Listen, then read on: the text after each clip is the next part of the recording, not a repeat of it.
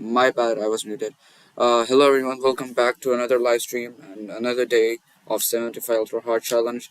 You know, we have done a lot of working and we are now going to start off with electrostatic potential and capacitance, the electrostatics work. So today we are going to lock in. Let's not waste more time. And I wanted to just say one thing. Yesterday there was a bombing situation going on.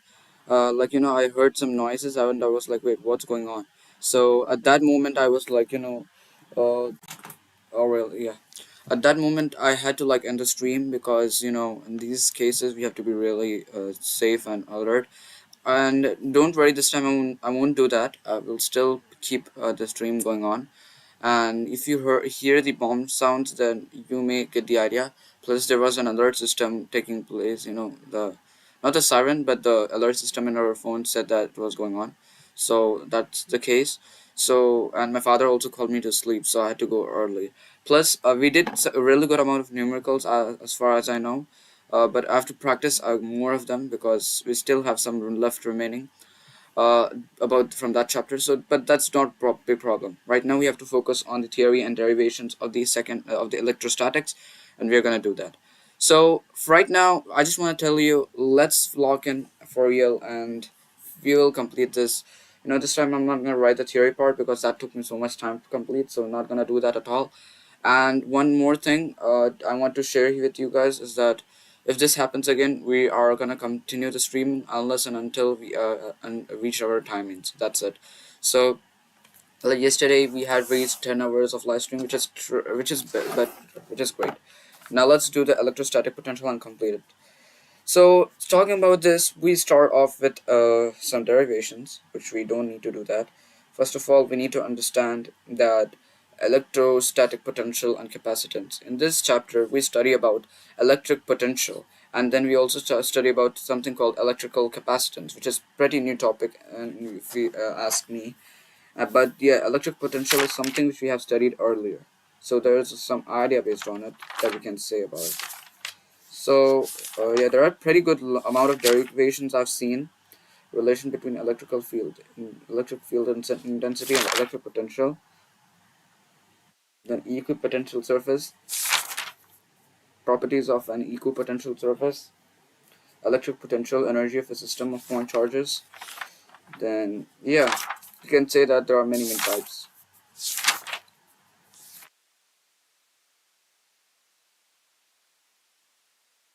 But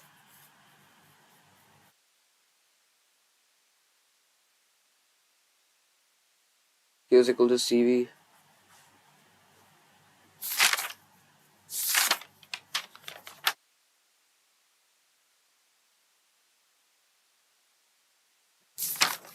Yeah.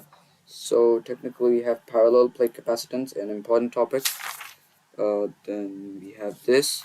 So technically every topic that we're going to learn in physics right now will be very important because we have a small portion coming up. That's why uh, non-polar and electric polarization. So we have to do it a bit faster in many ways. So that's technically one thing about this.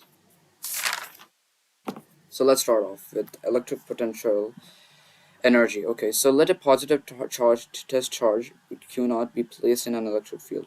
Due to a test charge capital Q, if the test charge is displaced through a distance dr vector from point A to point B in the electric field, then work done dW is equal to F external dot dr vector. So if I talk about this, plus Q, then B, then here this is A, let's say, and this is infinity. So where you're gonna have F is equal to F vector is equal to Q naught E vector. I'm gonna switch on the fan because my mother shot at me if I don't do that, because they say that I sit in a very warm place.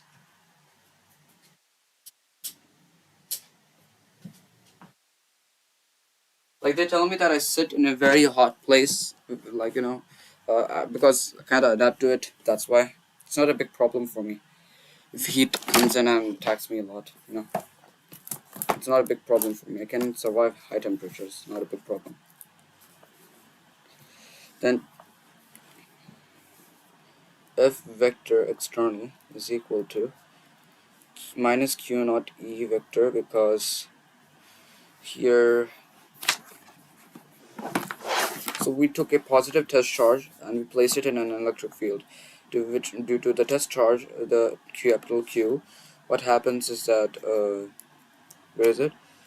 Capital Q, the test charge is displaced through a distance dr vector. Well, where's the test charge here, right? So this is one thing, okay. From point A to point B.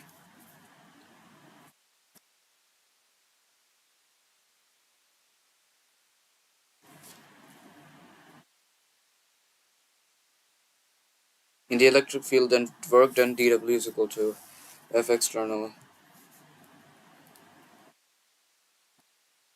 dot F external vector dot dr vector. Now both are in same direction, so we can just write it as dW is equal to F external vector dot dr. Sorry, not vector, just this much. So dW is equal to minus q naught e vector dr, and where we can actually take and do integration. dW is equal to minus q naught. Sorry, this will be integrated, and this is e vector dr, and then this is work done. This is 0. This is gonna be a point A to B, right? So A to B. So that is W is equal to um, positions. The position vector, though. The difference in electrical potential energy of test charge between 2 points A and A of A and B is given by work done and electrical potential energy. Okay, it is the work done in moving test charge potential energy, and electric potential energy is given by work done. Yeah, that's true, because we can just get it from the formula that W is equal to from point A to point. I'm sorry, point A to point B. That is minus Q naught E vector dr. Actually, we can just write it as EDR, because no, wait, not, no, never mind. E vector is important because we put that negative sign there. Uh, okay, then we are telling that an electric potential energy is the work done in moving a test charge without acceleration. Yeah, it's the work done in moving a test charge without acceleration in the electric field of source charge. So we can say that electric potential energy is the work done in moving the test charge from infinity to a point under the electric source, electric fields of a source, electric field of an electrical source, such that it displaces without an acceleration. With, yeah, if point A is at infinity.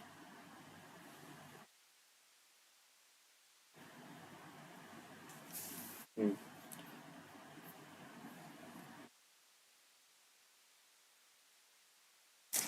Electrostatic force, static force, and field are conservative in nature.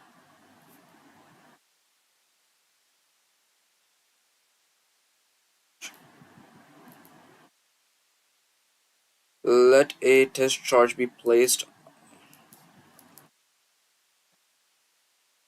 charge positive capital Q, positive test charge. Okay, let's say positive test charge be placed in an electric field where it experiences that force. Remember, if the charge is placed under electric field, it will experience a force. So that's one thing. Electrical forces experience the electric field. It, oh, sorry. What is this? It will be, yeah, experiences electric force.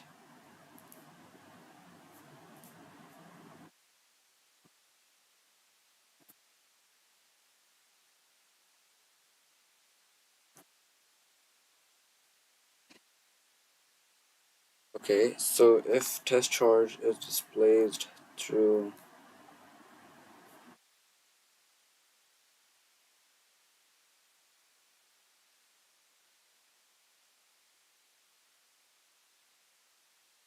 a small distance dr vector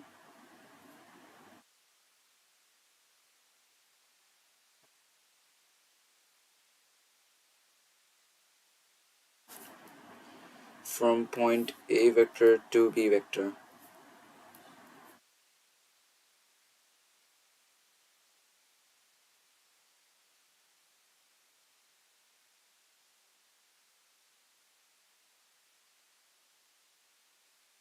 So again, dw is equal to f external vector dot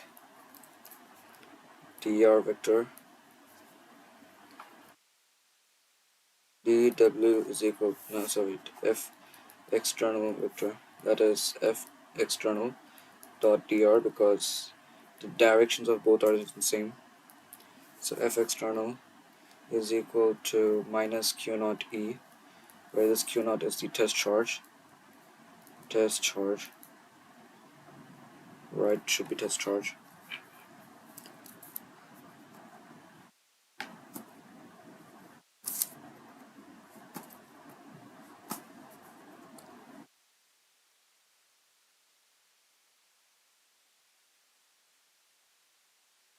So that's one thing. So if you talk about dw is equal to f external dot dr, right, so that is minus q naught e dot dr. So dw is equal to minus q naught e dot dr here, right? So you can actually write down the vector form too. But then,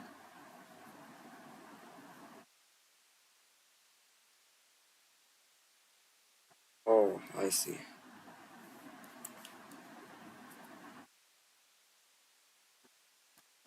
So it's gonna be like dw is equal to minus q naught e vector dot dr vector. With this, we can also put the integral sign with dw being 0 and w, and this one being a to b minus q naught e vector dot dr vector. That is w is equal to b a minus q naught e vector dot dr vector.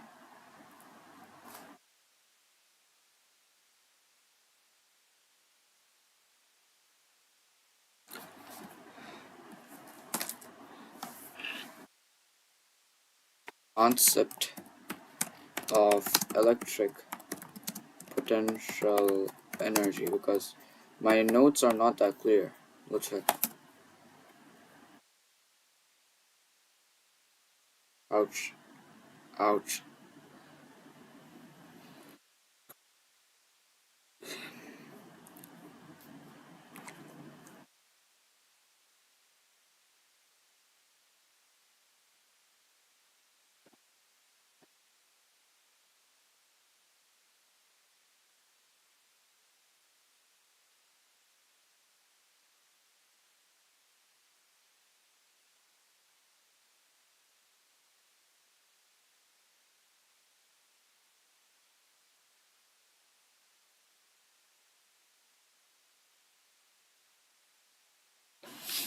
Let's do derivation.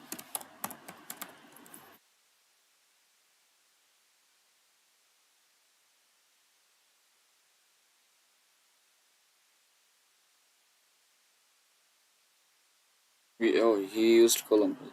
They use Coulomb's law here. Can you guys see? No, right? Wait. Uh, no, still cannot. Okay.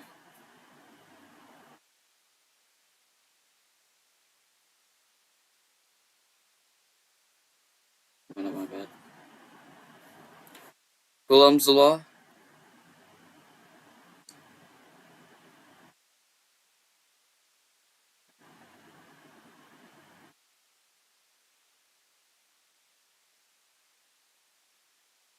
Hmm.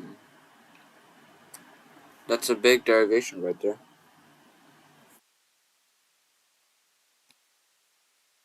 Didn't know we can use Coulomb's law for that too. Wait, but yeah, it should be technically.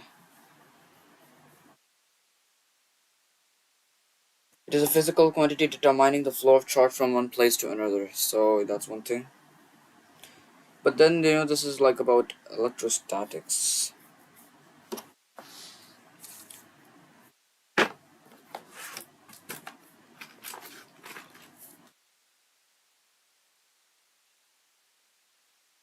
So what do we know from electric potential energy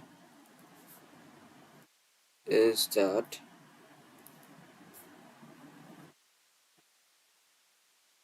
the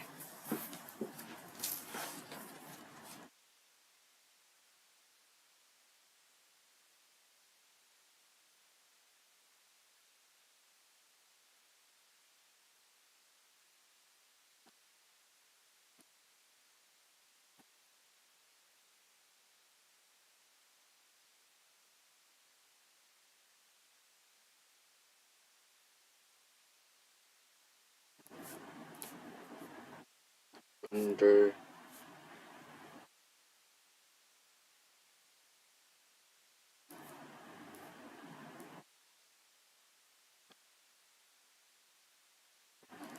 of a source,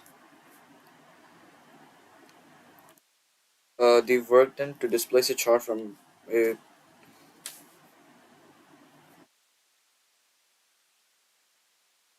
to a point. Okay, from infinity to a point under the effect of electric, so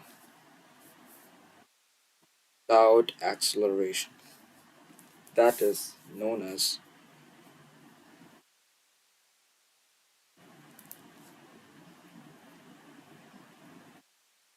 hmm, yes.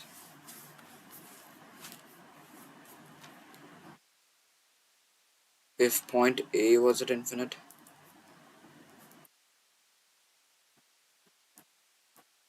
what could have been there? Let's check. So that will be WAB, right? So WAB is equal to W infinite B, and that would have been infinite to B, and this would have been minus Q naught E vector dr.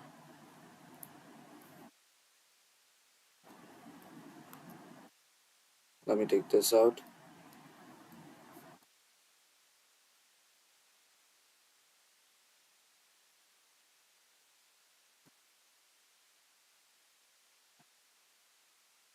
One minute.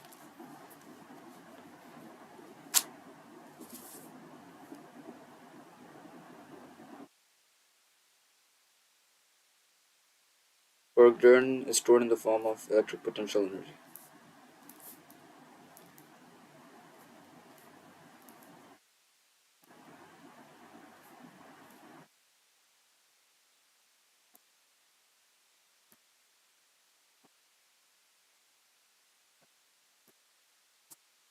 Minus Q naught E vector dot, yeah, this one is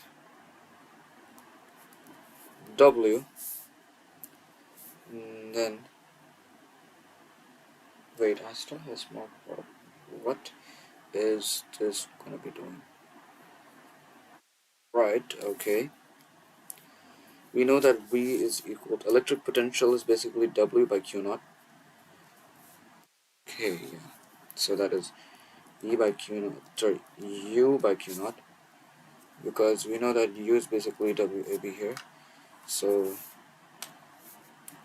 U is equal to minus Q naught E vector dot here, so that is B infinite dr vector, and that is V is equal to this B infinite minus E vector dot dr.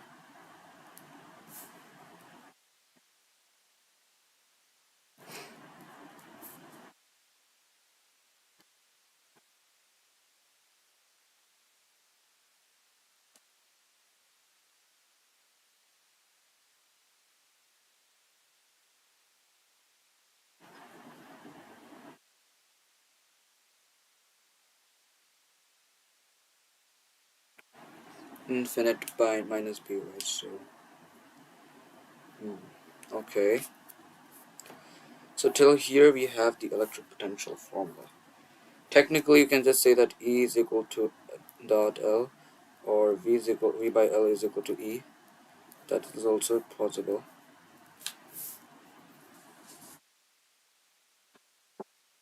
So if I try to write this derivation again, We're gonna complete it, guys. We're gonna complete it. This is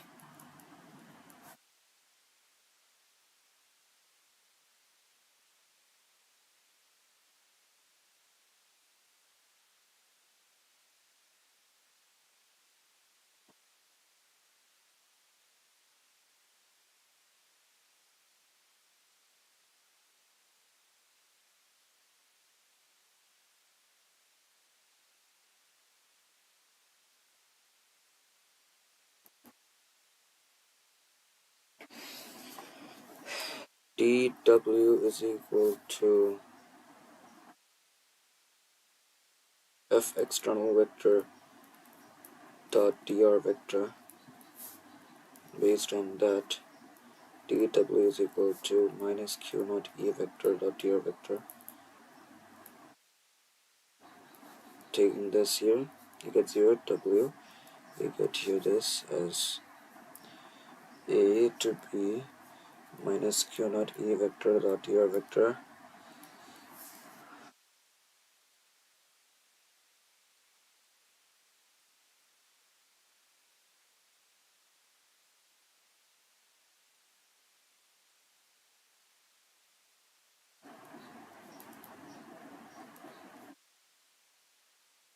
Hmm. W is equal to b a minus q naught e dot vector dot dr vector. That's one thing.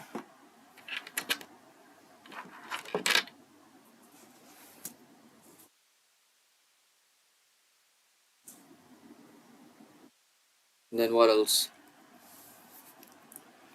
If you try finding out this electric potential, this W by Q naught is equal to, or U naught, U by Q naught, unit charge here, right? That's why.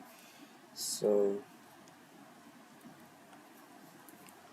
telling that this would A be infinite. Let's say that. So this is gonna be very stupid, but still let's try. This will W infinite B, which is electric potential, minus Q naught E vector dot dr vector. And then once we do that, infinite minus q naught e vector dot dr vector, right? Now if we try u by q naught is equal to vec e be infinite minus q naught e vector dot dr vector by q naught, cut out, v is equal to b infinite minus e vector dot dr vector. That's one thing I noticed.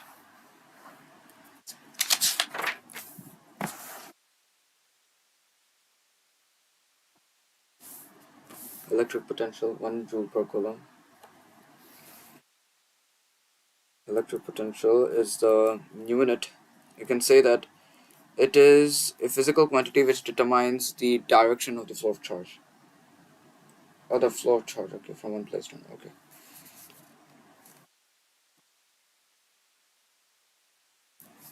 Quantity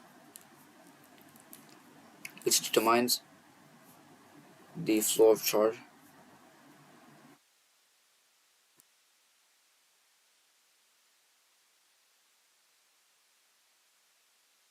from one place to another.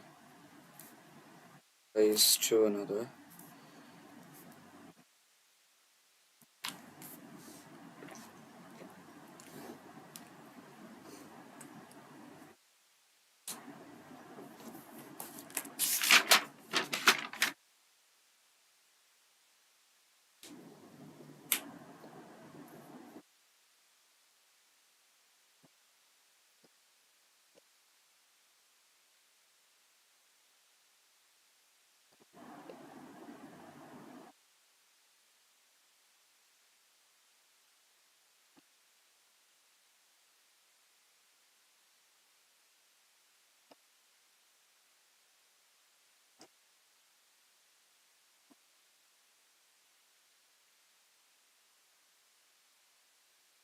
Electric potential here, so V is equal to Here, this is b infinity, this is minus e vector dot d r vector. Yeah, but still, electric potential due to point charge.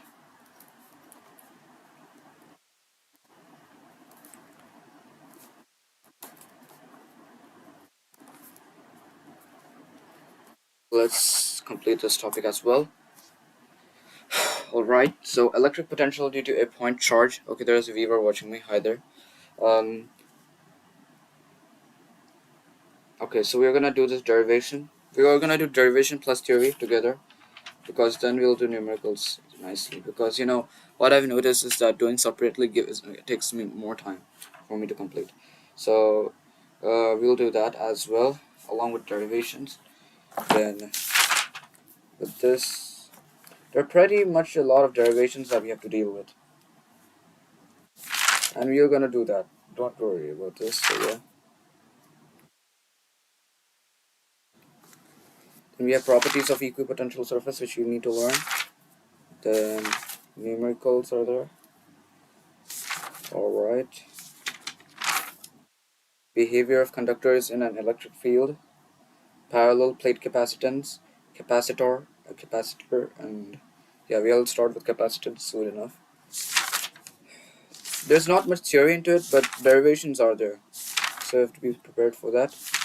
Common potential concept. Loss of energy on sharing the charges. You have to know that formula. You'll learn that formula very well. There is a major derivation that we need to go through. It's like we studied that e v is equal to e minus ir, right? And then studied I is equal to e by r plus r. Well, that is a great concept though, but still, we'll do this. Then we'll do the derivation. Here we're gonna prove that v is equal to kq by r using the Coulomb's law. And I mean, the Gemini was also using k's value as 1 by 4 pi epsilon 1. Technically, we don't do that. I think it will be useless to actually convert k value here. Don't need to do that. Then we have this one other concept that is very less known. We'll go through that as well. Mm, Dielectric strength, electric polarization. Then we have this work, which is only composing of numericals. Yes. So till dielectric strength, which means that we need to cover from the topics electric potential due to point 1, 2, wait, so 1, 2, then, yeah, that's the whole derivation, by the way. Then 3, 4, 5, 6, 7, 8, this chapter 8, erase 8.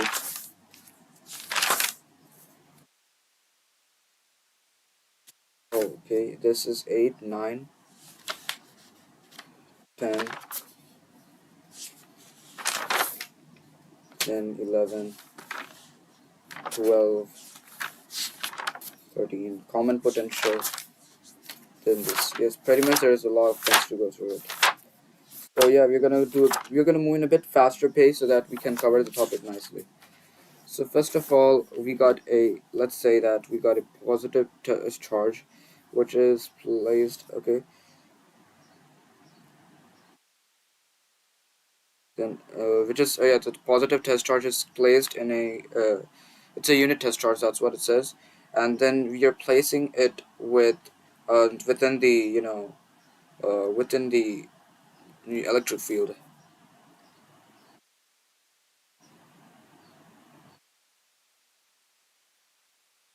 plus 1 coulomb. Coulomb. This will be dr, this will be r, and this is fully x. Okay, so that's one thing about this. Force experienced by Positive test charge.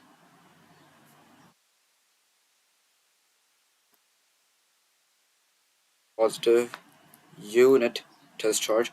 Because we are finding electric potential, so we need to use a unit test charge. That's why. Positive unit test charge.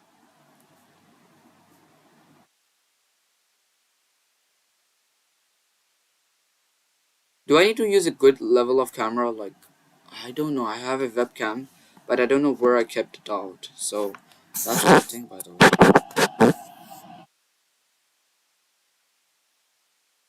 Like, you know what I mean? So f is equal to k capital Q into 1 by x square, because x is the total distance between them. And let's say that if we are using this, and we know that dw is equal to f vector dot dr vector, and that is actually minus f vector dot d sorry minus f dot dr. Why is it that? Let's check. So basically, here this is a positive test charge. Technically, it should be moving from,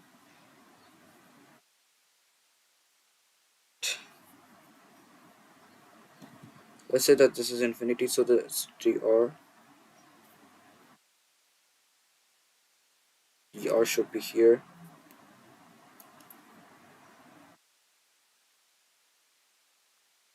Wait, what? Force experienced by it. Hmm. If it is a negative charge, then it could have been doing that, but no.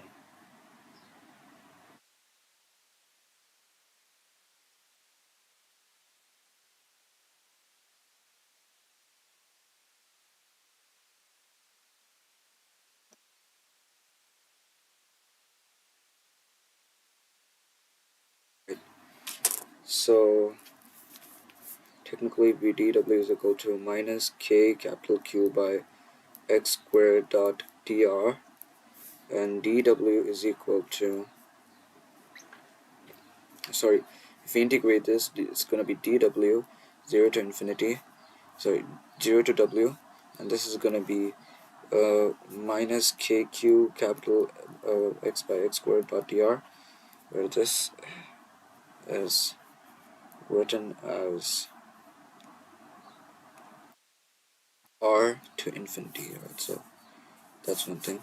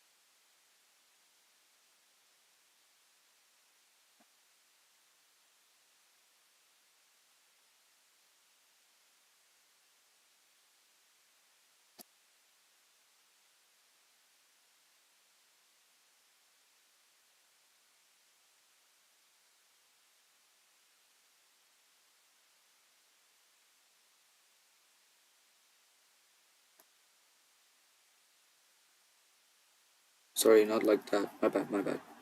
So it's like w minus kq by 1 minus 1 minus 1 by x r infinity, where this is technically minus k capital Q.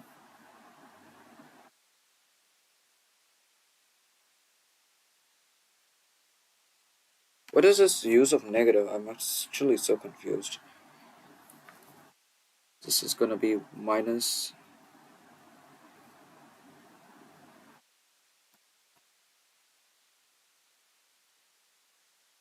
1 by infinity, which is technically true.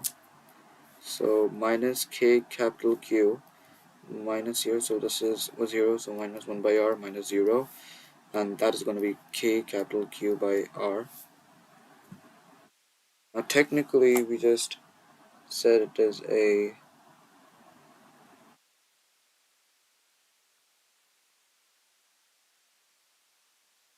it's done on a unit positive charge, thus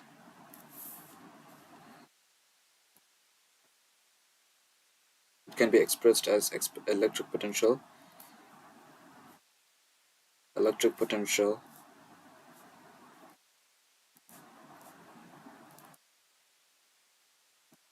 that is V is equal to K capital Q by R.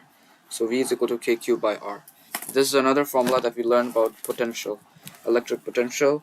V is equal to K capital Q by R, where okay wait, there is another one where we actually know that R is equal to KQ by R, and that is going to be E is equal to KQ by R square. Technically that's also true.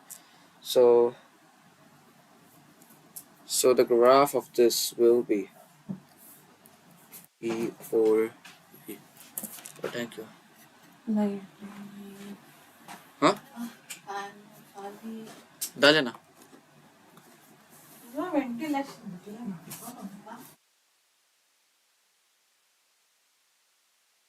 Okay.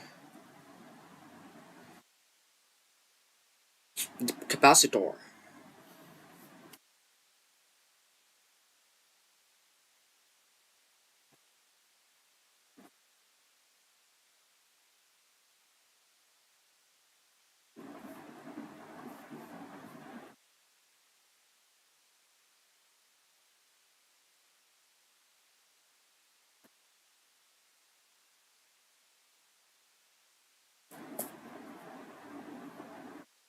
Hmm. This derivation is easy. It's not hard. That's one thing.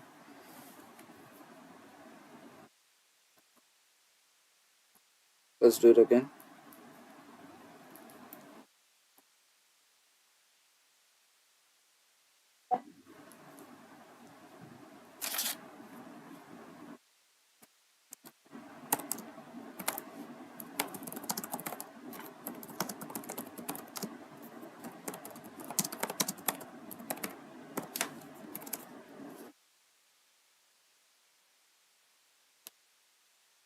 Electric potential due to a point charge.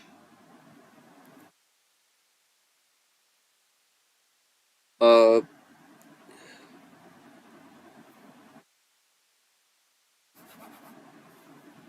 this is capital Q. This is A, and this is that one positive coulomb charge, which is dr. This is full R, and this whole thing is X. X is like a point of that coulomb charge, that's why.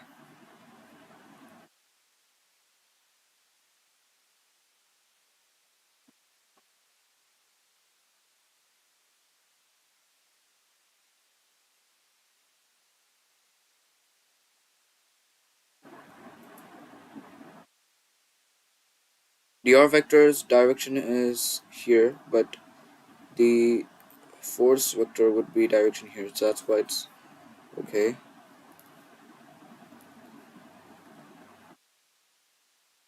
And now I get it, why I got it different. Okay. So and we know that F is equal to K capital Q into 1 by X square, and then we know that dW is equal to minus F dot dr. Um, this is dW is equal to minus F dot dr, 0W. Then this is, ouch, my nose.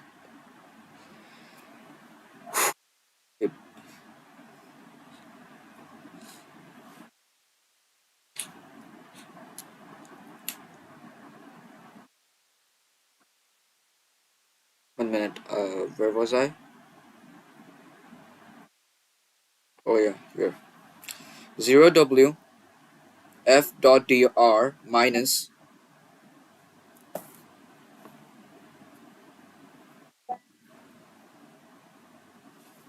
Yes, while I was live streaming.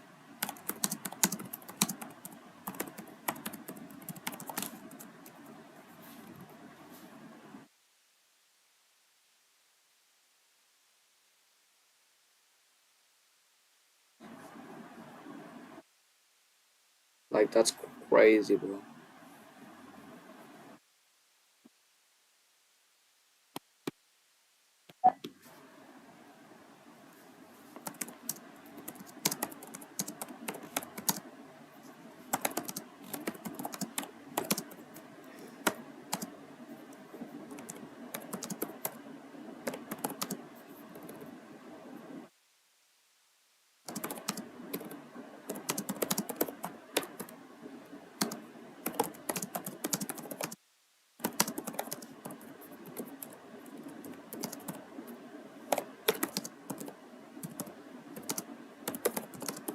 Okay.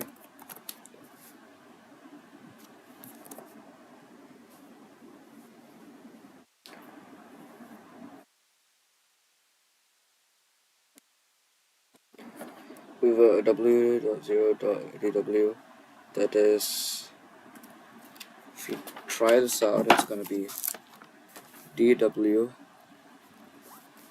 minus, sorry, this is w is equal to r infinity minus f dot dr. Now this is kq by x squared dot dr, that is w is equal to minus k capital Q r infinity 1 by x squared dot dr.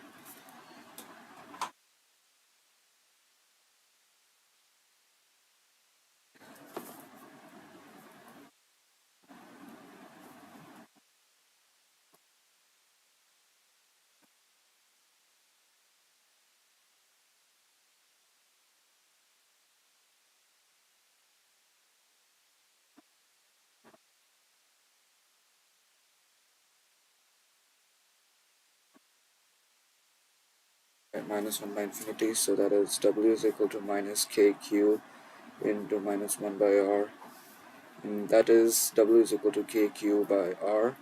So we know that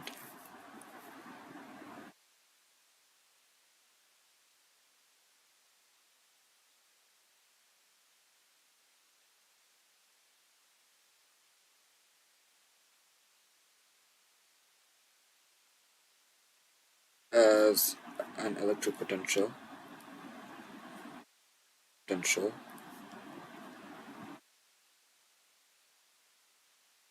e, sorry, this is going to be v by k capital Q by r. If we want v, we can write it as er is equal to kq by r, because we know that e is equal to kq by r square. So v is inversely proportional to r, and e is inversely proportional to r square. Therefore, if you talk about this,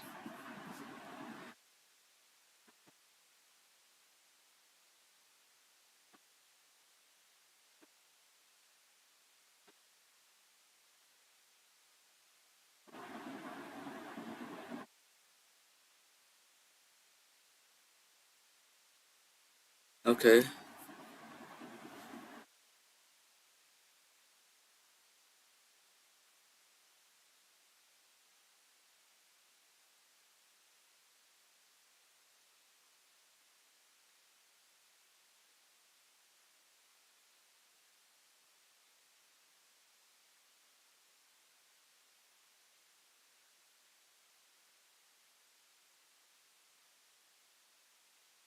oh, I see.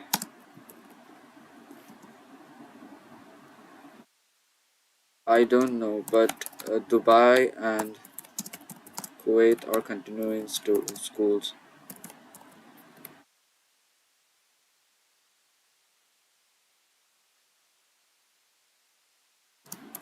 their schools,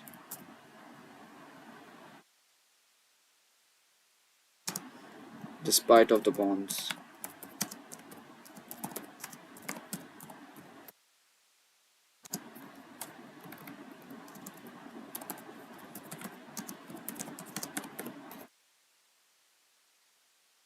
I see. I don't know, but I do. I will continue this. Yeah, it's better to study.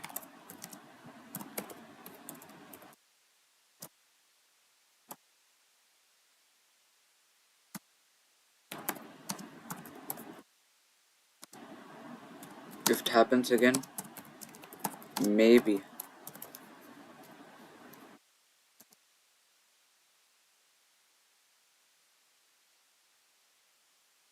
So one more thing.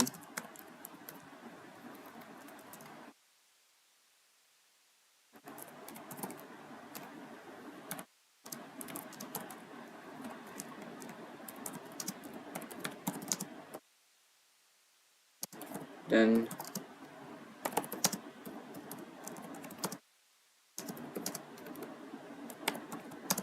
evacuators.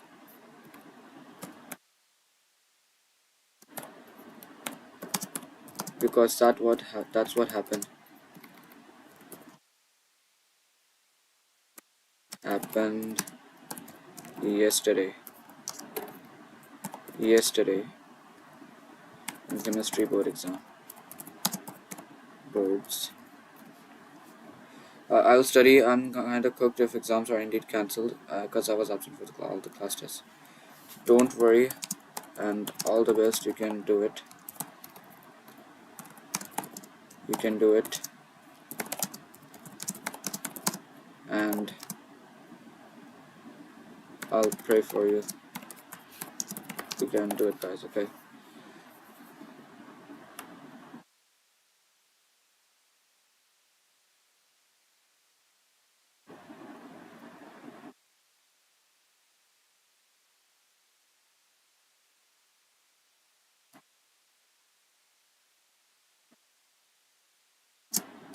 For now, I gotta go.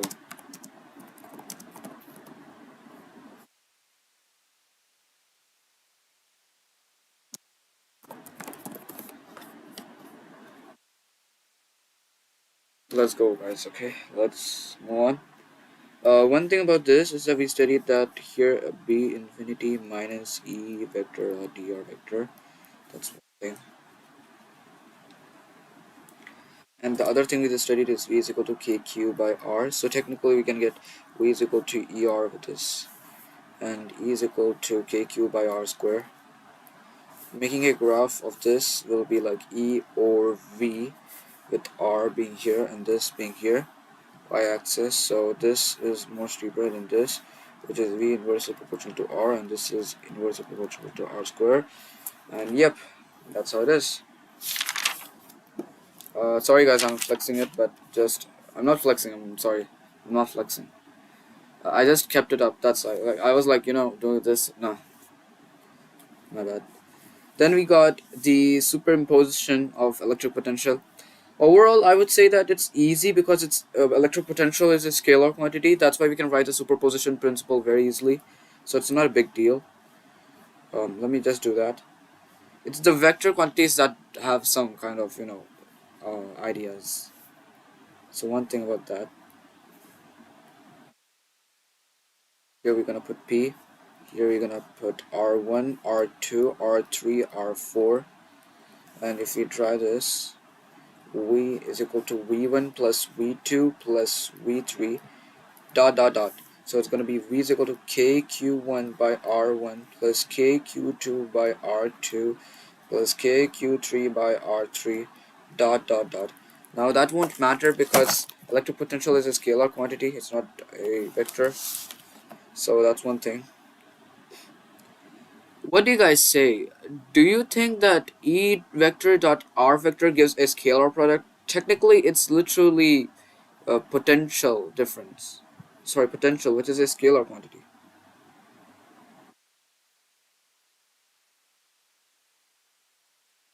Is E R a scalar product?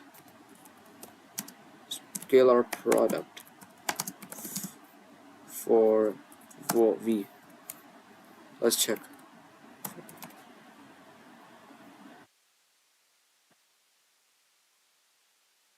Okay.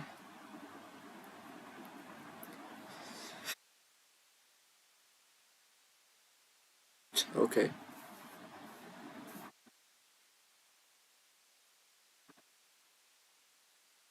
I think Gemini didn't get it, what I meant by. Because V is potential, and that's what I'm saying here. And we can write this as K, which is constant, and then summation. No, V is equal to K Q I by R I.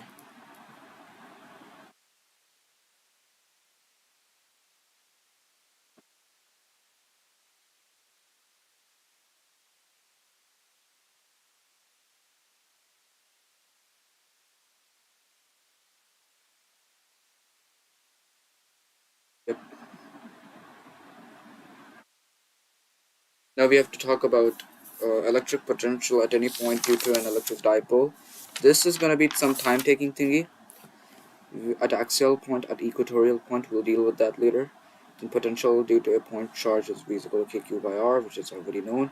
But potential due to a dipole moment is Kp cos theta by R square. Potential is directly proportional to dipole, electric dipole, and yeah, dipole moment. Sorry, not electric dipole. Electric dipole and dipole moment are different quantities. My bad. V is inversely proportional to R square. Here it is a bit confusing because generally V is inversely proportional to R. I don't know why it's given us that.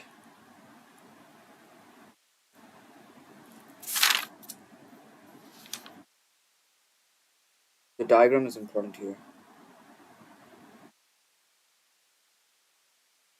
Consider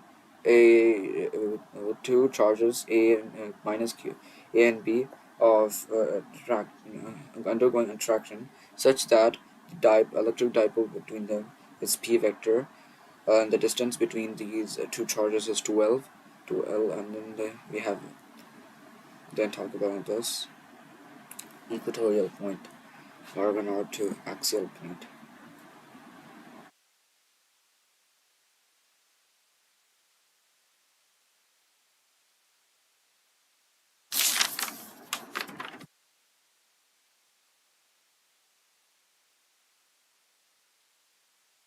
Kp by R square, huh? So technically, potential difference at an equatorial point is 0, and at the axial point it's Kp R by R square.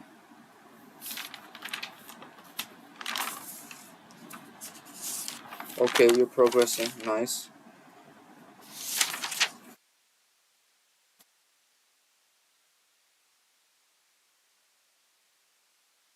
I'm gonna eat this. You know what? I'm gonna eat it. I'm gonna eat it. 1 minute. Let me just wash my hands. Why would I eat without washing my hands? Ah, man, I'm gonna wash my hands and eat. Wait. I love to also drink water. I'll drink water and come back, and then we'll continue with this derivation. Which we need to complete this. Okay.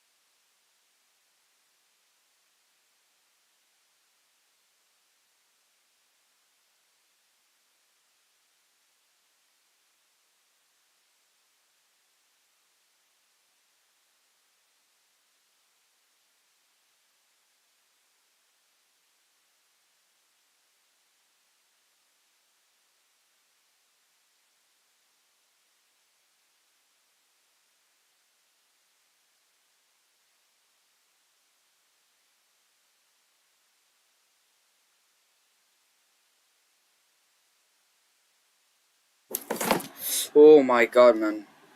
I swear this book, I have to keep it closer this side so that it starts falling down. Now we do electric potential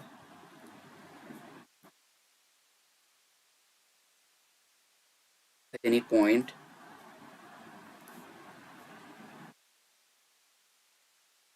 due to an electric dipole. So we're gonna find out like a relation for an electric dipole sorry, like dipole moment and electric potential. That's what we know.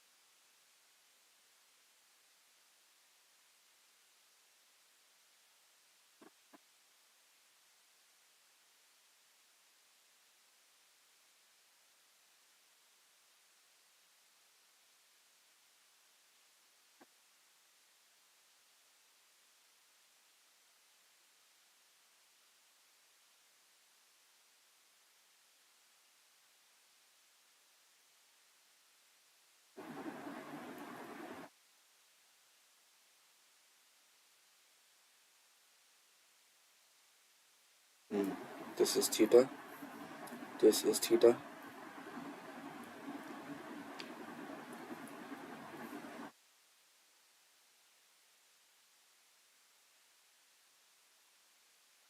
This is R. This is R1. This is R2. This is 2L. Mm.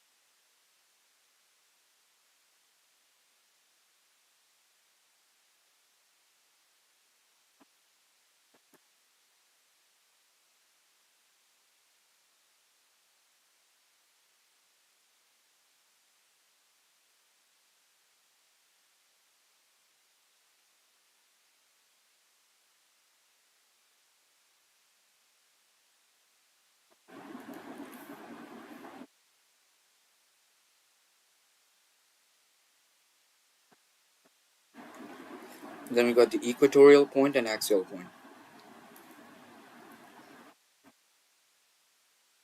So consider two charges placed at a distance 2L such that they face attraction force with each other and the electric dipole between them is BP. Then let P be the equatorial point and Q be the axial point in this diagram, okay? and C and D are the no, wait, let's not say that too, right? Well, that's what you can say. Then let R1 be the um, let R1, R2, and R be the distances of minus Q to equatorial point, positive Q to equatorial point, and at the a point where which we can say electric dipole, no, not electric dipole, in midpoint O. That's one thing. So R is also there.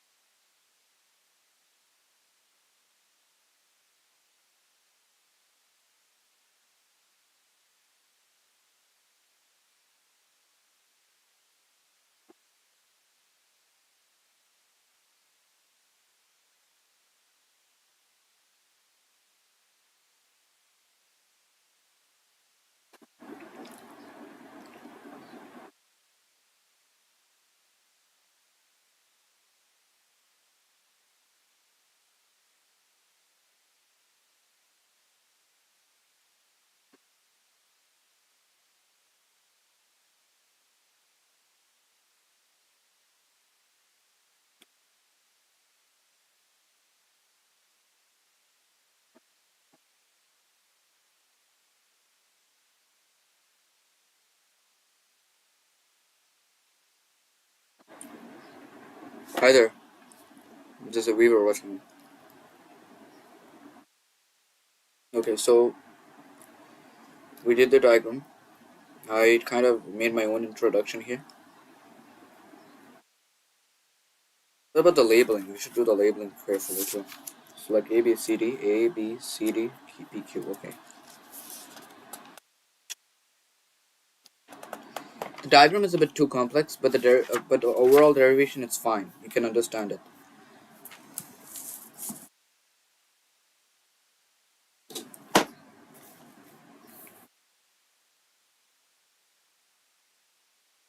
AP is approximately equal to CP because if you look at AP, this is approximately equal to CP, and then technically CP is equal to, sorry, this CP, right? So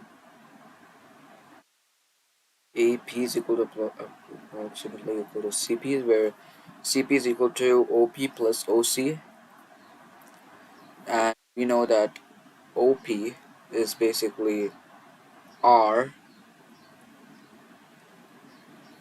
and then yeah, also OC is no, sorry, AP is technically, so we are just saying that R1 is approximately equal to CP, and that is equal to OP plus OC. That's one thing. So R1 equals OP plus OC, approximately equals to OP plus OC, where OP is R plus yeah, OP R plus then we got OC. Now this one is a bit interesting. Here we are actually making it theta, and then we are saying that this one and this one. So if we need to find cos theta, it will be uh, L. No wait, this is the hypotenuse. This is the hypotenuse. So cos theta is equal to AC by L. No, sorry. OC by L. Yeah, cos theta will be OC by L, and that will be OC is equal to L cos theta. So OC is L cos theta technically here, and that's why we get R1 equals R plus L cos theta. So hooray, we got this one.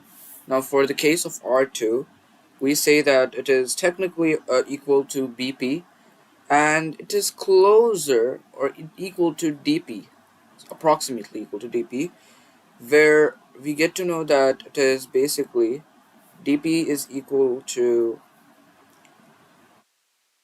OP minus OD. So dP is equal to OP, which is R, minus dP. Now dP is an interesting case.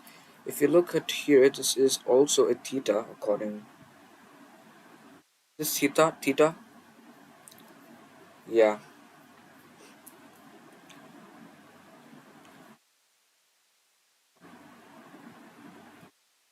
looking at here, this is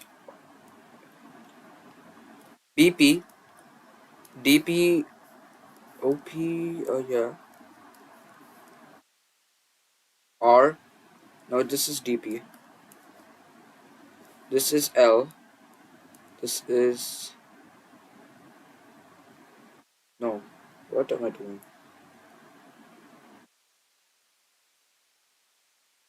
Technically, we are finding it for dP. So, d cos theta is equal to dP by L. So L cos theta is equal to dP. My bad. So L cos theta is equal to dP. Not this is not theta. My bad. This is not theta. So R minus L cos theta again. So technically, we found R is approximately equal to R minus L cos theta. And this is interesting now. If we check the potential due to this and this and the other one, we'll get for the first potential V1 will be minus KQ by R1, and the other one will be plus KQ by R plus KQ by R2. So if you're finding the potential of the electric potential of the whole system, it will be V is equal to V1 plus V2. That is like applying superposition. So V is equal to KQ into 1 by R2 minus 1 by R1, which is basically a really huge one. And then this is full mathematical. The derivation is actually very easy, to be honest, but the diagram is a bit too complex. That's it. That's what I've learned from my experience in this chapter. Derivations are actually easy, but they're a bit confusing at the same time. Like they have these complex diagrams and all that stuff. For the current electricity, the derivations were easy. Those were not at all hard actually. I enjoyed doing those derivations. You just need to have some idea of what you're going to do there. That's it. But yeah, it was fun studying that chapter. Now we move. We are doing this. We'll complete this chapter right now and here. Today itself, we're gonna complete two chapters of this physics, and then we'll complete a full portion of physics, and we'll practice, and practice. That's it. Let me keep this gun. Come back.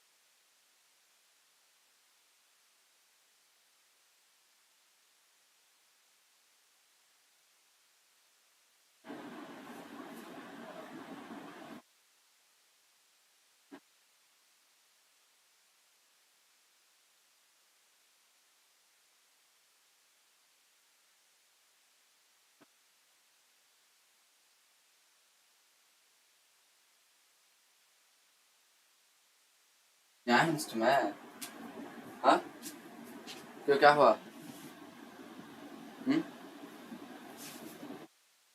अच्छा वो क्या बोलते sir वो मैं भी करता था तो ऐसा चुपचाप रहता है थोड़ी देर लेट कर चुस में रखेंगे पढ़ लिए पढ़ लियो जाओ खत्म कर दो आज ही। सुबह बाद में एग्जाम को तो आराम से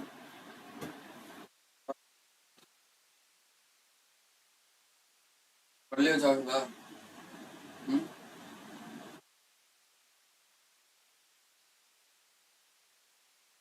पढ़ लियो जाओ नाटक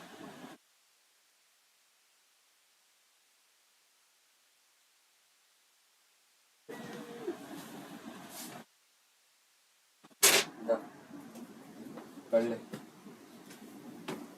पढ़ लियो जी हम्म सोना क्या सोचा ना सोचा मारन के मैं क्या भी करूँ तू भी करता हूँ ज़्यादा ज़्यादा एक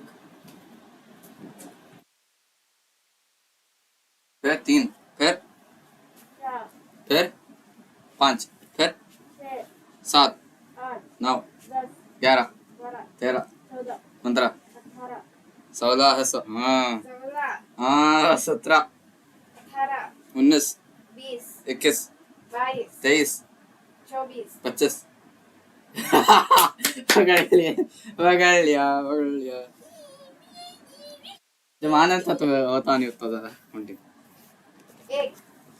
दो चार छः आठ 10 12 14 16 नहीं कंफ्यूज हो रहा था थोड़ा आगे बोलो 18 20 22 23 इतना ही याद हो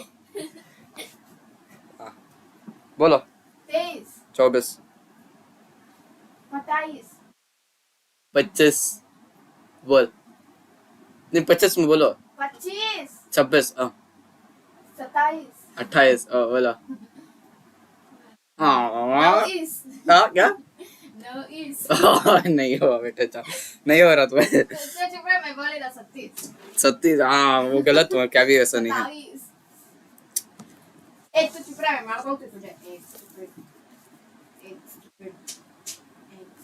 नॉट टफ नॉट टफ कितने चैप्टर्स हैं साइंस में ओए कितने हैं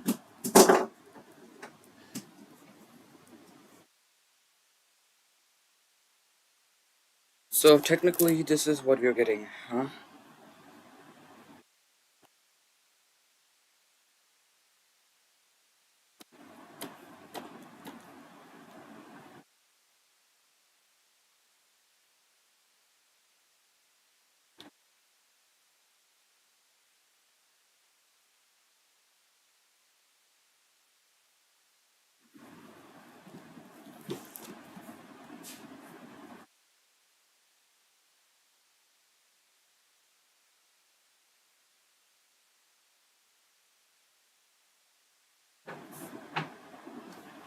all right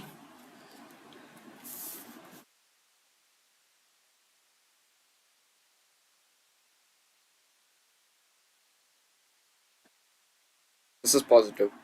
So if we want to get the potential of the whole system, electric potential, it will be V1 plus V2, which is minus KQ by R1 plus KQ by R2. That is KQ into 1 by R2 minus 1 by R1. That is basically KQ R1 minus R2 by no, sorry, not like that. That's not the one I need to find out. Now, if we substitute the values of R1 and R2, this is going to be R minus L cos theta. This is going to be minus 1 by R plus L cos theta. And when we do this, we get KQ by R plus L cos theta minus R plus L cos theta divided by R minus L cos theta into r plus L cos theta, and that will give me how much? Yo!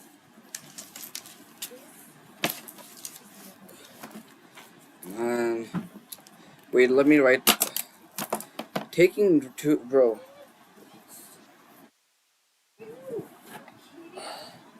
Like, bro, for real, man. This table cannot take more than two registers. Wait, I have to keep it one here. Okay, let's do it. Like, these registers are really big.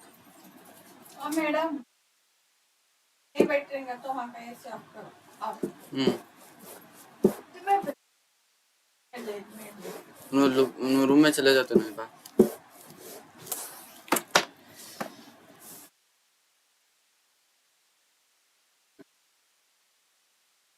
So, like, you can see those registers are really big. This is taking up my table. I cannot like even fold it because like you can fold it, but I don't want to like ruin the shape of this because this is having a hard cover. If it was a soft cover, okay, maybe you can fold it and still do it. But this is a hard cover book, so I don't want to do it. I don't think I can, right? Yeah, I can actually, but then I don't want to mess this up. Like, you can literally see how it's detaching from here. I don't want to do that. Then talking about this one, like this is also really big. This is even more bigger than this one. You can actually see that size. Like this one is a bit bigger. So yeah, I'm gonna keep my whole register here and then we'll do it nicely.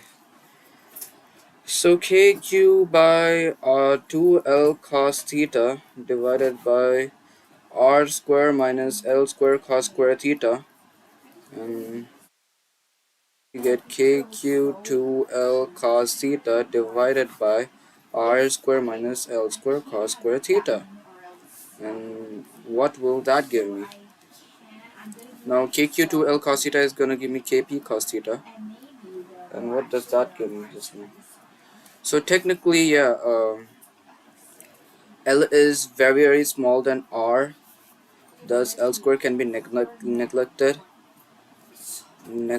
because these charges might be not placed that far away. That's one thing. So like in atoms also we find out dipole moment, and their dipole moment, like the distance between them is negligible, bro. So that's one thing.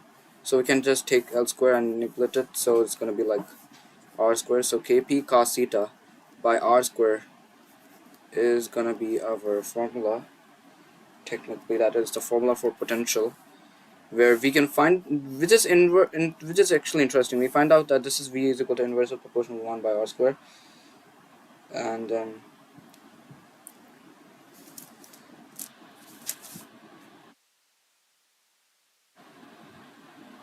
KP cos theta by R square.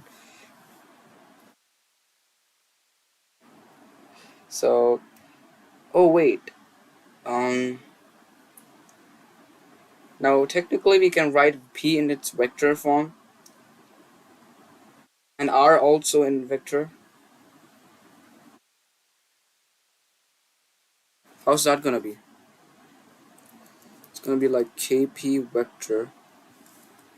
Wait, what's the thing though? This is done by R square, okay. We technically know that R vector is equal to R modulus of this vector and dot R cap, but still,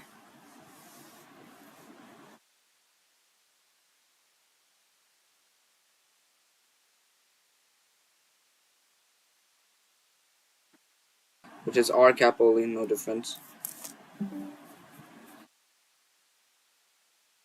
Okay, I think there was a like there was some less connection issue there. I'm confused with this one. So you're telling me that why are we having this as vector form then? We know that dipole moment is vector though, but still, how are we representing it like that way? We'll just literally remove the cos theta, and then what is the other vector that is being used here? Like R?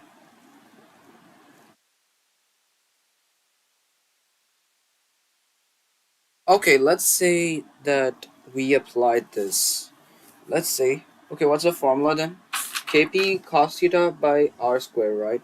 Okay, let's say that I have this. Kp cos theta by r square. I'm gonna do one more thing.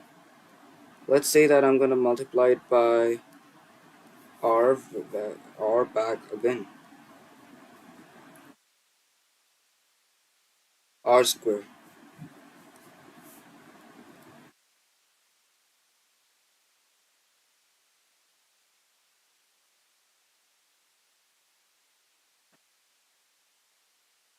This will become r then.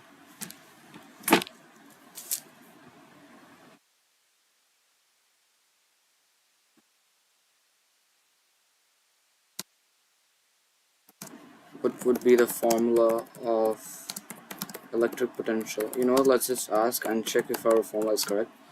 For a vector form. At any point due to an electric dipole.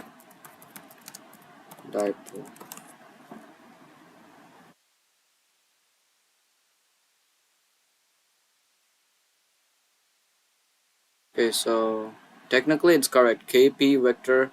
No, wait, never mind. It's not correct. It's r cube here. Oh, no. So, okay, Kp. Okay, if it is an on axial line, yes, I do agree. It will be 0 for equatorial line because it's 90 degrees. Yeah, I can see that diagram.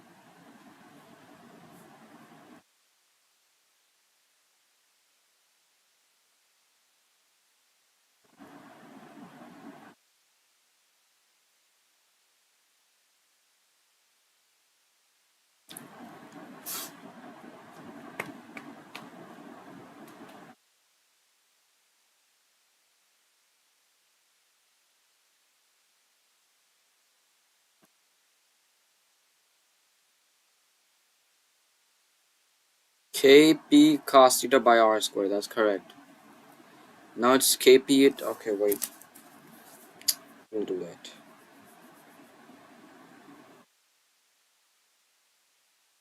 They did technically add this up, and they get a like Kp cos theta r by r cube. Yeah, I got it. It's like Kp vector dot r vector by r cube. Then we can just say that Kp dot r modulus of this dot r cap by r cube. Oh, okay, now I get it. Okay, I get it. Now I see what is going on. Okay, okay. Some steps were literally skipped. R cubed by dot r, and this gets cut off, so we get square here. So Kp vector by r squared dot r. Okay, got it.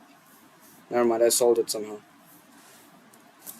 You just had to like multiply and divide it by r. That's it. You will have got the value.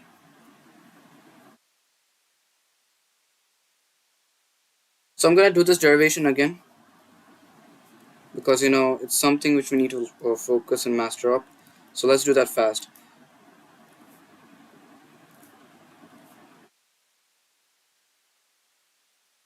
Um, okay, let's just. I'm gonna say that I'm gonna consider. Oops. Consider there is a charge minus q, and here there's another charge positive q, with their distances being 2l, and such that we need to know that there is the dipole moment as p vector, and this is, let's say, O, which is the midpoint. There is an equatorial point P, an axial point Q, and then we have an axial point Q here actually. This will be equal to this, and this will be like equal to this, and then this one be equal to this. So this is R1 vector, this is R2 vector technically. And then we're gonna say that this is perpendicular to this, and this one technically, and this one technically is perpendicular. So we formed the diagram pretty easily and fast. Now if we represent this as A, B, C, and D, now we formed this as well. Alright, we have done it. Oh wow, that was fast and quick. Bro, like this derivation, if you just practice it once or more, you can like literally master it so easily. Like wow. Like look at the type of derivation I'm doing. It looks so complex, but trust me, it is like really simple if you practice it again. I just drew the diagram without even seeing the book. Well, I technically had done some practice along earlier, but still, that time it was also still easy for me to do it. So yeah, I'm like, trust me, bro. Now we do that. Let's say R1 is equal to AP, which is technically approximately equal to CP, and we know that CP is equal to OC plus OP.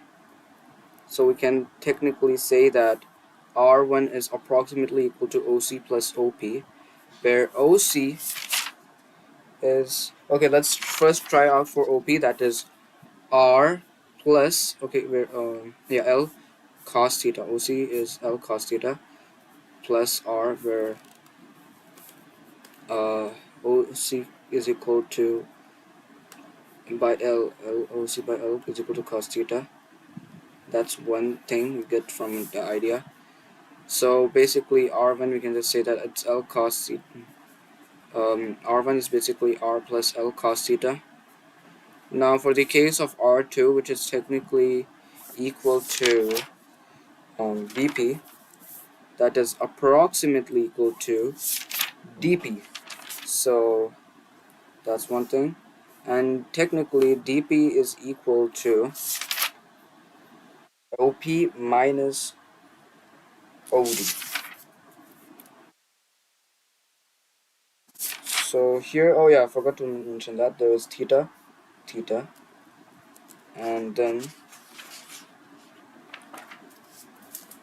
in triangle uh, AOC,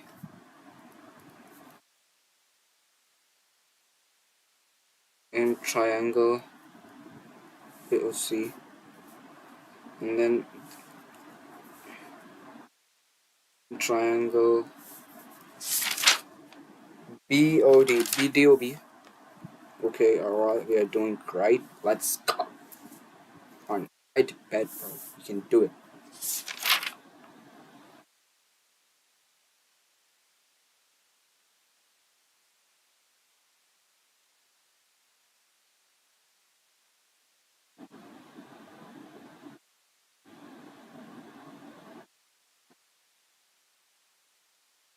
Cos theta.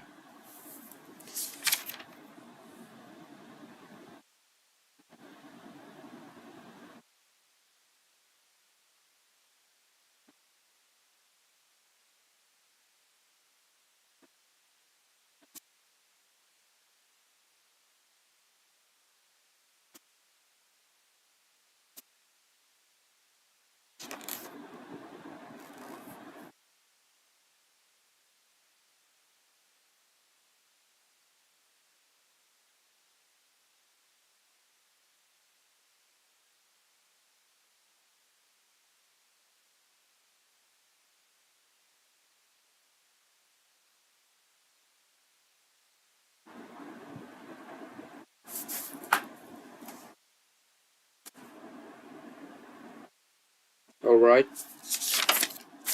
cos theta.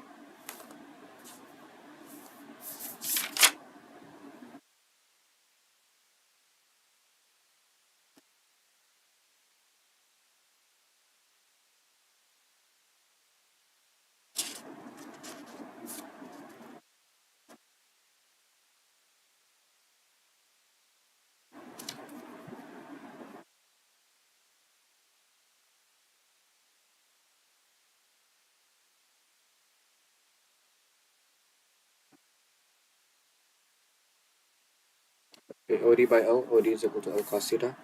R2 is equal to R. minus L cos theta. So we found out R1 and R2. Let's go. For potential for V1 due to minus Q charge. Let's check that out.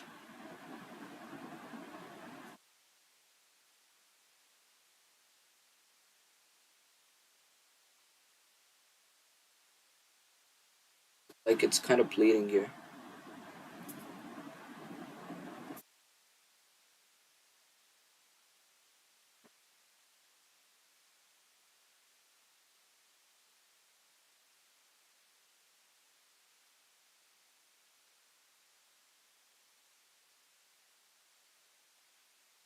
Let it form platelets and let it have those um, clotting be done.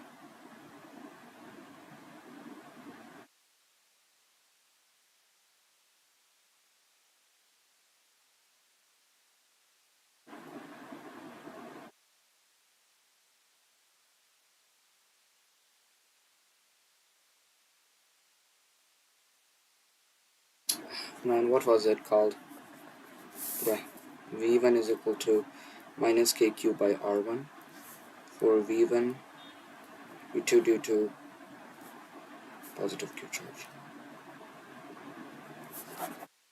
V2 plus KQ by R2, then V is equal to V1 plus V2, where V is equal to minus KQ by R1 plus KQ by R2.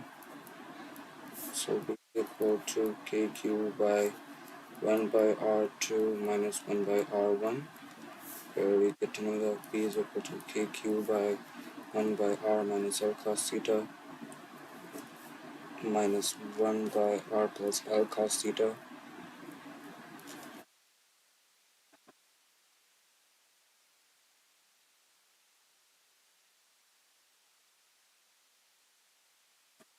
V is equal to KQ by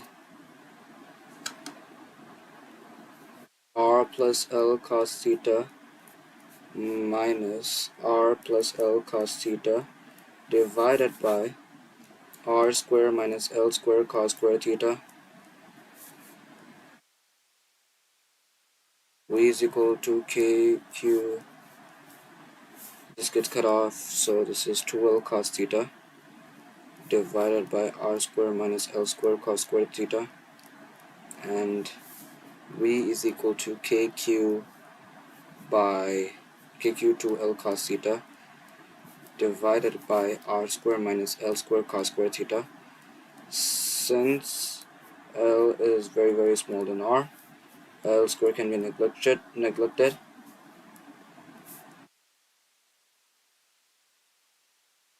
V is equal to KP cos theta by R squared. That's one formula formed. In vector form for P vector, in vector form,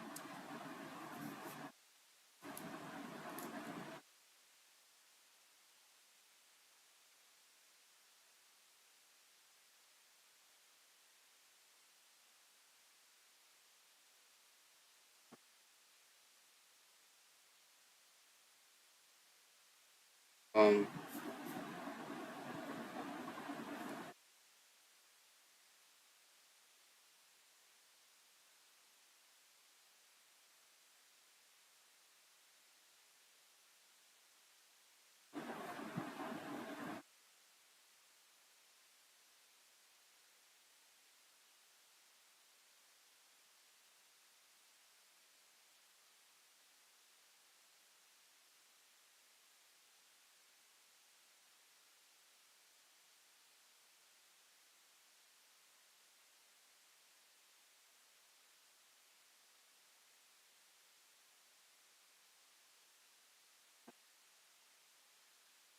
right.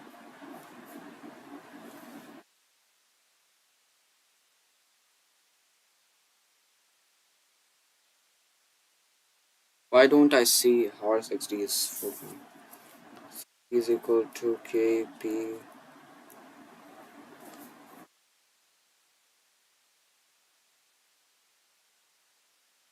Man, Horse 60 said hi and I didn't respond. That's so bad, bro. I'm so sorry, Horse 60. Like, bro, I don't know why can't I read chats in the correct time. Like, I need to know somehow. Like, is there any way I can actually like generate sound? What? Like, I need a notification to know whether what all things are coming up. Like, WhatsApp has those notification thingy sounds. Like, someone is saying hi and I didn't respond. My bad. So sorry, bro.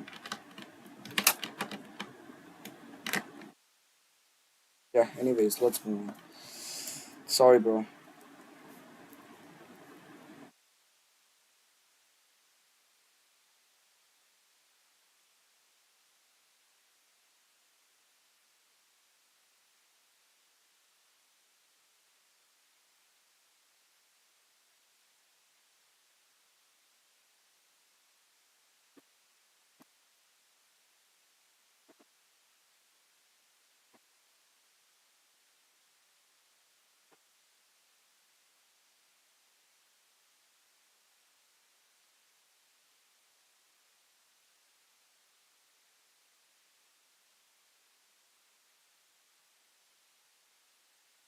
Hmm.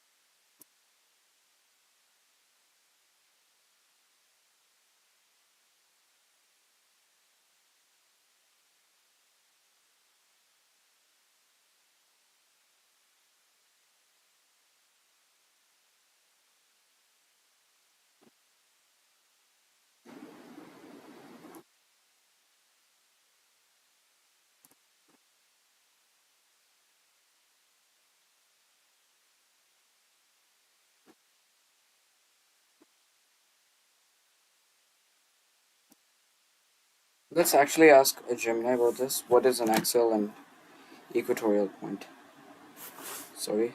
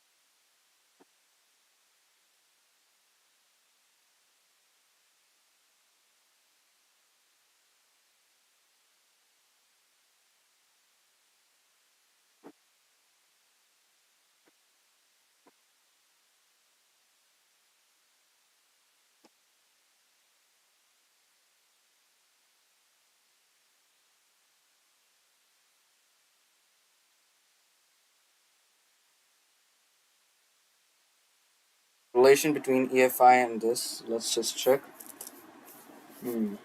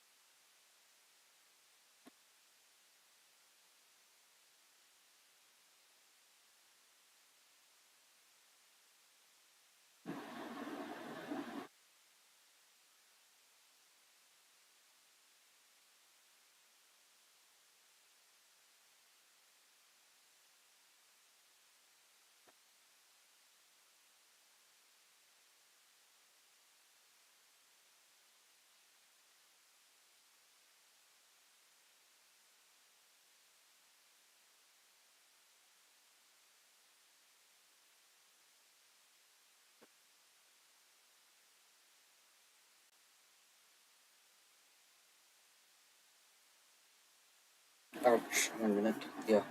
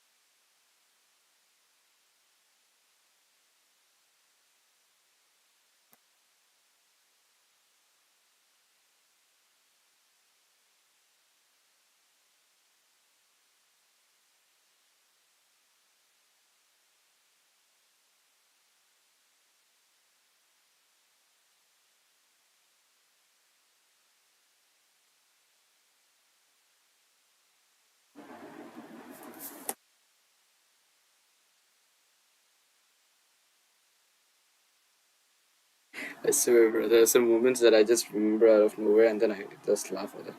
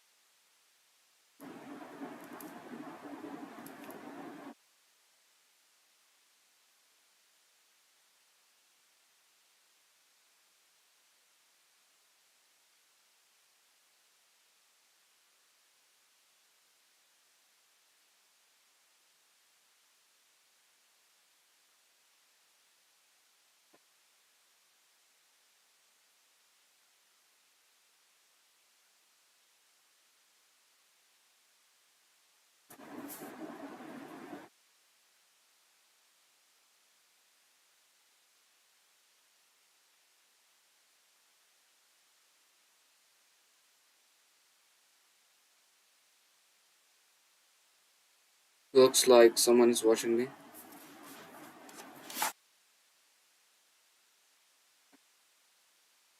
It's watching me. I don't know who it is, but yeah, it says that someone was watching me. Joule, oh, sorry, joule per coulomb meter, volt per meter.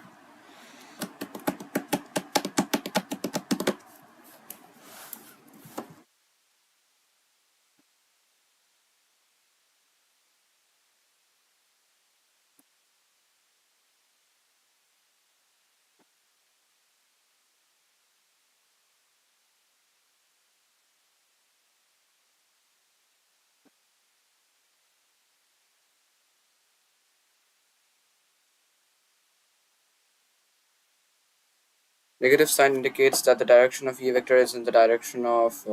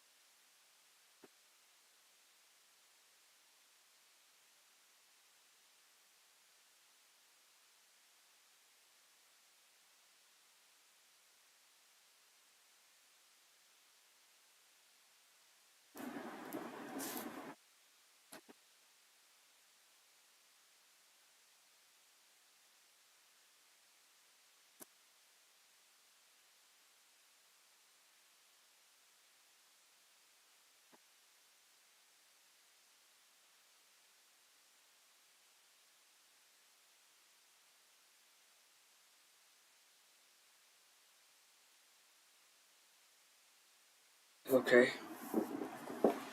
The only topic that I'm gonna suffer from is electric flux. It's not gonna be that easy for me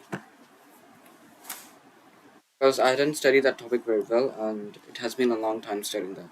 So yeah.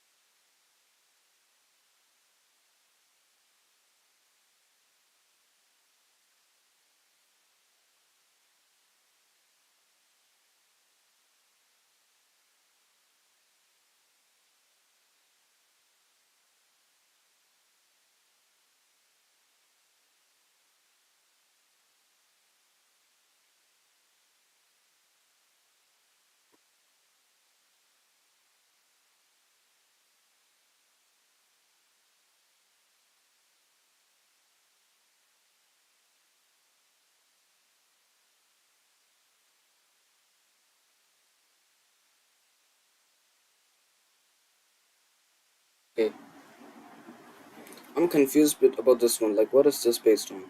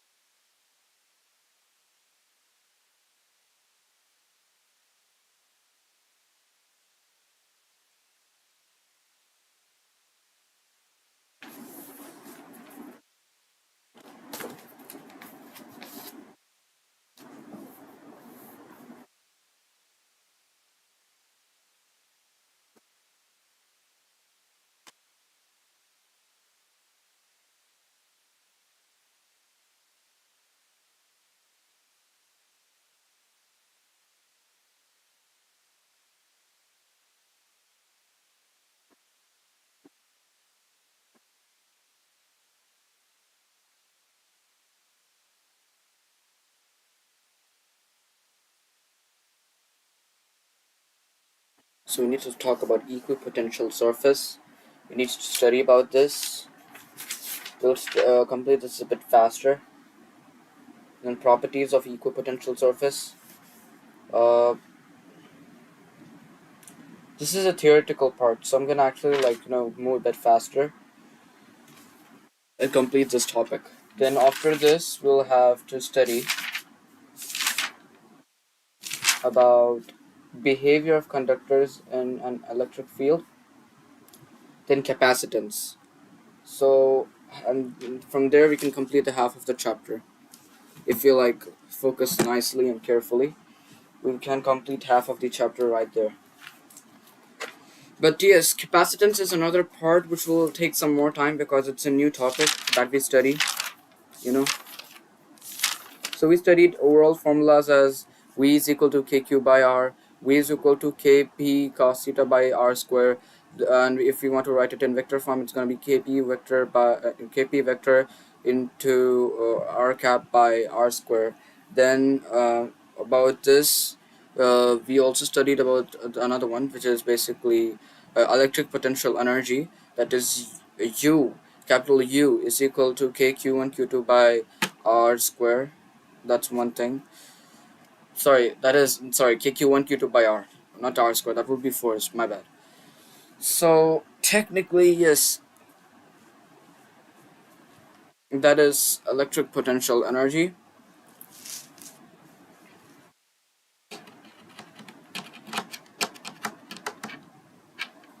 Not anything else.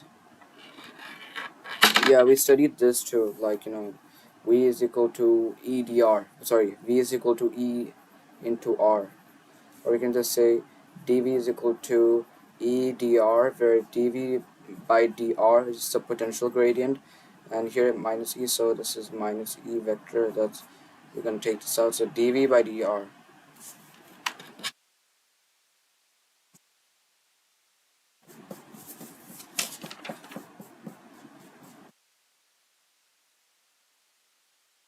Then there is studied about another one thing called V is equal to, this is V infinity minus E vector dot dr vector.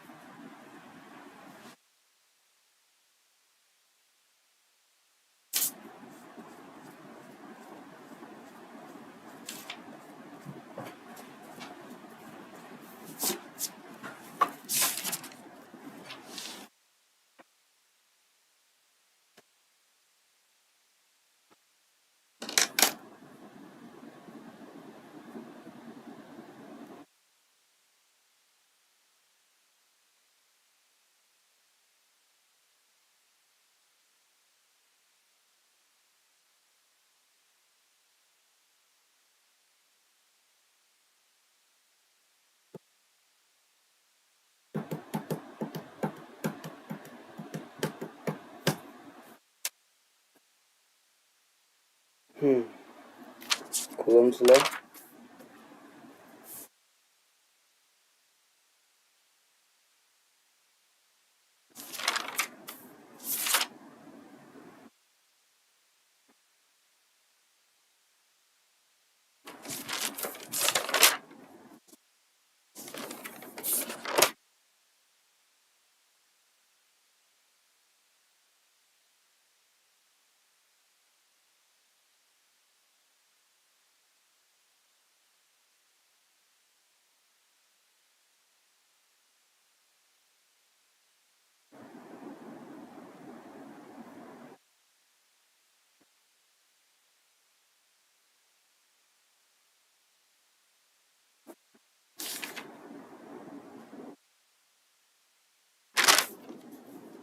A surface at where every point of which electric potential due to a charge distribution is same and no work is done when moving it as charge.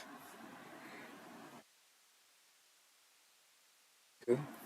So we can say that a surface at every point with which the potential electric potential at of a point charge or due to a charge distribution is same, and no work is done in moving it as charge from one point to another on an equipotential surface. If a unit positive charge is displaced through a distance dl, then dw is equal to edl.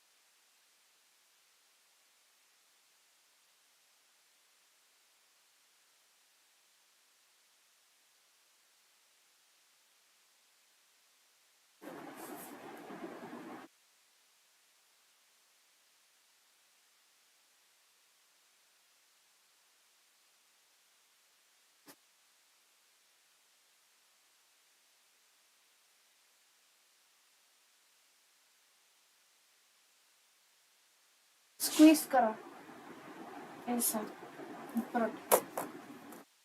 अगर liquid निकला था liquid नहीं मेरा ये नहीं तुम्हारा on ले लिया क्या जी खुला है टिश्यू है टिश्यू ला टिश्यू थोड़ा मुझे हाथा ये दर्द देती मतलब ठंड से खाली मुझे डर हो रहा थोड़ा देख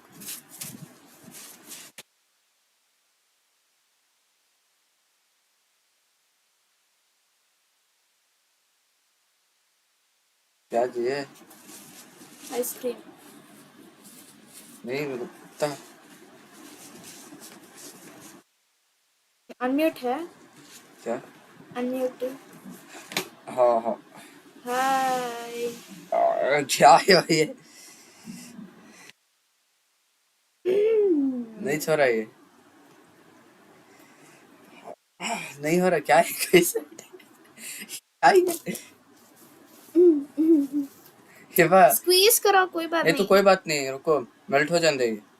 अच्छा दे, मेल्ट हो कोई मैं करती हूँ।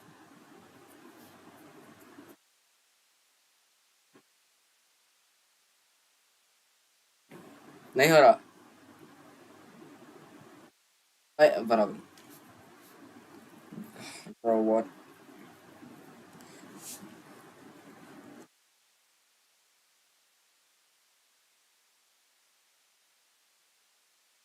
क्यों?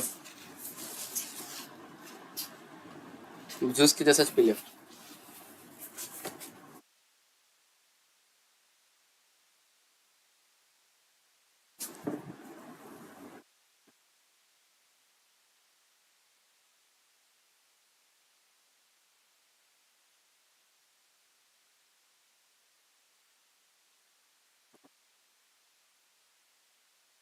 The potential due to charge distribution remains same.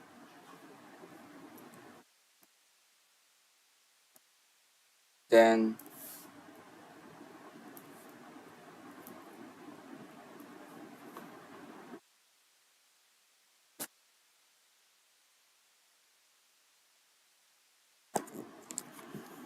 let's do this. Yeah.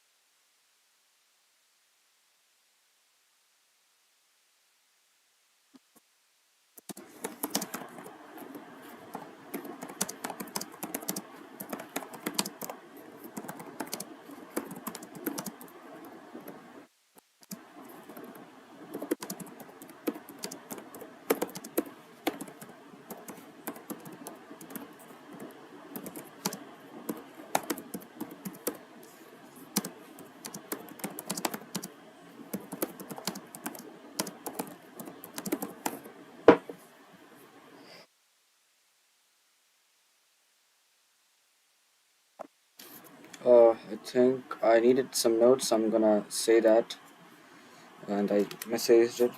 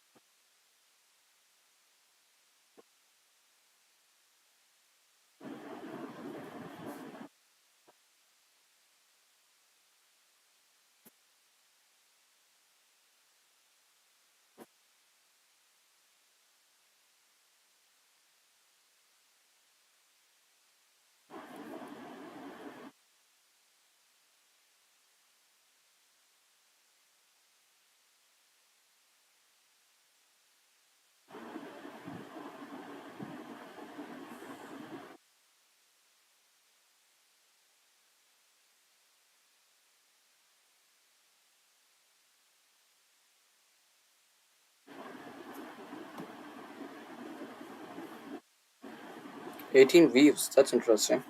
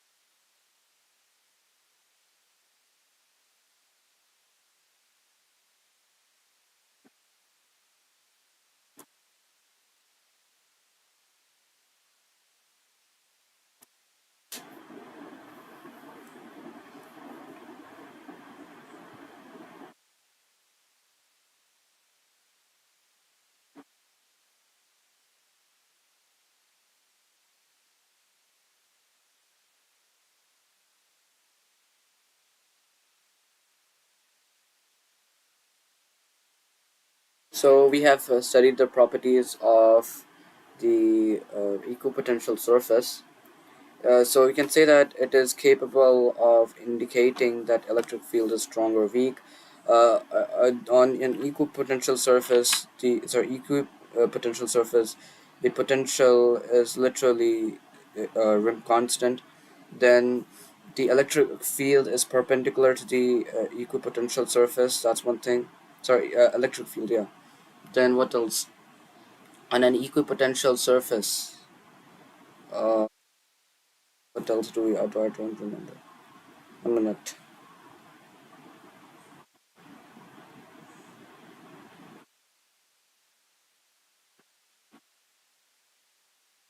Yeah, no work is done in moving the test charge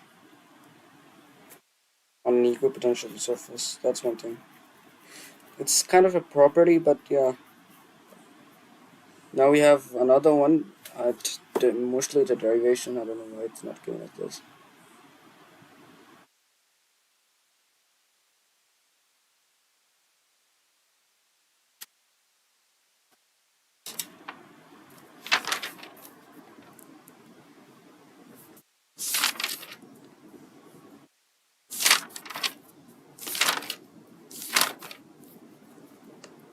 Net electric field in the interior conductor is zero.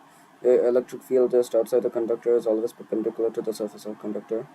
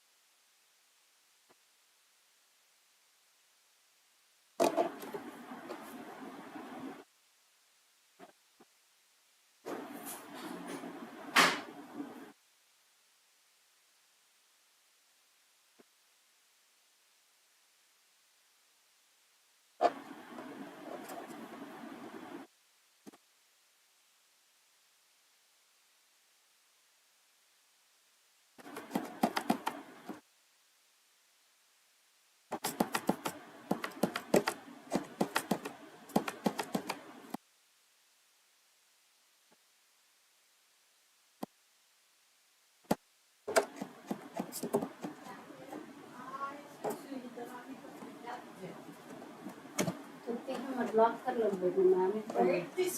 क्या कर लेते हैं इसी सब बैठता बैठ के इसी सब बैठते कैसा था? बच्चे सारे आए थे क्लास में 14 क्यों आवाज आके घर को नहीं? एक क्लास में 9 उनके क्लास में गिनचुन को 6 बच्चे एक तो क्या कर सकता हो? पावर तो एक आवाज का एक आवाज नहीं आया क्या आया सा आया आवाज फिर भी पावर बच्चे करें सब 12 है सब पीछे पीछे पीछे पीछे तुम्हारे क्लास में कितने प्रेजेंट थे? मेरे क्लास में 12 प्रेजेंट 9 एब्सेंट फर्स्ट टाइम जिंदगी मैं तो कभी फर्स्ट टाइम में मैं तो कभी मेरी क्लास में हमेशा आबाद रहते सब घर में प्याज टमाटर रखना नहीं सब चला गया सो तुम्हें क्या पकाना सो वही मैसेज करना लिखे जी भेजना स्कूल था में उसे भेजी टमाटो के वास्ते प्याज नहीं है तो देखिए नहीं अब फिर नाश्ते कॉल का करना होगा था। अब क्या करूं कॉल करना था मेरे पास प्याज नंबर वाली इसलिए उसमें रखता उसमें तुम्हारे खाना। पास है रंजन जो उसका नंबर है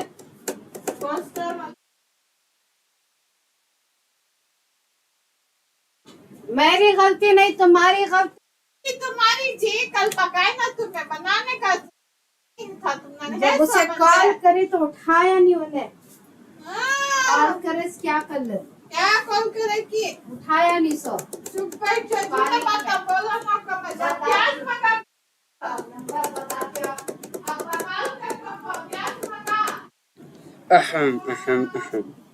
They're not fighting. They're just having fun. That's it. Trust me, they're not. I'm just looking at that. I'm not saying anything. I'm just checking because I know that they're not fighting at all.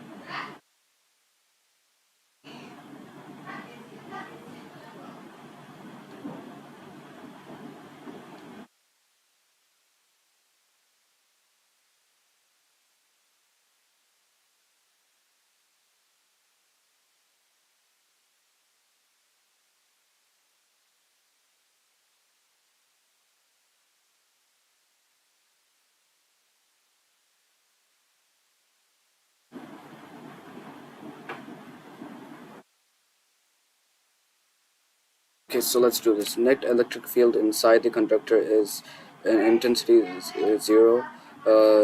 Electric field just outside the conductor would be perpendicular to it. If not, then the charges could go in motion, and then can cause magnetic field to be arise as well, along with electric field. Charges can also thus form. 1 minute. Oh, yeah.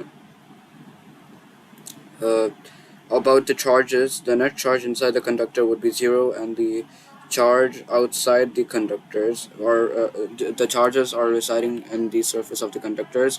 The surface charge density is differing from place to place for a conductor, and the electric field for a charged conductor is E vector equal to sigma by epsilon naught, where sigma is the what do you call it, surface charge density, and epsilon naught is absolute electrical permittivity of free space. Then what else? There's another one. Oh yeah.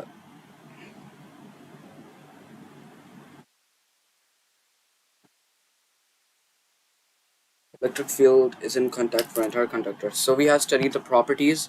The properties basically mention that there are overall. Okay, so we have almost completed half of the chapters in 3 hours, which is pretty fine, I would say. But we have to complete the rest half of the chapter, which will take more time. Once that's done, we'll practice numericals. And then we'll move on to the other chapter. This time we'll move in a bit faster pace because in theory part we'll complete the theory part first because we can do it very fast. Then we'll focus on electrical flux, Gaussian's law, Gaussian's theorem in electrostatics. Then there we'll be able to complete. Okay, so we can complete the theory part very fast, and then we can just focus on derivations and numericals for the first chapter itself. So that's one thing. Hmm.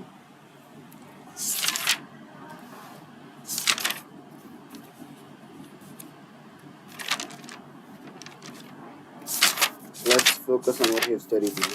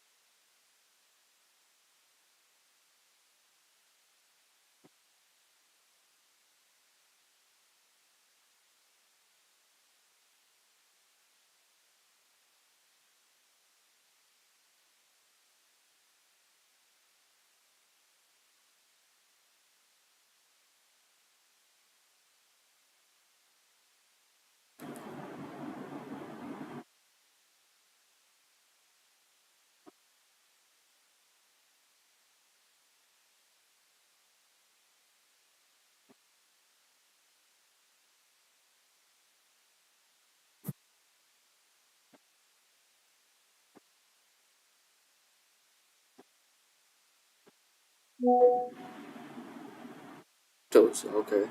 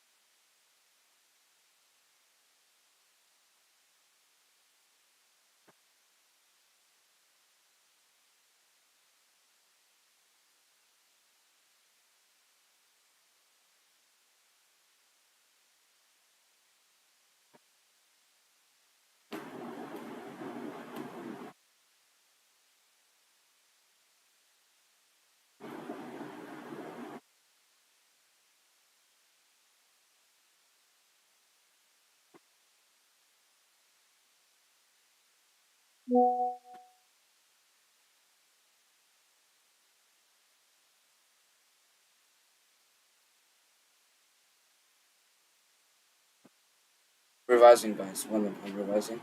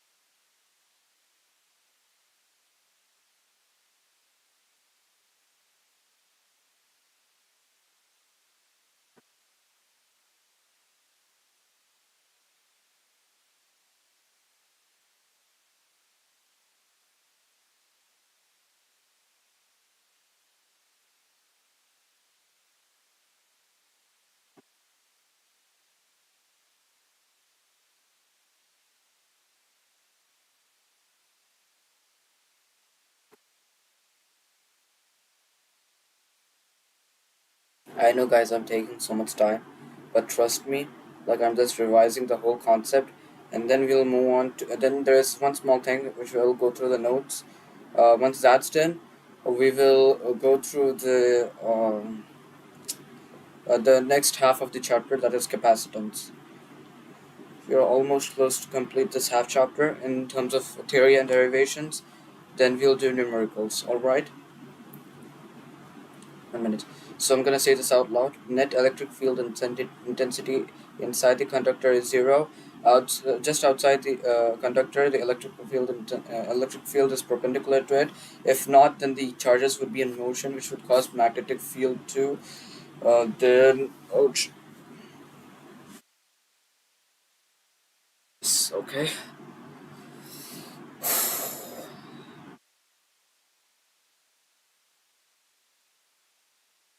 Where was I?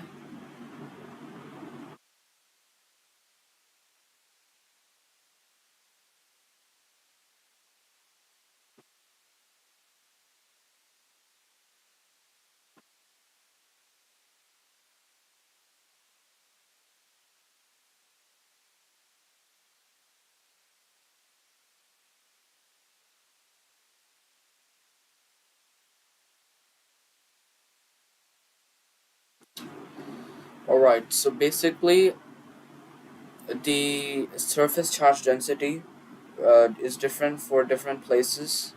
The net charge inside the conductor is zero. Charge resides out just on the surface of the conductor. That's why we just choose a surface charge density.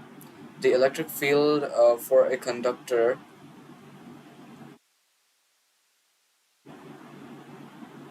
yeah, the electric field of the conductor would be basically of this at the surface of the conductor. My bad. Electric field at the surface of the conductor will be E is equal to sigma by epsilon naught, and potential. There is one thing: electric potential is in contact for an entire conductor. So electric potential is in contact for entire conductor. I wrote those points here. Now let's just check this one out. So electric potential is in contact for entire conductor. We'll look on the side.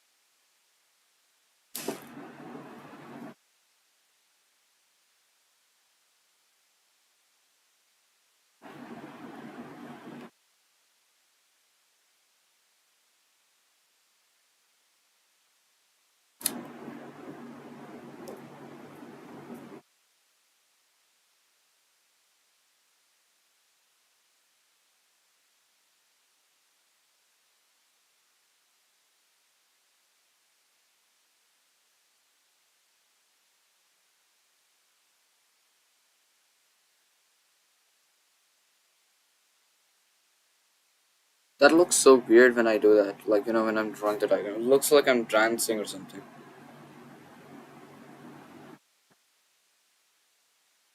Something like this, yeah. Looks so weird.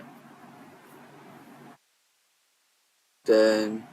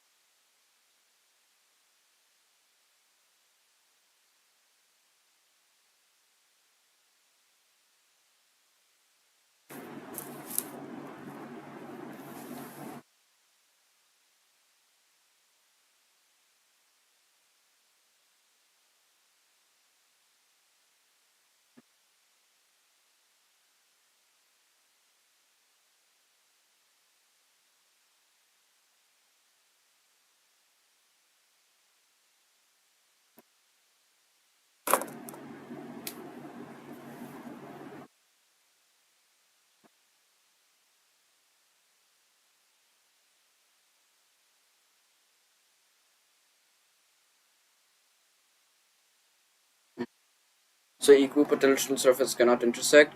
Their potential is constant around everywhere. Therefore, there is no work done in moving a test charge. Then the if you talk about the equipotential surface, electric field is perpendicular to it. We proved that already, saying that dw is equal to EDR, where we got to know that when we expanded the whole thing, we got to know that. So mm, yeah, then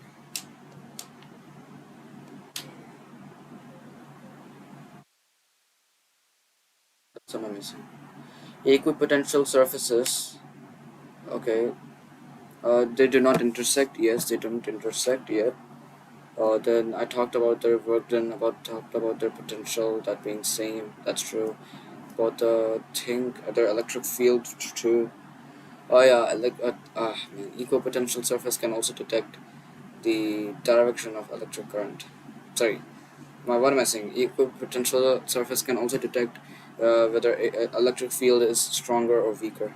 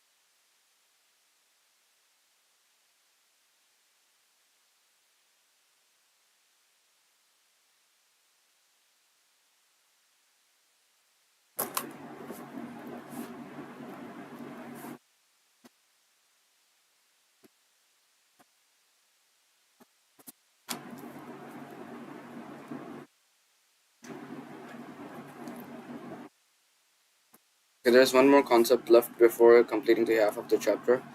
Moving on to capacitance. I think capacitance is easier than this topic for some reason. I don't know why. I just don't know. This feels easier. This topic, the capacitance, than this one. I don't know why. It's just too easy for, to understand. Hmm.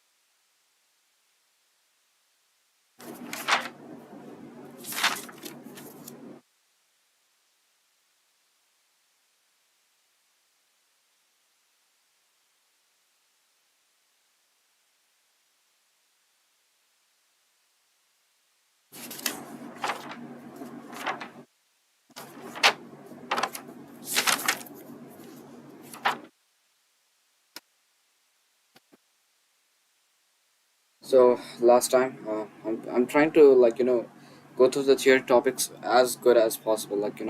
I don't want to forget any of these theory topics, and I'm practicing and revising them again and again. Whoa, 26 weaves! Oh my God, guys, how did we gain 5 years that fast? That is crazy. All right, looks like our stream is gonna hit more than 30 views. I'm kind of shocked, if I'm being honest. I'm kind of shocked. That's pretty much a lot. No, I don't remember. Wait. I think I need my phone for this.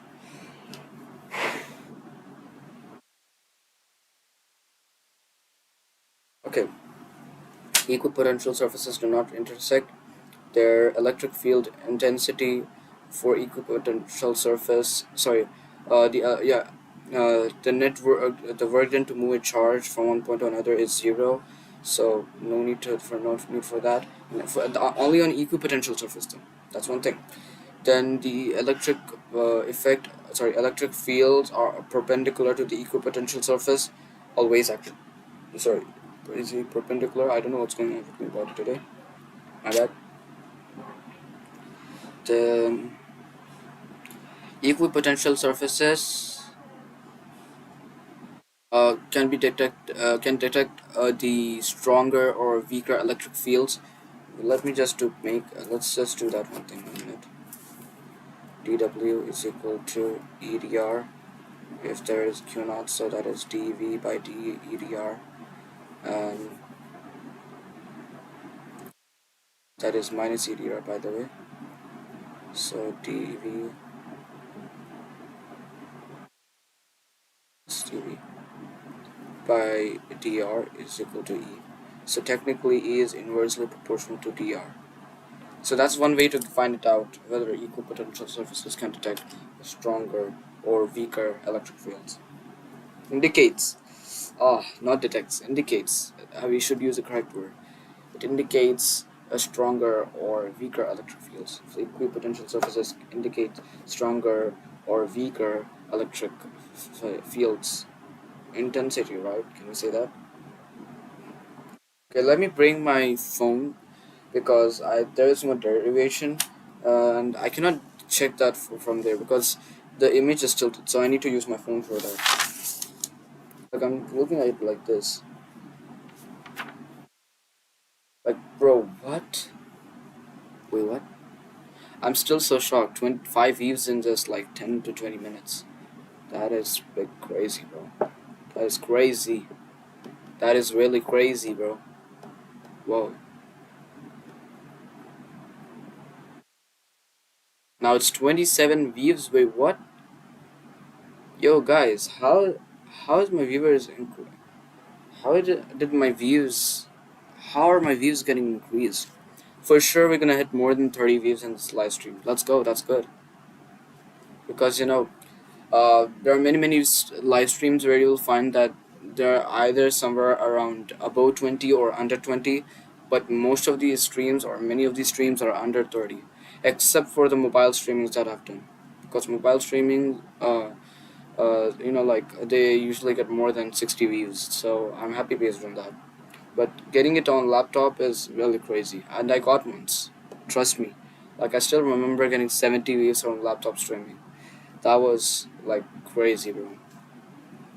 I'm grateful for each and every one of you watching because it kind of supports me and gives me a lot of ideas. So thank you very much.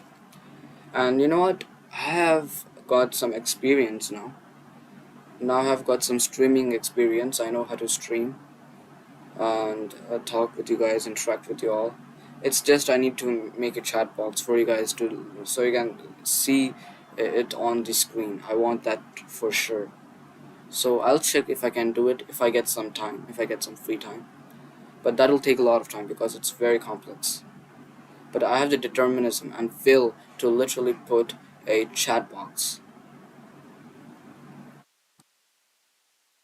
I want to do that.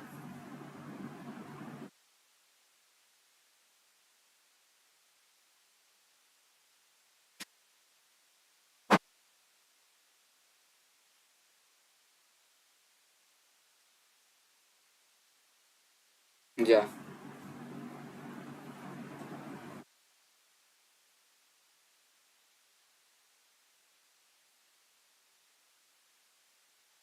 All right. Never mind.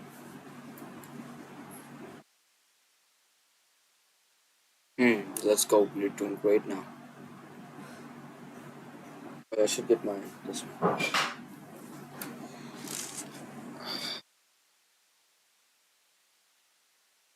Wait.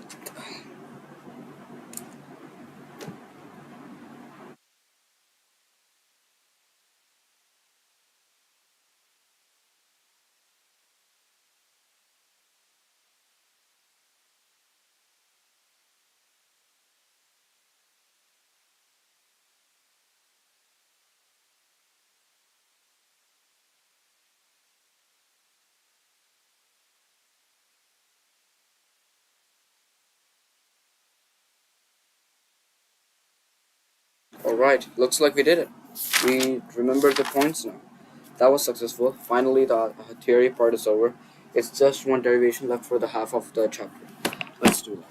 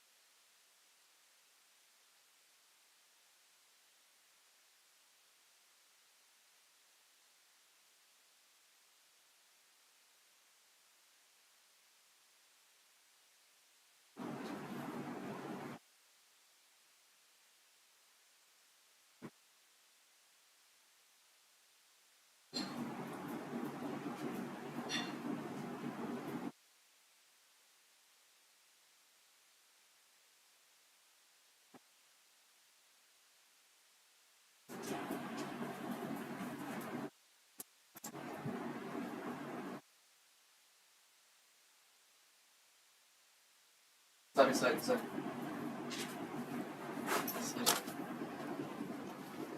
28 weaves. Oh my god. Let's go. I don't know why I'm getting so happy or.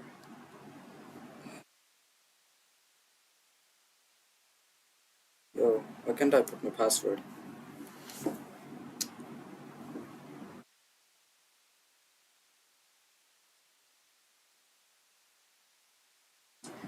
You're doing great, guys. You're doing great.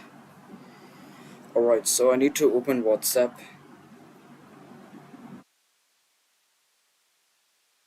And yeah, it is logging I need.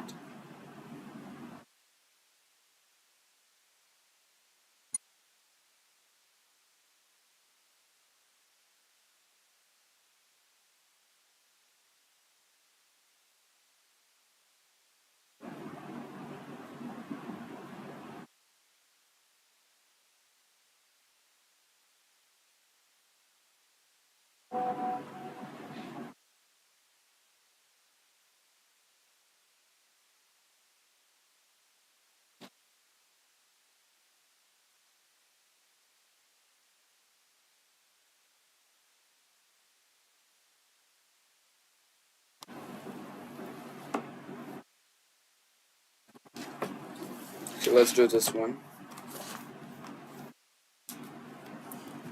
Let.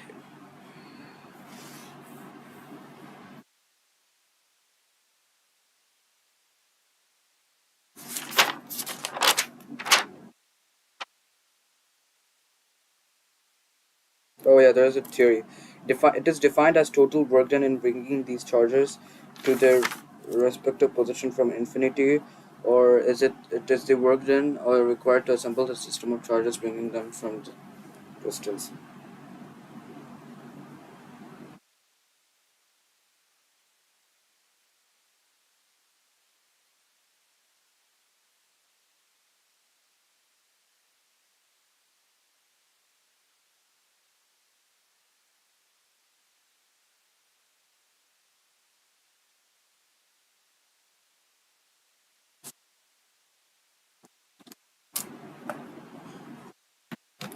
Okay, you know what? Let's just read the theory and check.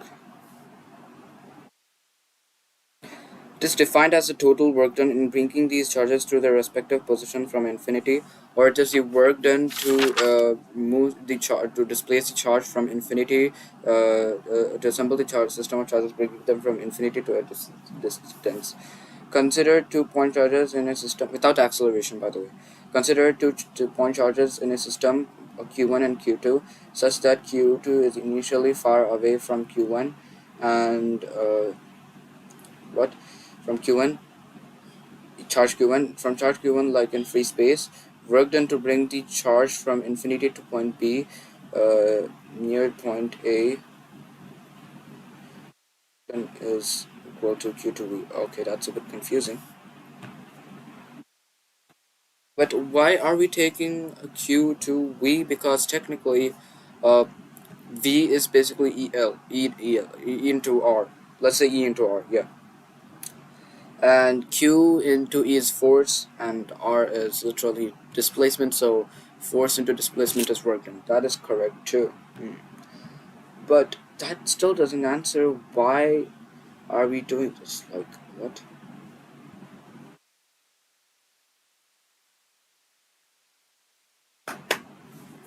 So we do know that the electrical potential energy's difference will give us the work done, and that is true.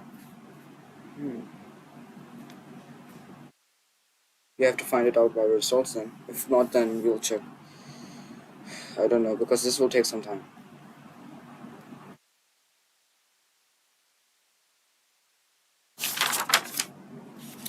But you know what? We have to do it a bit fast because we don't have much time here right now. That's one thing I've noticed.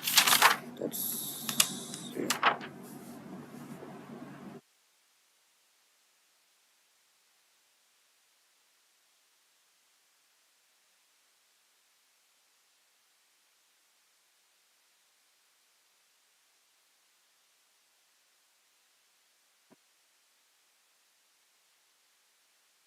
One electron volt is another form of or another unit of energy that is 1.6 into 10 raised to minus 19 joules. Is equal to 1 electron volt. It is basically one electron being experiencing kinetic energy in a circuit of having a cell of 1 volt potential difference. Yeah, potential difference 1 volt. Yeah,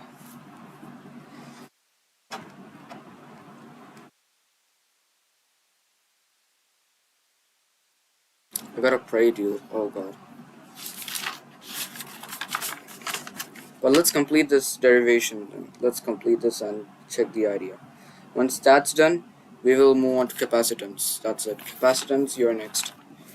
I'm a bit scared though because we don't have much time. If we do not, and like I can complete physics portion. I'm confident with that, but I don't know whether I can give enough time for other things like I have to do for physics. That's why. Like you know what I mean.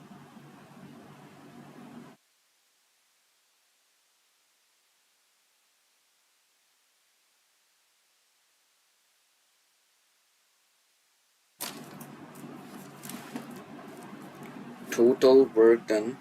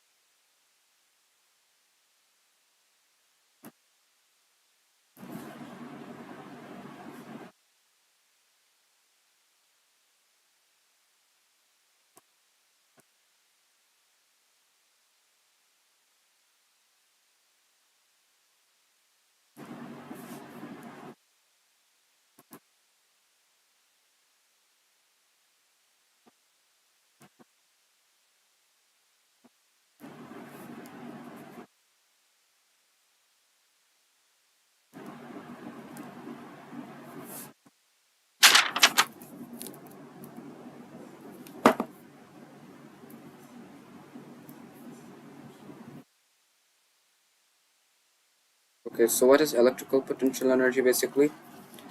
First of all, let's say that there is capital Q charge, then there is A, then this is B. Then let's say that here at this point at infinity. So what I'm doing here is basically I'm gonna say that dw is equal to, this is dr, and we are gonna say that this is gonna be f external vector dot dr, where we get to know that dw is basically equal to minus f external dot dr. Yeah. Now from here, if I do this, dw is equal to minus k q1 q2 k capital. Okay, let's not do that. dw, that is w0, and this is gonna be, let's say, infinity to a. Let's say that, and let's say that this whole distance is x. What do you guys say? So I get k q1 q2 by x squared. I'm making my own derivation so that I can see if I can derive electric potential energy. This is going to be interesting. So this is going to be w, then a infinity. Actually, let's say x. Why say infinity, right? No, wait, my bad. Let's this is up to b. So let's say this is r, and let's say this is x. Now this is what we're going to call it as cooking. So this is r, and let's say this. Oh yeah, no, that's correct. What we're gonna do now is k q1 q2 by x squared dot dr. Hold up, we are actually cooking. I didn't notice that. We'll take k. Okay, this is negative, so I forgot about that. So negative k q1 q2 taken out, and then, by the way, this should be negative because this is electric potential energy, and this is what we had learned about gravitational potential energy too. Like, it's basically negative, and that negative sign also indicates that when we are moving closer to that distance, it'll actually increase by decreasing the negativity. So it's like if you're moving at that point where it should belong to, from infinity, from here to here, then that will be zero as total. So, like, as far as I remember, that's what I've learned from gravitational potential energy. Thanks to gravitation, man. Gravitation was one of my favorite chapters. Look, like, the calculations were crazy in this, but the derivations and the theory was easy. That's what I remember. So thanks to 11th standard gravitations. K minus k q1 q2, uh, that is gonna be 1 by x squared r infinity. No, wait, this is minus 1 by x, my bad.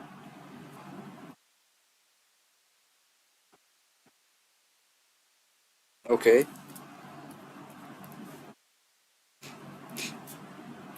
you know what, let's say dx. What do you mean by dr? Dx.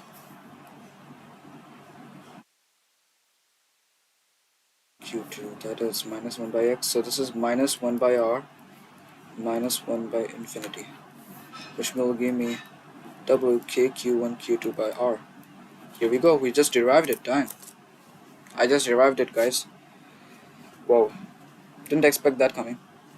Okay, so technically this is interesting because this is in the case of w is in the form of, stored in the form of electric potential energy.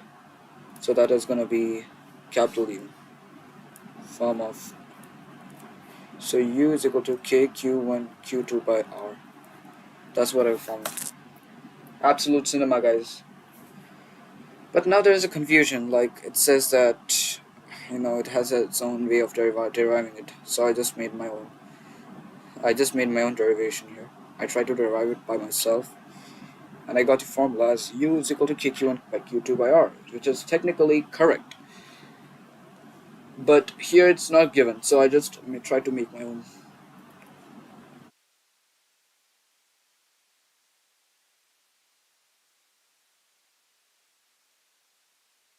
Okay.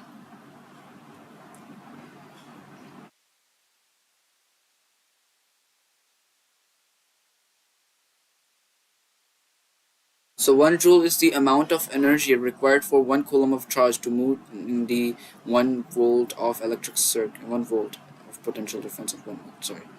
And if you talk about one electron volt, it is basically one electron, okay, experiencing kinetic energy through which it moves throughout the potential difference of 1 volt. Yes, correct.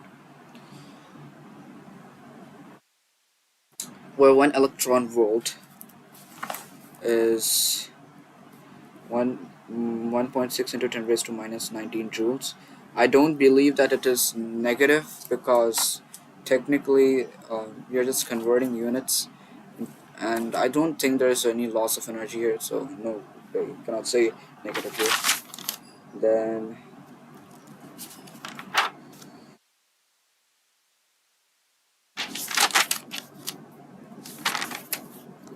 that's technically what my type of.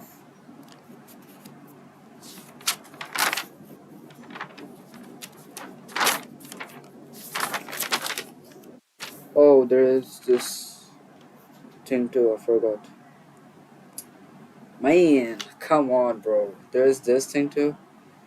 Superposition of electric potential energy. Didn't see that coming. Okay, wait. I thought this is a numerical. Because I will be doing numericals later on once we complete this chapter, theory part and derivations together. The problem with the only problem with physics is that you have to practice derivations, then theory, and then you have to do numericals. In chemistry, it's like only theory. Some parts you might have to practice, but it's still there are very less if there is a derivation, I would say that there will be only like 2 to 3 derivations. In physics, each chapter like has a lot of derivations, so one thing about that. But yes, technically chemistry is mainly of theory and numericals if it is a physical chemistry chapter. So what?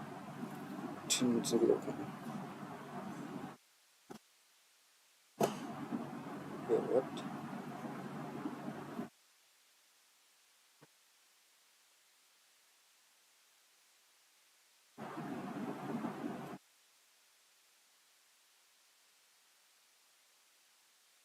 Yeah,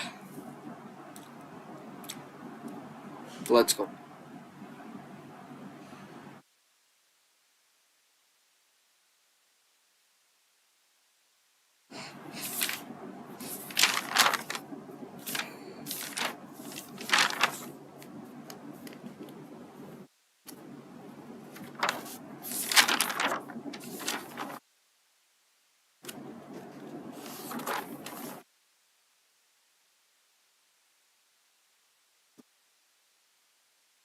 Method of protecting a certain region from the electric field is capacitance.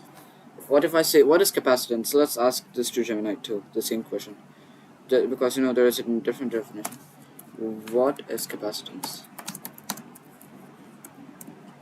Because that will give me extra proof. Okay, it has its own way of saying. It says that ability of an object, which is correct. Of course, that's correct. Uh, to store electrical energy in the form of an electric charge. That's true. Like the concept of capacitance is that Q is directly proportional to V, and capacitance, electric capacitance, capital C, would be acting as constant, so Q is equal to CV. If you like, you can basically store large amounts of electrical charge and like electrical energy in the form of electric charge, or you can say you can store a large amount of electric energy and electrical charge in a small, what do you call it, in a small place. Yeah, and the symbolic representation of capacitor is just like a cell, but both of these sides, like the positive and negative terminals, will be in equal in length. Like if you're representing like a parallel line, parallel lines, but parallel lines technically are not equal. Like generally they might not be equal, unless and until if they follow some any of the conditions that are there in geometry mathematics.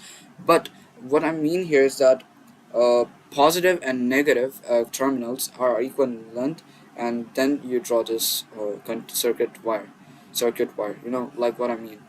But for cell, it's like the positive terminal is having more length than the negative terminal. That's what I mean. Like in the symbolic representation when you're writing it down. That's the thing.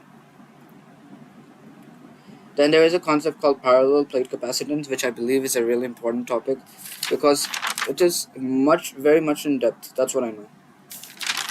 Like what I believe is that it is in very depth.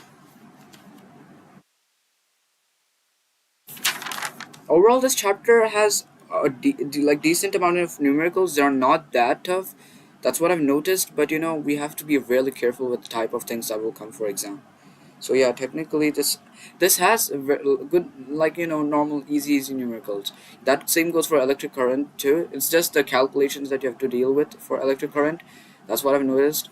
Like if you're really bad in calculations, then that's the problem there.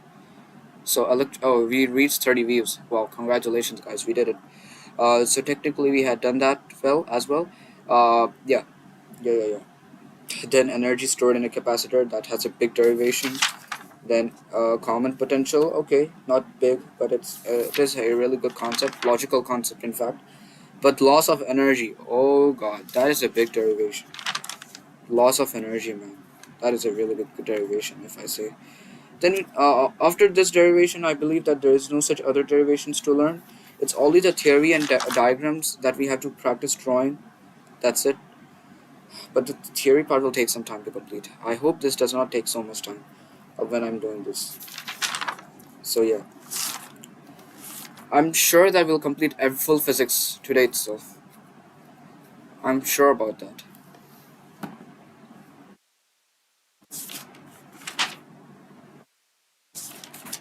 Let's do this 1 minute. Okay. So electric potential energy is the total work done in moving the charges from infinity to their respective positions without acceleration. Okay. Basically displacing the charges without acceleration. And another definition is that it says, according to the notebook, is that total work done in displacing the charges from infinity to assemble them, to assemble the system of charges. Sorry, required to assemble the system of charges, bringing them from infinity. Now that is also technically correct, but I would say that the first definition gives a more idea about the electric potential. Like you know what I mean? More idea means the basic idea. This one is also true, I would say, but you know this one is the main one, the first one. So I'm gonna go for the first one. I'm not gonna go for the second one actually, because we need to have the basic ideas. Like there are some laws which you can express in other ways, but you need to know the basic idea of the laws. That's the one thing.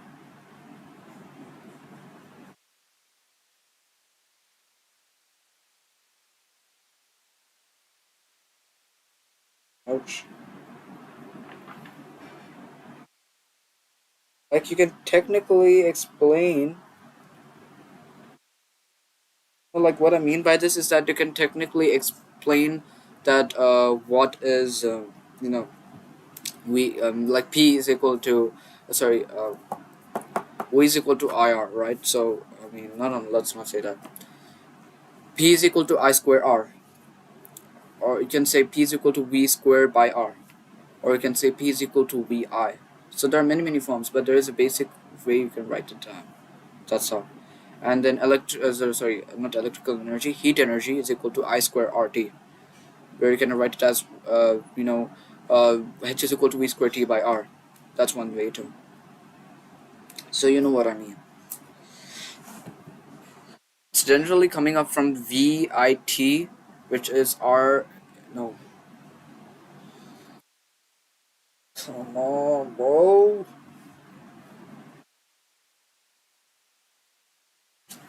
Ouch. Oh my god, bro. Electrostatics. How are we gaining a 30? Oh, okay, we reached level 30. That's great. Let's go. Let's go. We do it. I'm happy, man. I'm happy. 31 views. Wow. Generally, that doesn't happen in many of the live streams.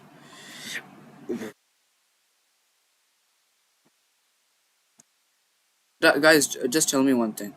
If you're watching me and if you wish to respond, do you want me to actually? I'm not sure. There are some people who are watching me. I don't know how, but there it doesn't show the concurrent viewers, but it says that there are some people watching me. So technically, I just wanted to say. Oh wait.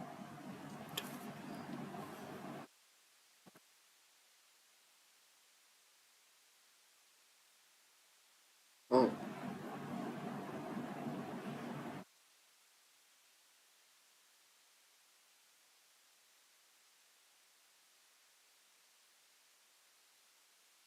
okay.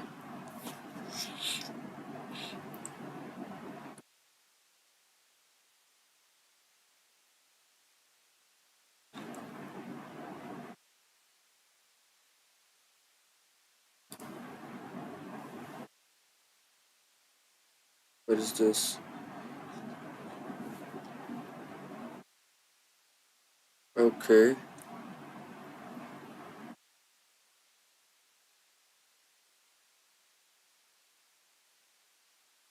Okay, wait. Never mind. I didn't know that J Advanced results came out. I actually had no idea. Trust me. Okay, so anyways, that's not the thing I was searching for.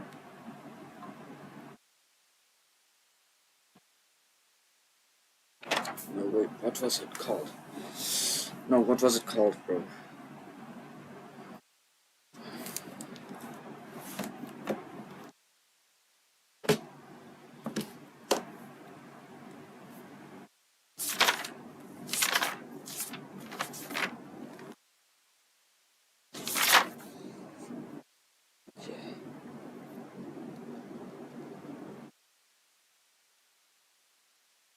Wait, this is the superposition, we'll check.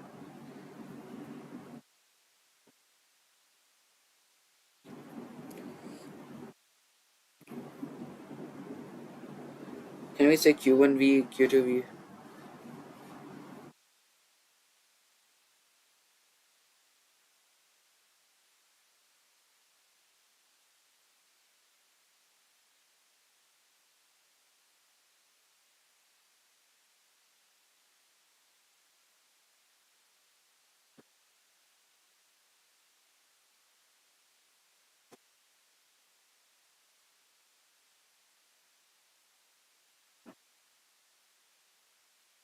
Q2.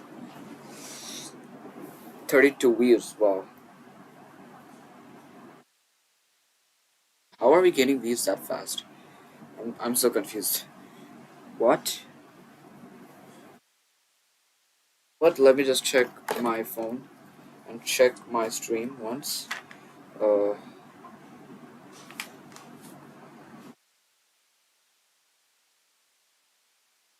this.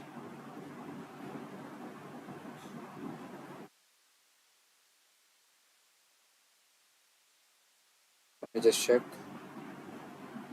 So technically, we had reached.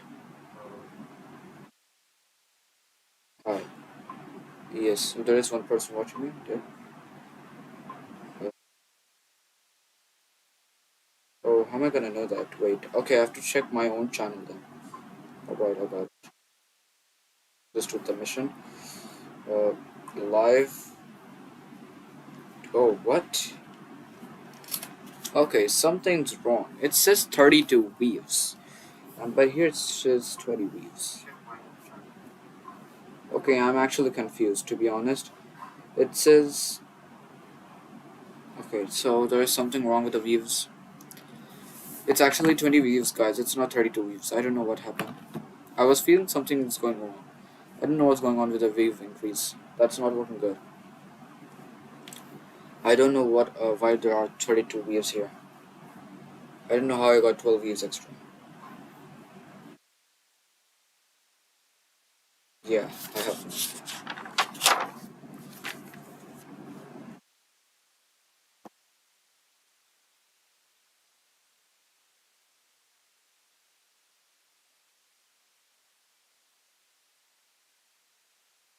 One joule is the amount of energy required for 1 coulomb of charge to move through the 1 joule. See, it's 33 views. What is going on, guys? Yo, that's not looking good. I don't know what's going on with the views, man. It says it's 20 views, not 33. I don't know what's going on.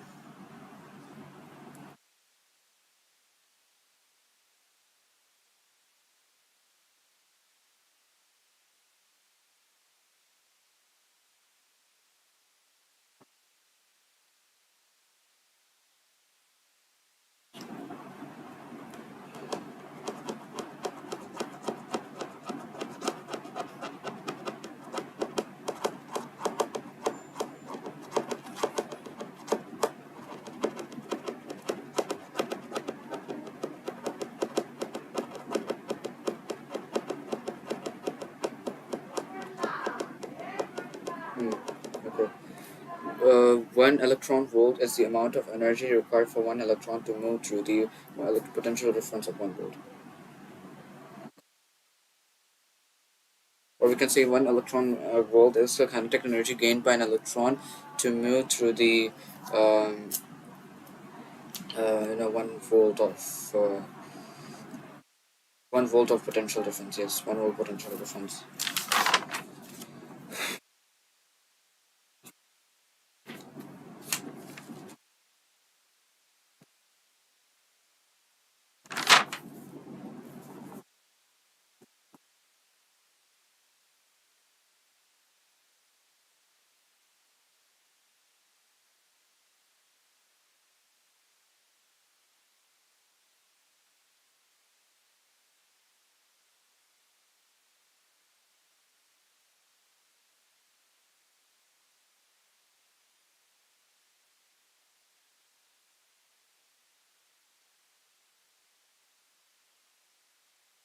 34 views. Oh god, something is going on.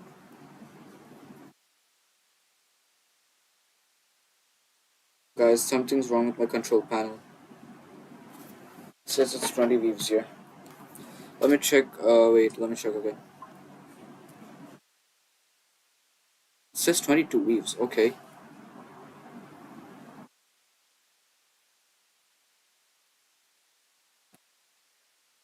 Right, that's pretty weird.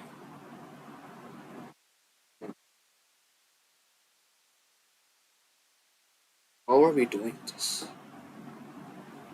Like, what? How are we, like, literally doing this?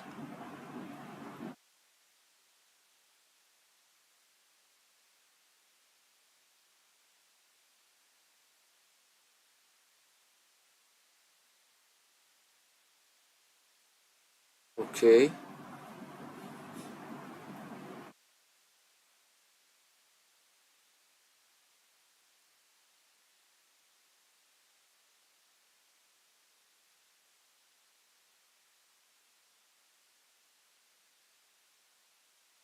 Um,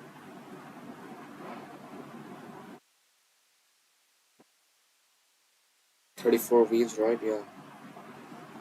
Okay, wait. I don't know why, but day 9 of 75 Ultra Hard Challenge has gained 78 views, whereas day 8 75 Ultra Hard Challenge gained 47.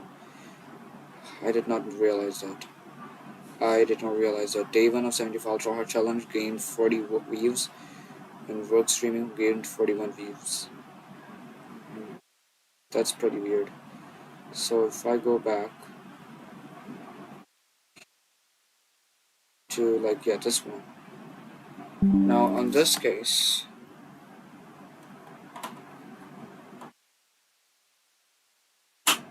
okay, so technically I am gaining some less views here in this case. I can see that coming up here, right?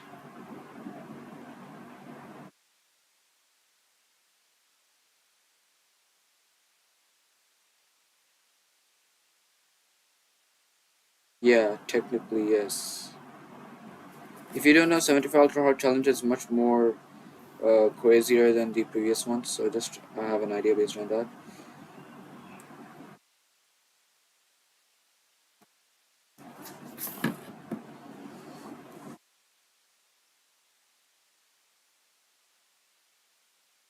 So yeah, okay, technically we have completed this now. Then we're gonna move this one. R12, R23, and R31. So we're considering there are 3 point chargers, Q1, Q2, Q3, in this triangle. खाना खाना वाला जरा वो तेल का दे बेटा अब बिरयानी है क्या नहीं हाँ मटन क्या मटन क्यों मटन का तो और मटन की ज़्यादा था बोल रहा उसने मटन की तो और खाने ख्वाहिश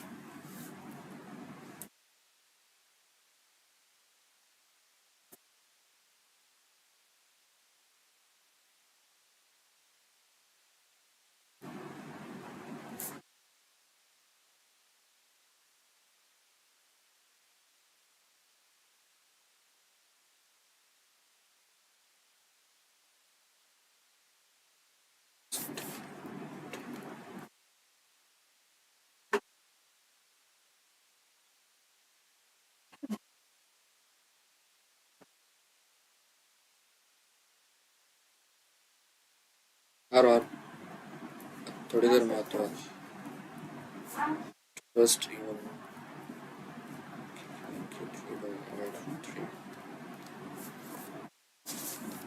W total.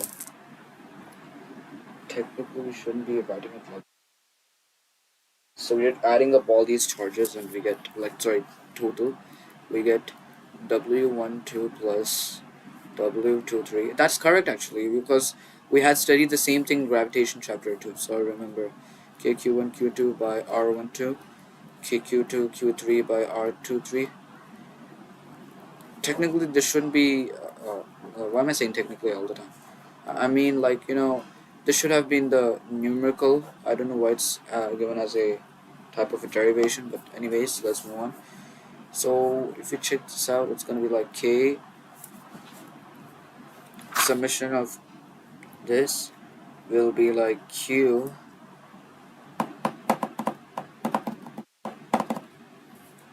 Yeah, this one Q by R. Okay, this one's a bit too complex too. I get it. Yeah, you mean that this is QJK? Okay. All right, I see.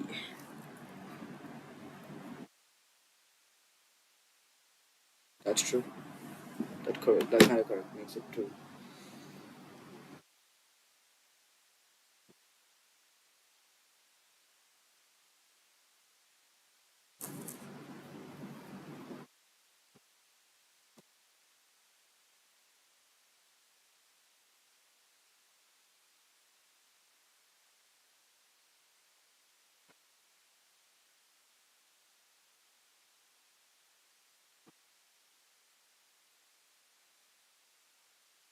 Hmm. I see, but that is W total. So this is stored in this form, and then U is equal to half of K J N, and this is J1. Okay, this is pretty weird. And you're saying that this is K N K1.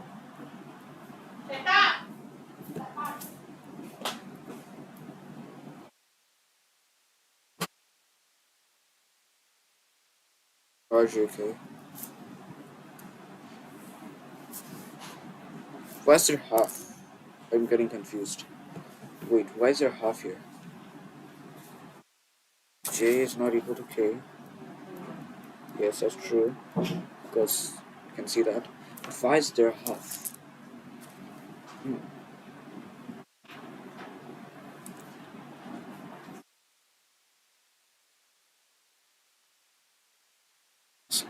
Yes.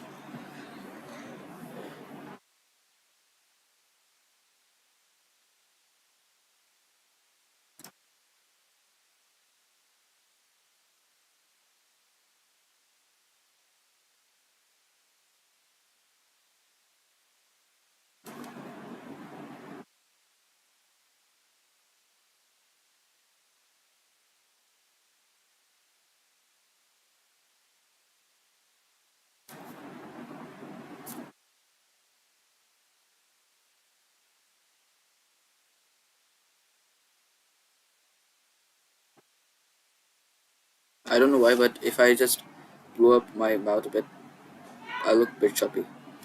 I don't know why. Okay. Archie. Okay, why is there half? That's confusing.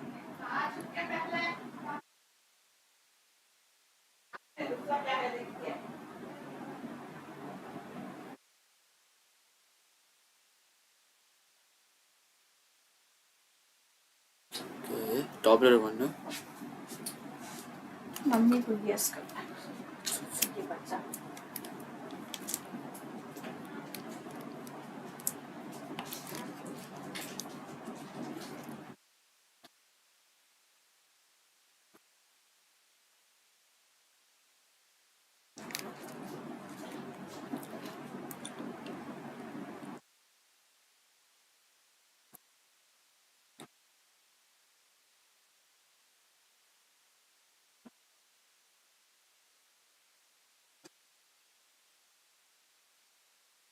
Okay.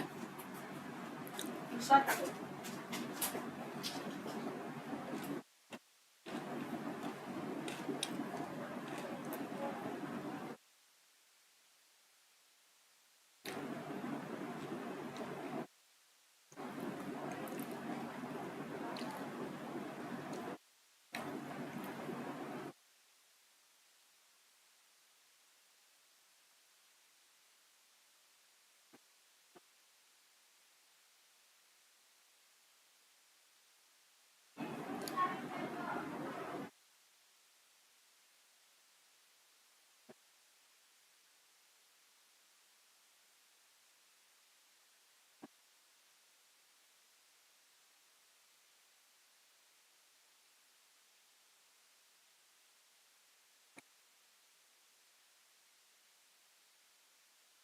When we were watching Hyderman.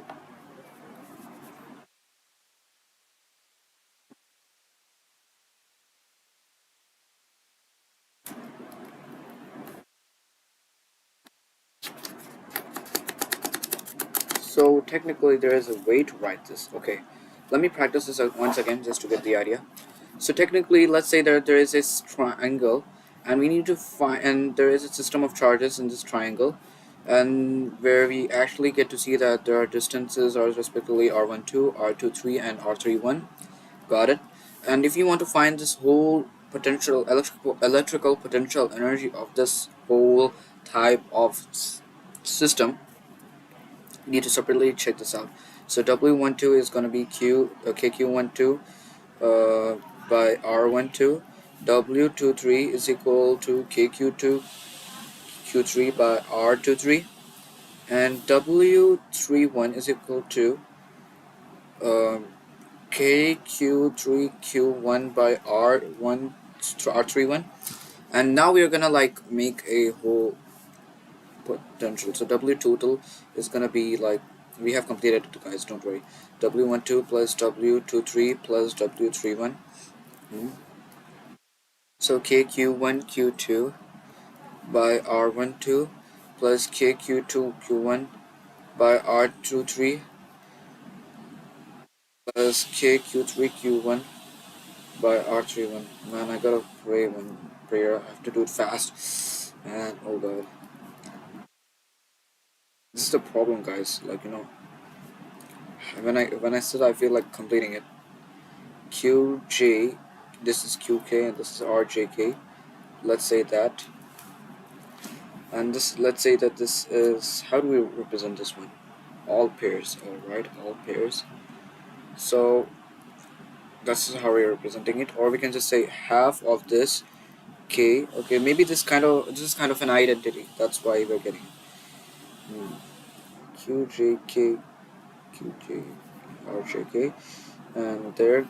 Here we're gonna say, like, let's say that K is equal to 1, K is equal to N, and here it is like J is equal to N and J is equal to 1. That's why we got this. So yeah, we did this, guys. So let's move on last to the topic of capacitance. Finally, oh my god, I'm happy. Capacitance. Oh wait, yeah, I have to pray. I'll come back, guys. 1 minute. It'll take me like 10 minutes, or maybe even more than that, because I might even eat my lunch at that moment itself. But I'll do it as soon as possible and come back as fast. Okay. So let me just go and come back. I'll try my best, because next topic is capacitance. I'm excited for this topic. It's gonna be fun, and yes, I like this topic actually. For some reason, I really like it. It's a pretty new topic. Like, electric potential is something like we have been learning a lot again and again and again and again. So I'm a bit bored about it. But let's have fun with capacitance. Then this will take some time, not that much time, because derivations are a bit lengthy, and then there are some extra concepts that we have to learn. Alright, so yeah. Once that's done, we'll directly jump on to the questions. We will get some ideas of what we are doing, and then we'll finally, like, yeah, before that,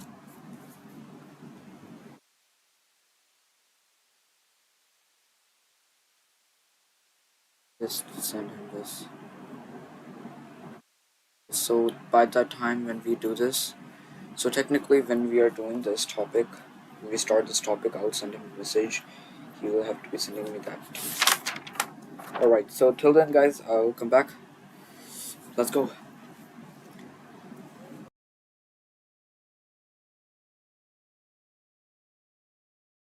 I don't know how many viewers will be watching me right now here.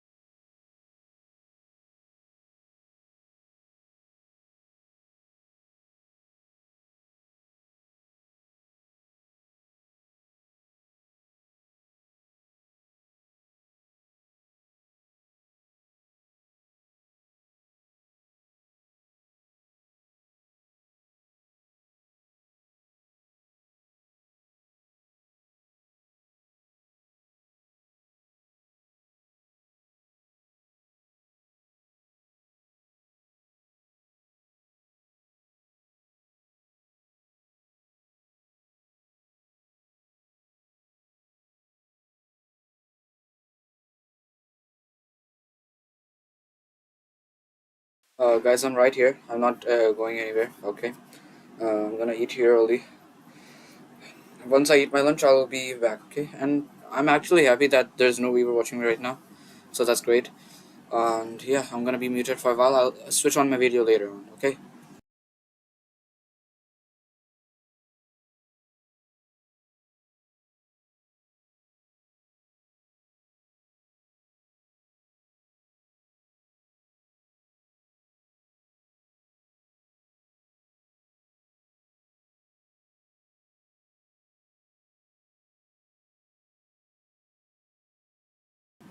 Mic testing. One, two, three.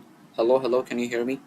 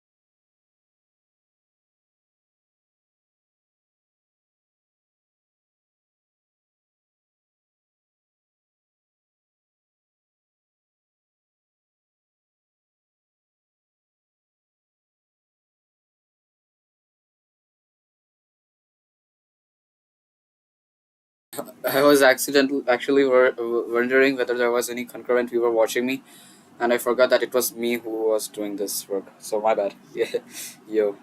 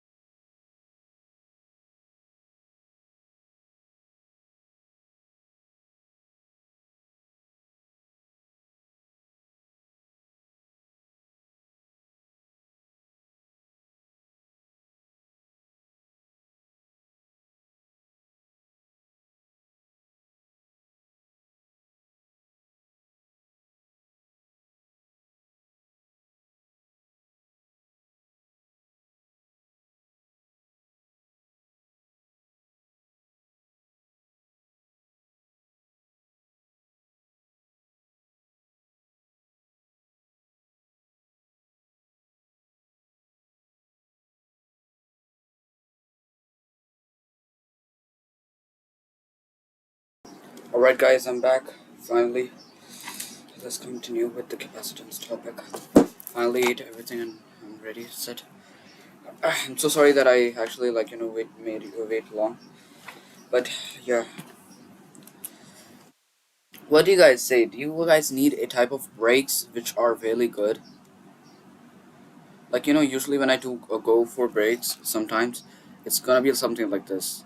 I go for breaks, I mute myself, and then some people watch me and they're like, "Wait, what's going on?" So technically, I'm thinking like we should be doing that type of stuff.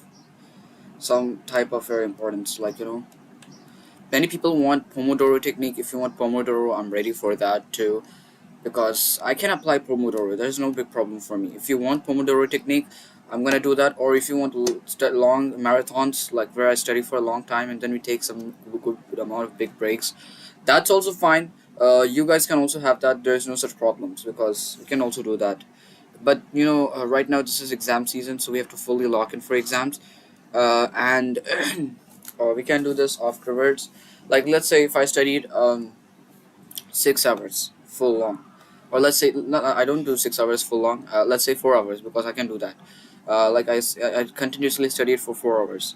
Then I can even take 30 minutes breaks, which is crazy. I know it's really crazy, but I can take this much amount of break if I like apply Pomodoro because technically 1 hour we are just getting like can take 40 minutes too, but it's like having some amount of minutes that a good amount of minutes of after each hour you study. So that's also one method you can apply. Anyways, let's move on. We are not gonna waste our time. You have to fully focus. Talking about capacitance, the capacitance, it is like protecting a region. Okay, now technically this is not what do you mean by capacitance. It basically means that like you're storing electrical energy in the form of charges. And if anyone says what is electrical capacitance, just tell them the same thing. Storing of charges, a large amount of charges in a small place. It's basically storing of electrical charges and electrical energy, or storing of electrical energy in the form of charges in a small place, large amount, by the way. We are storing large amounts, and that is known as capacitance. And it is basically the ability of the conductor. Yeah, like capacitor is a device or an arrangement of like storing charges. There is a mechanism, or there is a type of idea which we get from capacitor to capacitance, that Q is directly proportional to V. The more the charge, the more the potential, or the more the potential, the more the charge. So basically we get some idea. And then what about capacitance, capital C? Capacitance is basically Q is equal to CV, whereas C is equal to क्या क्या ये क्या ये protein bar तो क्या ये अच्छा बाद में खा को देखते हो कॉफी में या बेस्ट लंच करे बाद में खाते हो लंच करे कुछ खाना नहीं तो खराब हो जाता। अब एक्सपायर हो जाता 2 आवर्स में। फिर फेंक डालो क्या है ये सब नहीं एक्सपायर हो जाता, वेस्ट नहीं करना फूड। जा लुबना को बोले पहले जा कैसा 2 आवर्स पे एक्सपायर हुआ जल्दी जा को बोलो ये ऐसा सुबह एक्सपायर हो जाता। सुबह नहीं आज खा लेते हो नहीं बोलो लुबना में पहले क्या बोलना कि ये सुबह एक्सपायर होने वाला है तो खा लेता हूँ परवाह नहीं क्या होता लखनऊ में मल्टी स्क्वायर 2 आवर्स में एक्सपायर हो जाता। मैं नहीं खा सकता फिर तो भैया अगर कुछ हुआ इससे होगा बात मेरा कब कब से था ये हाँ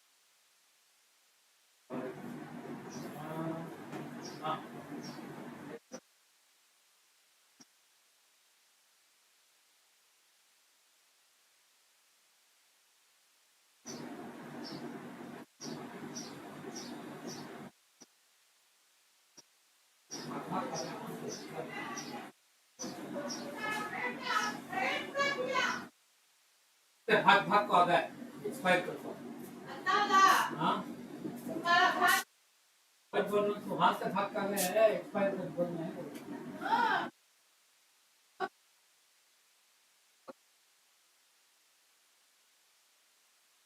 तब दूध में ये है कहीं मतलब भैया मिरहान स्कूल गया कैसे था क्या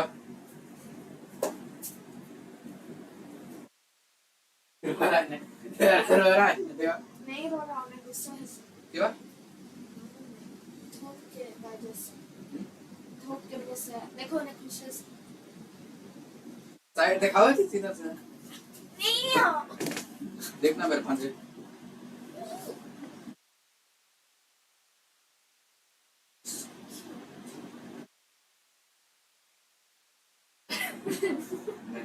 नहीं शुरू करो Are you serious right now? अरे दिखाओ तो उसे कितना कपड़े बोला नहीं छोड़ को चढ़िए कौन सा तो इतने बटवा जाओ जी तुम बैक टू स्कूल नहीं पढ़ता है बच्चा रगा कौन सा रगा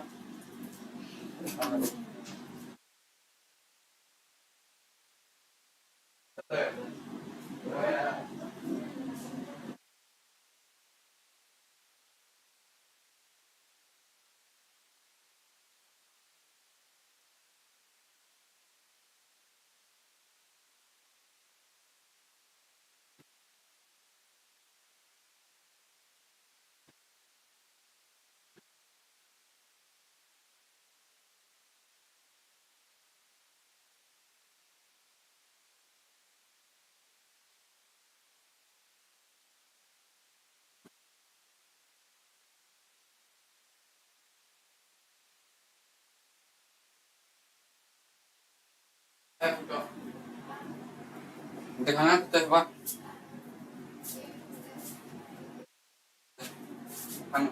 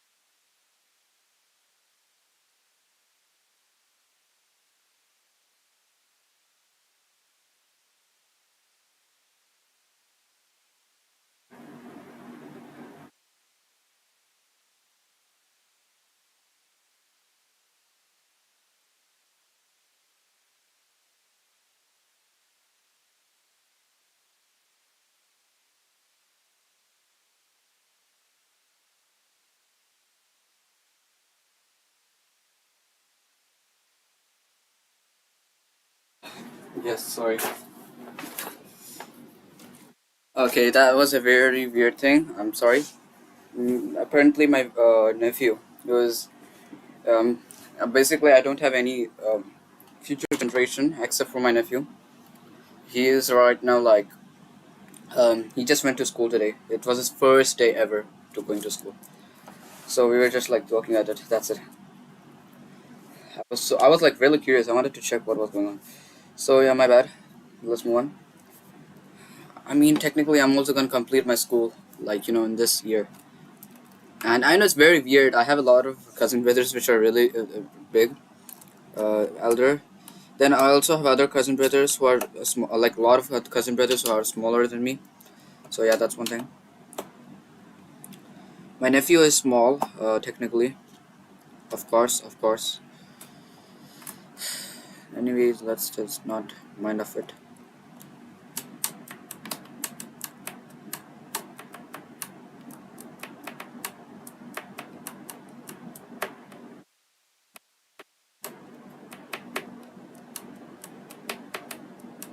Okay.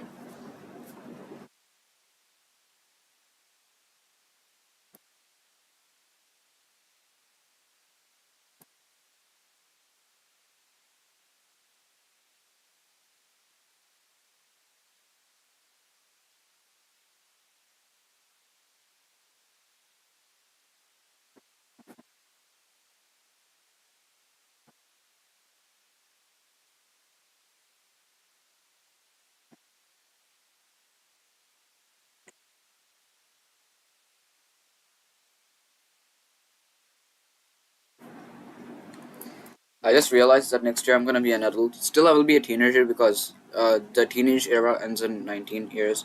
Like when you no, I mean like ends in 20 years. Like at the age of 20, you're fully adult. 19, you'll still be in teenagers. That's why I'm saying. That's one thing. Like at the age of 13, you start your teenage life to up to 19. I just realized that I only have two, actually 3 more years because, technically, I didn't complete my 17 years journey. It will take some time. Like, it will take a lot of time. In fact, after the age of 19, like after when I come in age of 20, my adulthood starts totally, and I have to be ready for that. So one thing about that, totally new. Ouch, my bad. Ability of the conductor to store charge when some charge is given to a conductor is known as electrical capacitance. Q is directly proportional to V, and Q is equal to CV. C is capacitance.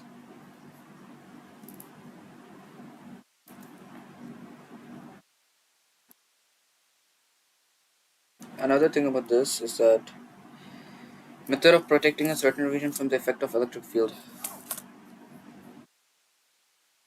Let's check. Calculate and then this. Sinus. Yeah, that's correct actually. To be honest. Um, Wait, let's focus now. We have to focus. Now we will focus very nicely. We shouldn't be wasting more time because right now our aim is to complete this full part. Once that's done, we'll move on to the other chapter known as electric charges and fields. We'll complete the theory as fast as possible because I believe that we can do it very fast. And once that's done, we'll finally move on to the derivations and questions. I think I will sadly not be able to complete J level and NEET level of physics in school exams, but it's fine. If I even complete this notebook thingy, it will be a big, huge thing for me. The problem with physics was that I did not study physics quite nicely during those holidays. I'd studied a bit, but not good. I'd studied the first chapter. That's why I'm covering these two chapters because the first chapter will be even more easier for me. The only concept that will be tough is electric flux. That's it. Which is the first chapter because I didn't cover that topic very nicely. I haven't revised it. In fact, I have to learn it nicely. So that's one thing about electric flux. And man, ouch. So I'm a bit scared of electric flux. That's why. Rest all we can actually do great. Let's not forget about this. Let's move on. Unit is farad. Yeah. Unit farad or F.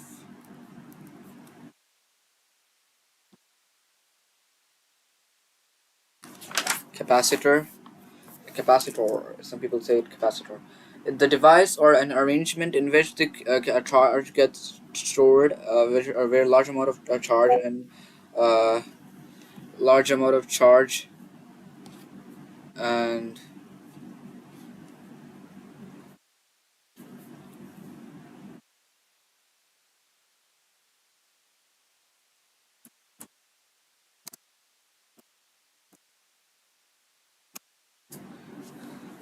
okay. So that's one thing.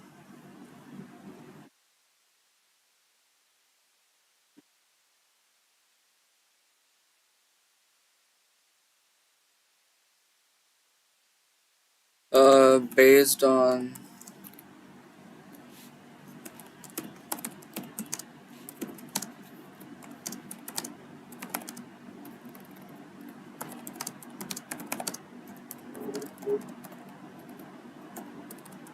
it with the competitive exam physics,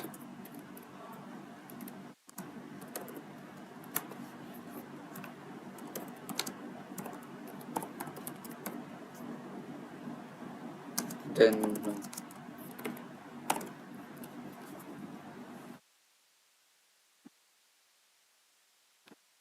school physics difficulty is equal to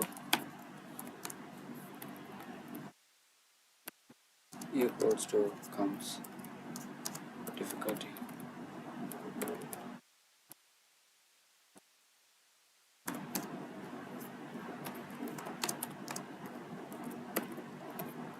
So I agree with Sukraj. Yep.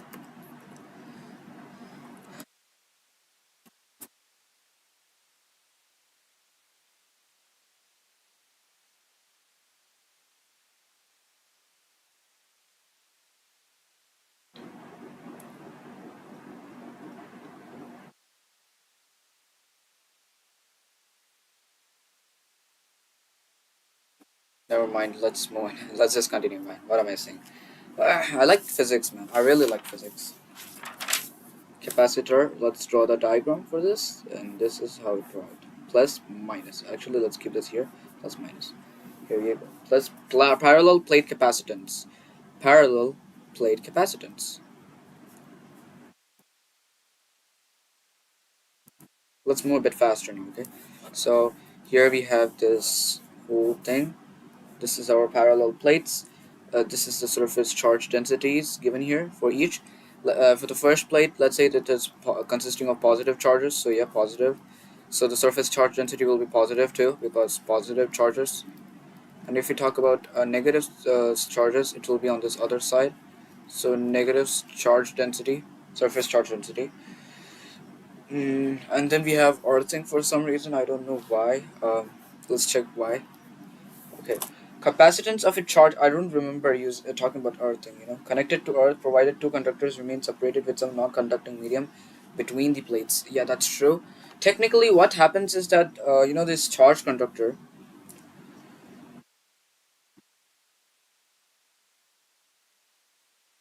Okay.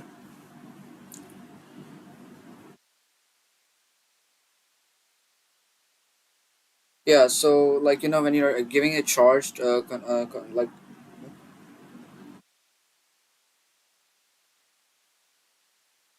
okay, yeah. What am I doing? Okay, so capacitance of a charged conductor basically can get increased by when you're giving more charge to it.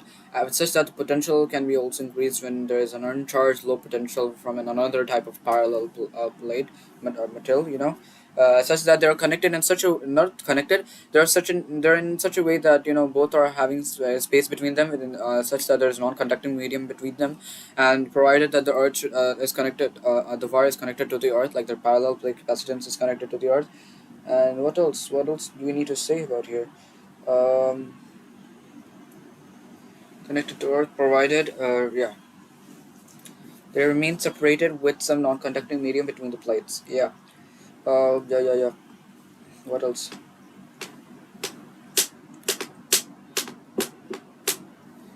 So capacitance gets increased. Okay, it's actual capacitance of charge conductor, my bad.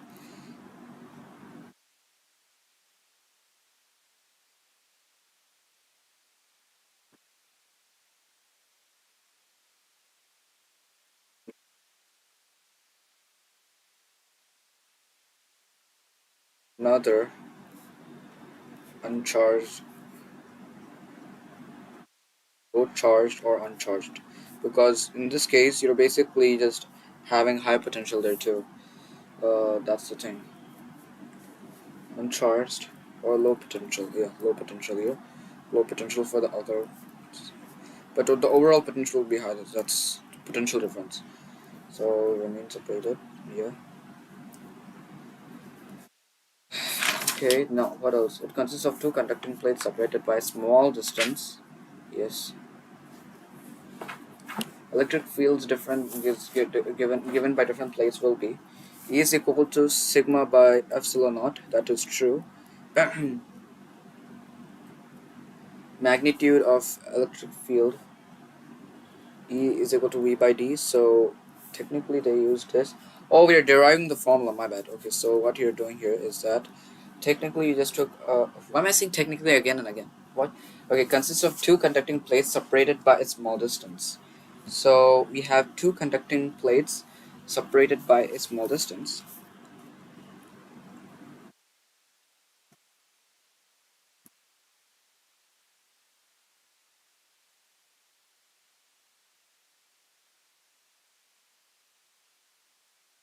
Then we said that the electric field will be here E is equal to sigma by epsilon naught, and magnitude of E vector, which is basically V by D, where D is distance between those two capacitor parallel plates, and then capacitor of this, yeah, parallel plates. So let's see that. So V by D, sigma by epsilon naught, and actually I can write this down like this. So V by D is equal to Q by A epsilon naught, where V by Q, wait, Q is equal to CV, and oh, okay, so it's gonna be like 1 by A epsilon naught D, A epsilon naught by D is equal to Q by V, which is gonna be A epsilon naught by D is equal to C. So we basically found another formula for parallel plate capacitance, where there are two plates brought up together in a small distance.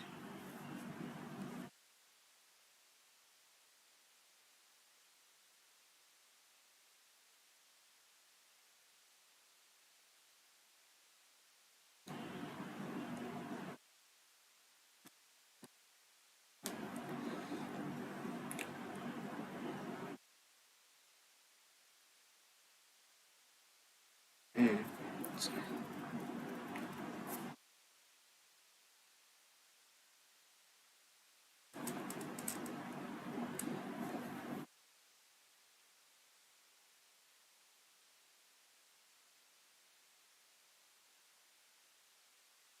What?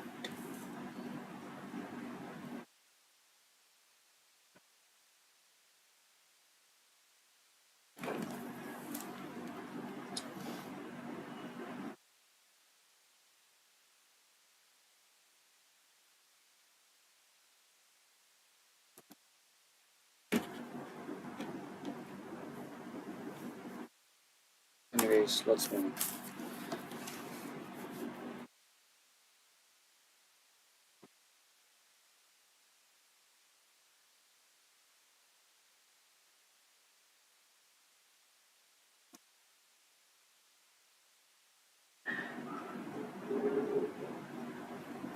So we basically found C naught is equal to A epsilon naught by D, my bad, where C naught is the capacitance in vacuum.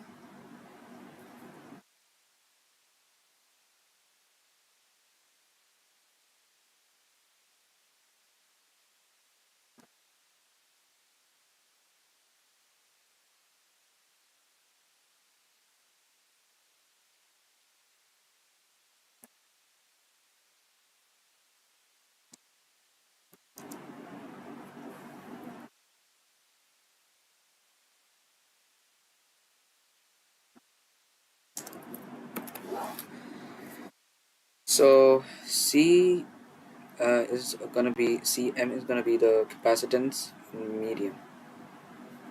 What do you say in a medium? Oops, sorry. Cm by C no. Cm is gonna be then A epsilon on by D, and if we like make their find the ratio, which is Cm by C naught. Let's say this is first equation, this is second equation.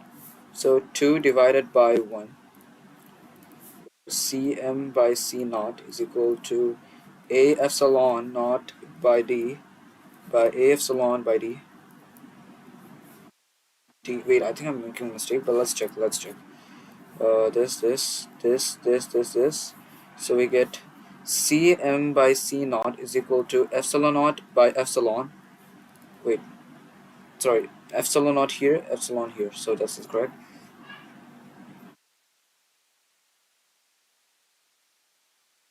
So Cf epsilon naught by epsilon. I hope this is correct. No, wait, what am I doing?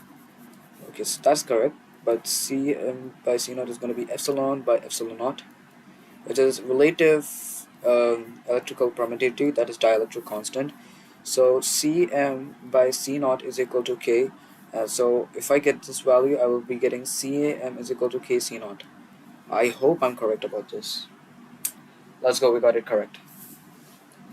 I don't know how I pulled that off though, but I want to write the statements correctly because this is gonna be a stepwise, like it's a school exam, so I have to like write it stepwise.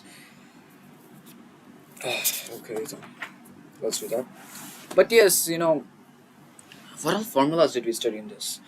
We studied V is equal to KQ by R. We studied that, yeah, V is equal to KP cos theta by R square, right? Yeah, R square. Then we studied U is equal to, yeah, V is also equal to W by Q, which is technically still correct. Then capital U, that is electrical potential energy. That is going to be K Q1 Q2 by R. That is also correct.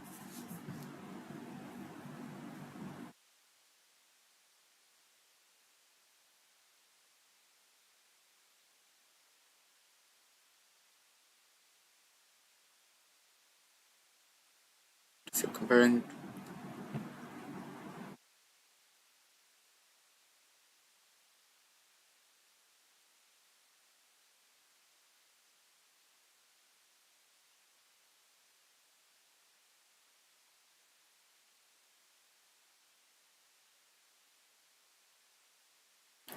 guys, some of my commerce friends are telling me that accounts are difficult. It's difficult than physics, which is technically true. I would say technically it is true, but sometimes physics can be difficult than accounts too because physics has its own way of domain, and accounts have its own way of doing it. So um, like accounts also has some fixed set of rules which you got to follow. That's what my friends told me. And accounts, other than accounts, physics is the same thing too, right? Like you're using laws to find out the things. Like technically I'm also using laws, like for finding for numericals. We use Kirchhoff's law sometimes in current electricity, and here we are using Coulomb's law for some questions, and then we are using Gaussian's law, or yeah, you can say for electric flux, and all that stuff. So we are still following that. Right now, we didn't study a lot of physics right now, and because we have just covered small bits of 12th physics. If I'm being honest. So yeah. Then okay, this is done. So we didn't study many formulas. We also studied Q is equal to CV. We studied C is equal to epsilon naught A by D if it is in like no, it's like in vacuum. Let's say that Cm is equal to epsilon A by D. That's even more better. So that's one thing. And then we studied Cm is equal to K C naught. That is also correct. We're gonna study another formula in the case of a dielectric slab kept in a capacitor, and there is another case where we'll say,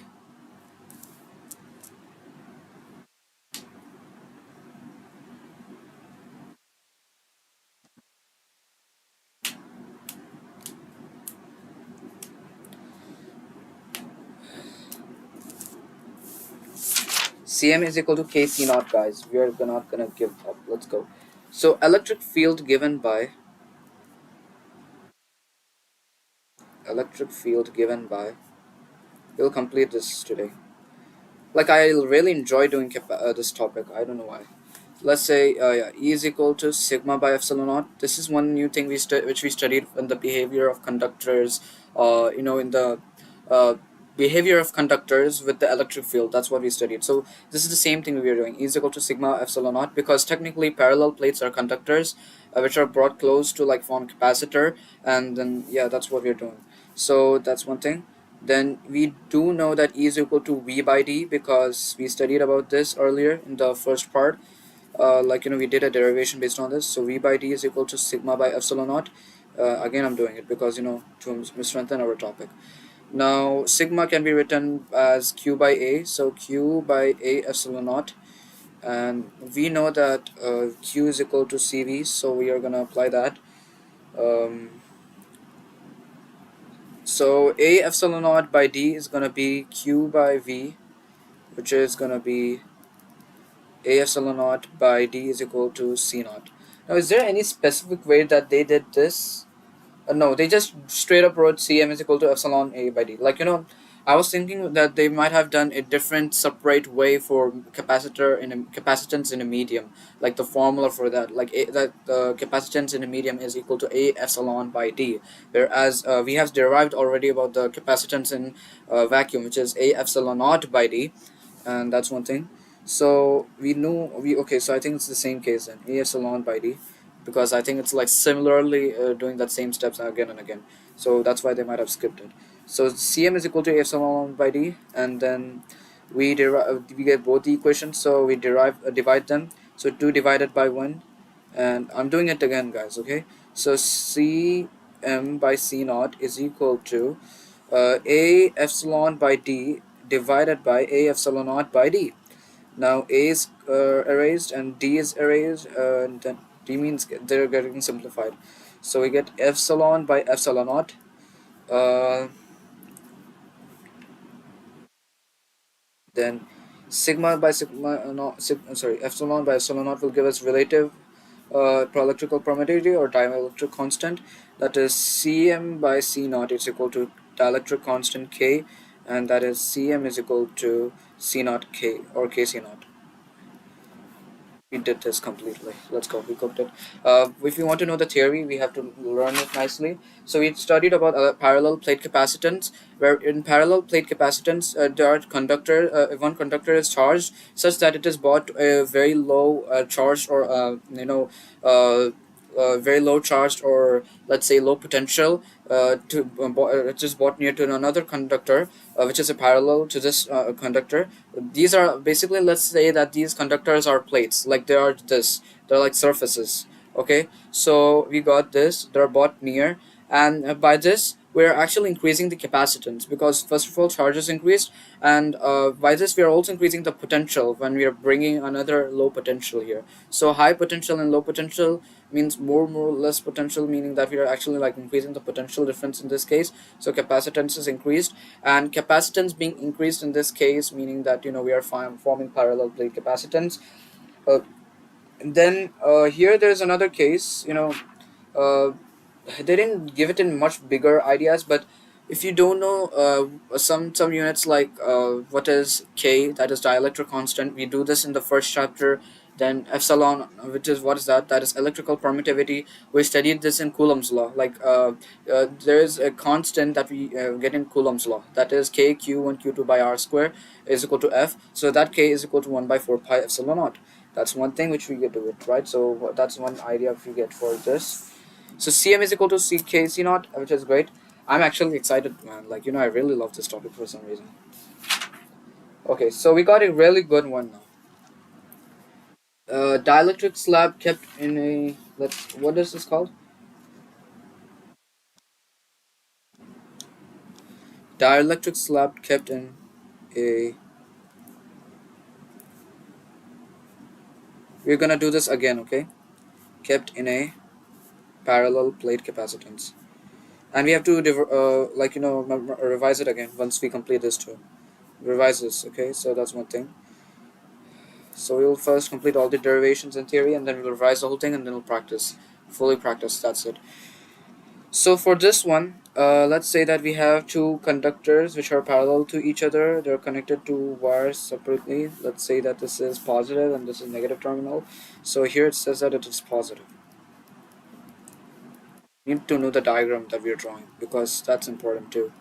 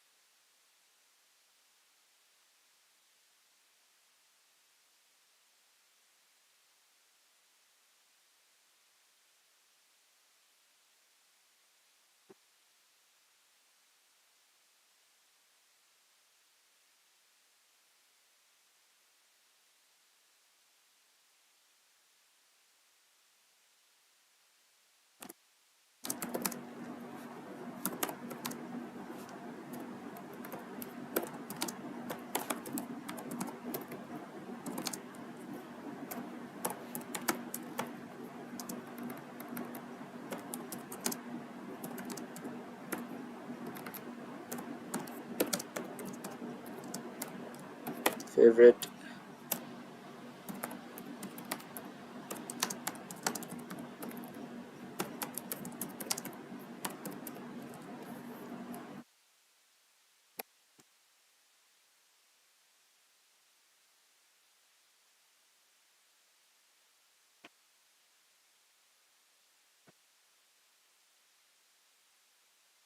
I just didn't know why, dude. Like they're saying that physics is harder than accounts. Okay, never mind. Let's just ignore it. Let's say there is a dielectric slab. If you don't know what a dielectric is, it's basically a material which is acting as an insulator. It will not like conduct electricity, but it will give some electrical effects. Like it will have some dipoles where it is present in it, and in those the plus minus are like present all over somewhere like that. And in those cases, if you try to, let's say in the paper is a dielectric, so if I like rub this with my rub this pen with my hair, this I believe that this pen will attract negative charge. I think, and I'm rubbing it as hard as possible so that like more charge can be formed from this friction. And if I do this, yeah, you can see that there is attraction. I mean, you cannot see it, right? My bad. Yeah. Oh man. Like, let me do it again. Uh,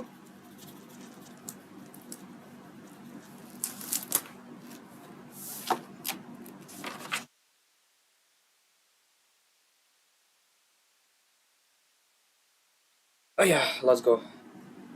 Yeah, you can see that it's attracting, right?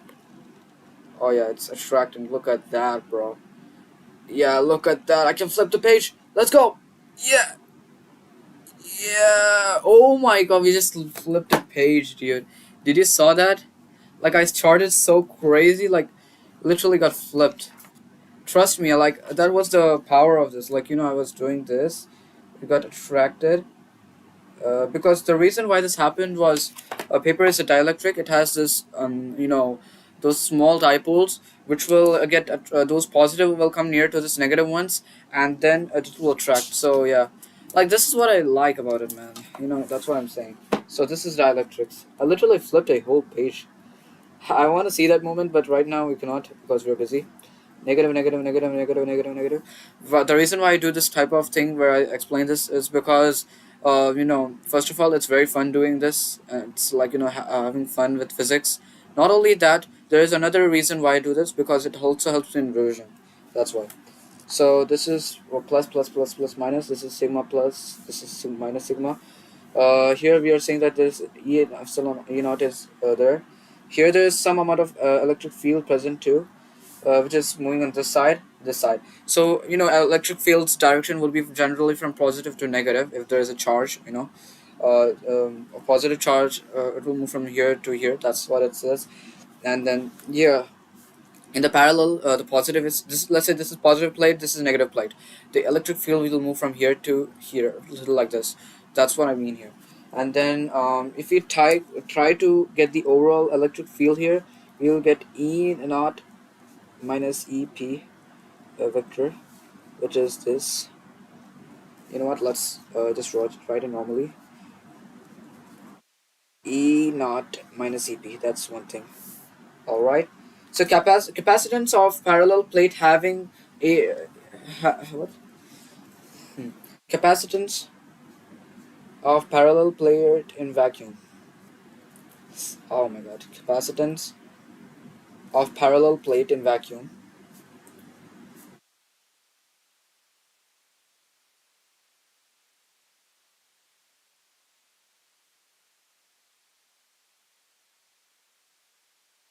Like I didn't expect that I will use. I'll put. I just didn't know that. I was like putting so, like the kinetic friction was so strong, like so much, like and I mean let's kinetic friction is generally like constant, but still, like I applied so much work done, negative work done was there, that that amount of heat energy that formed literally caused charges to like form. That heat energy got released excessively, and that heat energy led to the electrons being released, and that's why I can literally feel the heat right now, like it's that strong. Damn, my hair is a bit burning too. I did it so rough, that's why I was feeling that heat energy in with my hair. So you know what I mean, that is crazy. We took so much charge from here and then we just transported here. Like this is the fun of physics. We should also learn it practically rather than just studying theoretically, sometimes. Capacitance of parallel plate in vacuum is uh,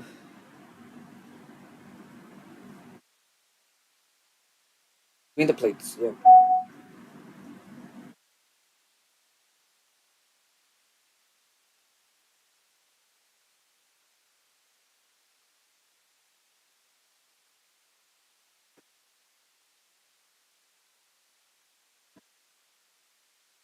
present between the plates. Okay, we know that C naught is the capacitance here.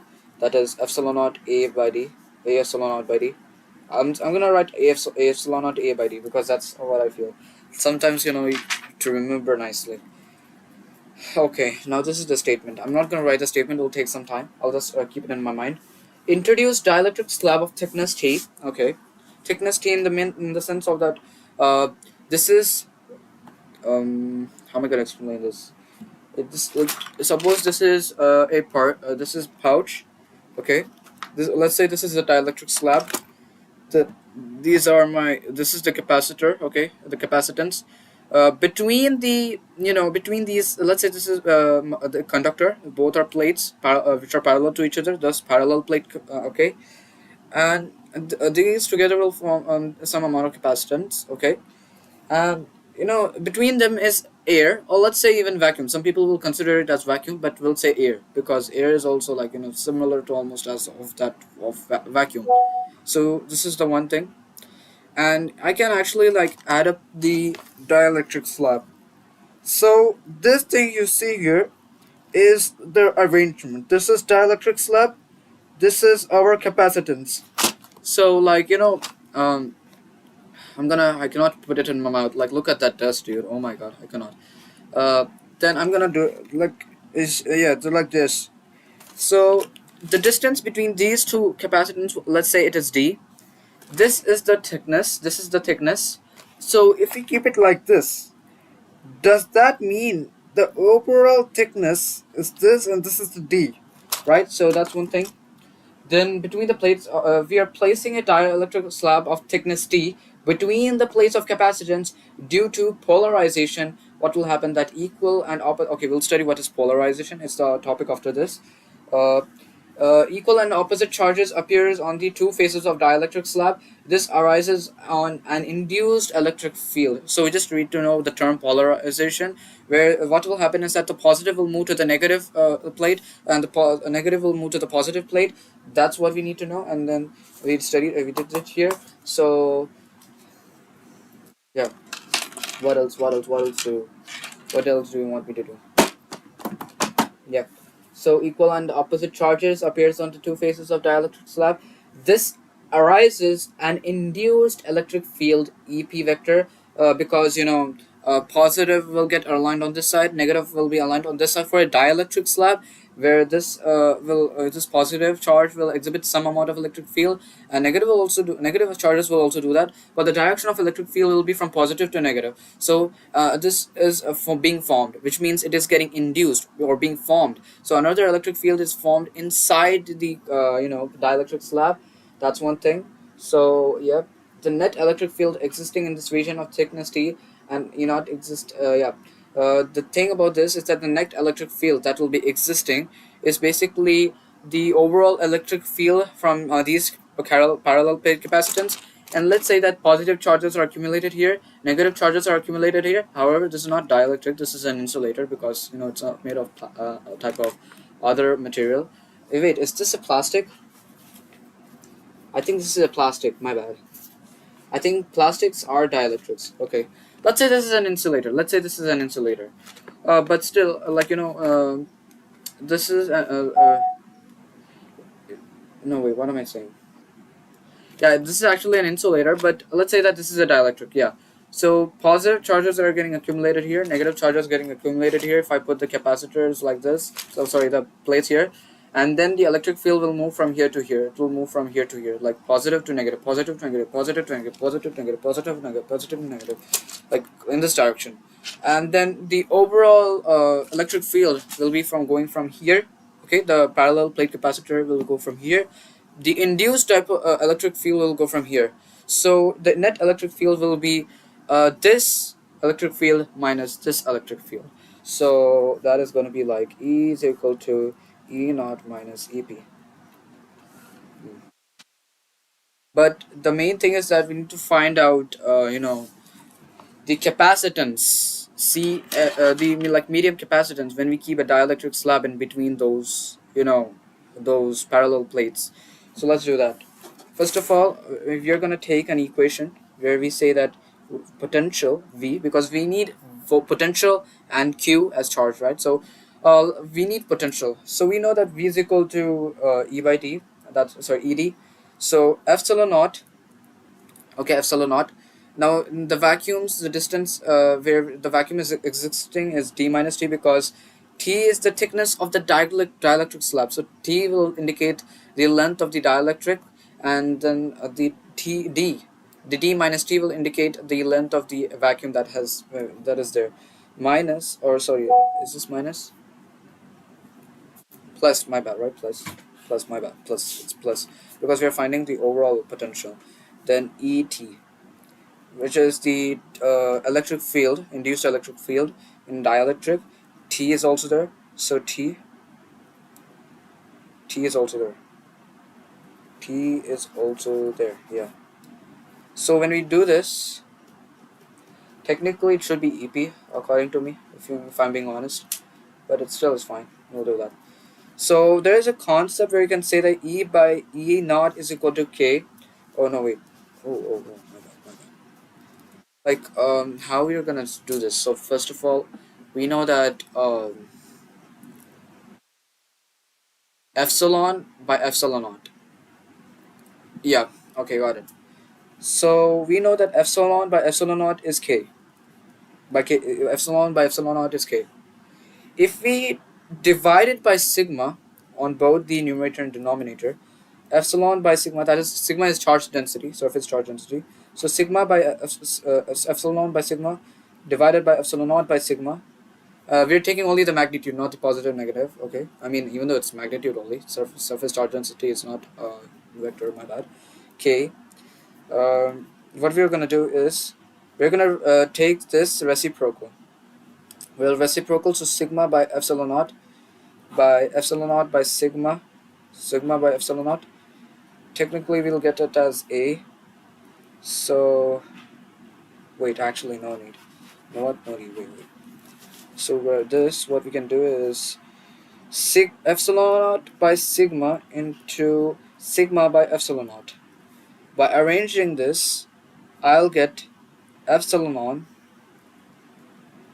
by epsilon by sigma and sigma by epsilon naught.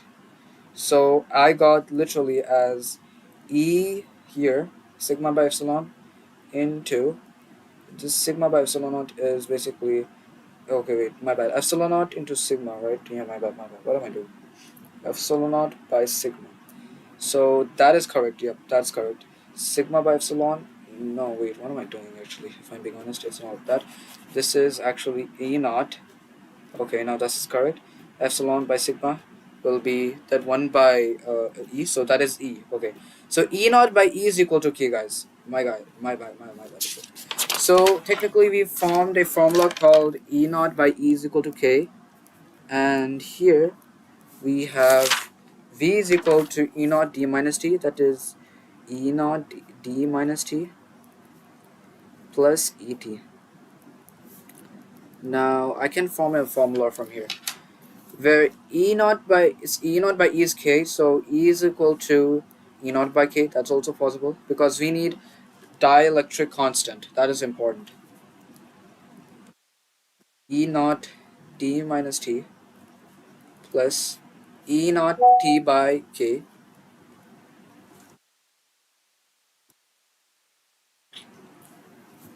So yeah, also we need E naught. That's why, because both terms have E naught. That's why it will be easier for calculation. Now in this case, if I try to actually okay, wait, let's multiply charge now. Let's multiply charge V by Q. Q is equal to CV, right? So V is equal to Q by C. How are we going to do this? So if I get Q by C, that is also technically correct.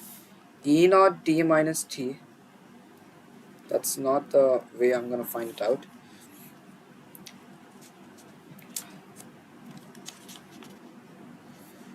E naught K D minus T. Wait.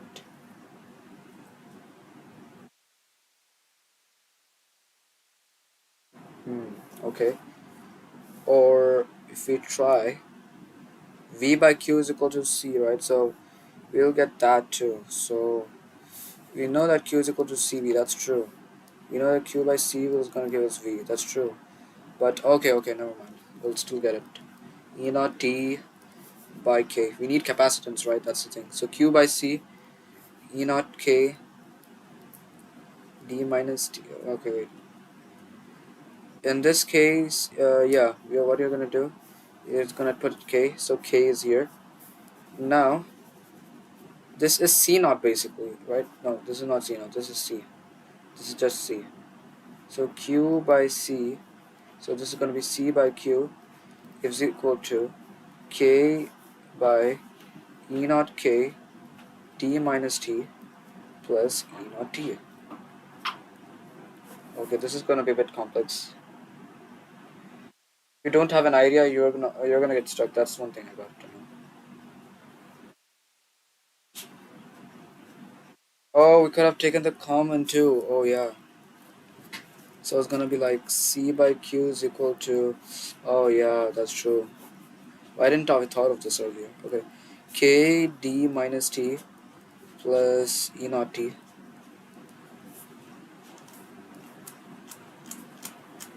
And now what am I doing? Wait a minute.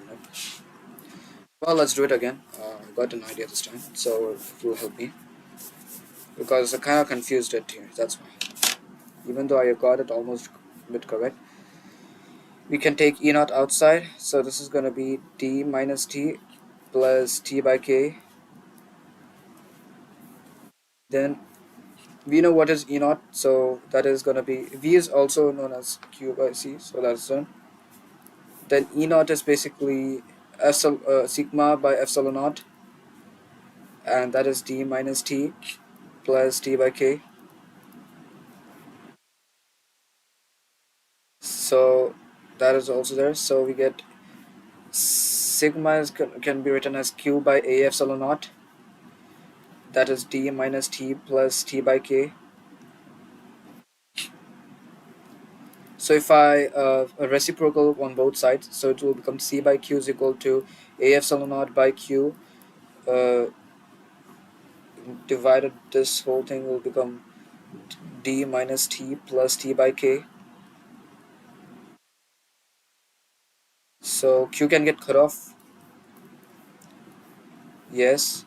So we have c is equal to a epsilon naught uh, divided by d minus t plus t by k. Now this does not end from here. We can actually like further calculate this. Brilliant. So c is equal to a epsilon naught. We can actually like what we can do here is we can take d outside. So d into 1 minus t by d plus t by dk. So we got the capacitance in the medium formula here. Now a epsilon naught by d. Oh, आराम से toilet जाना है यार. हाँ खैर नहीं तटक रही ना. Sorry. C is equal to now a epsilon naught by d is gonna give us c naught by 1 minus t by d plus t by dk. Now from this we have finally formed our formula. This is the one. And there is another way we can do. If we let's say if we had said that thickness of this dielectric slab was d, what would have happened? Nothing would have happened. Just capacitance in medium exists, and we know that c naught is there. So 1 minus t by d. No, c naught will not be there now. Oh, yeah, well, let's check. 1 minus t by d. Okay, t by d. So this is gonna be t by t plus t by tk, and that is becoming gonna be c naught by 1 minus 1 plus 1 by k. Cut off. So c is equal to c naught k. That is the formula, guys. C is equal to c naught k is our formula. That's what we have got overall. W. Yes. Yes. But still, this is the main formula. C is equal to c naught divided by 1 minus t by d plus t by dk. 1 minute, I forgot to ask.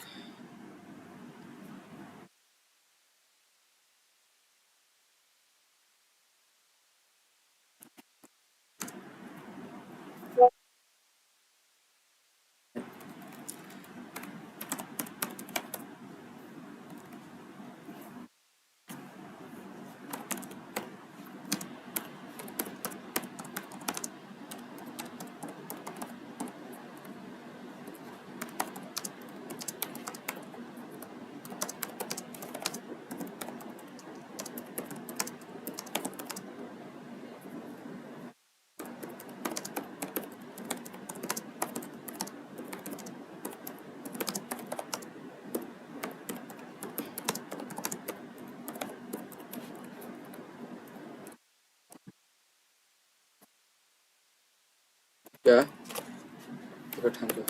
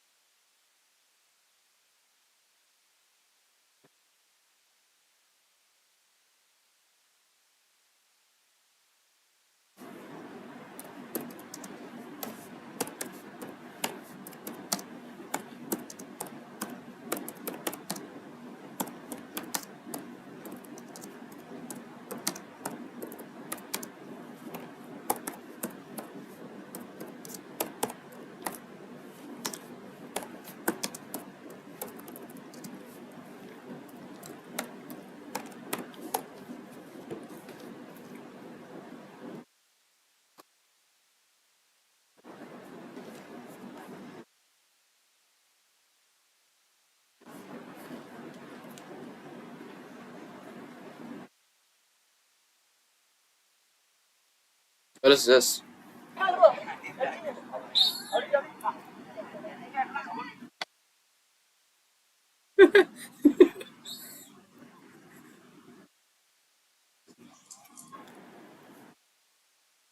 You what?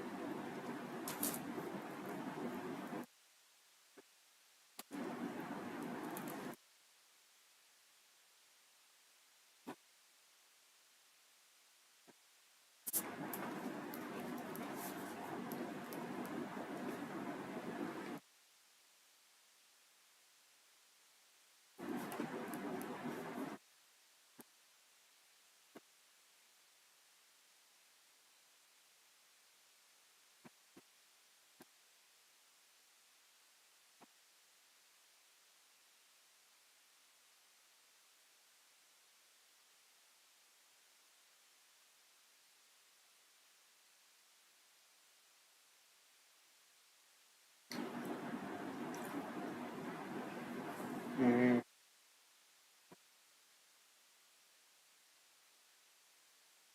Okay, this is Enoch K. Enoch Tibaki.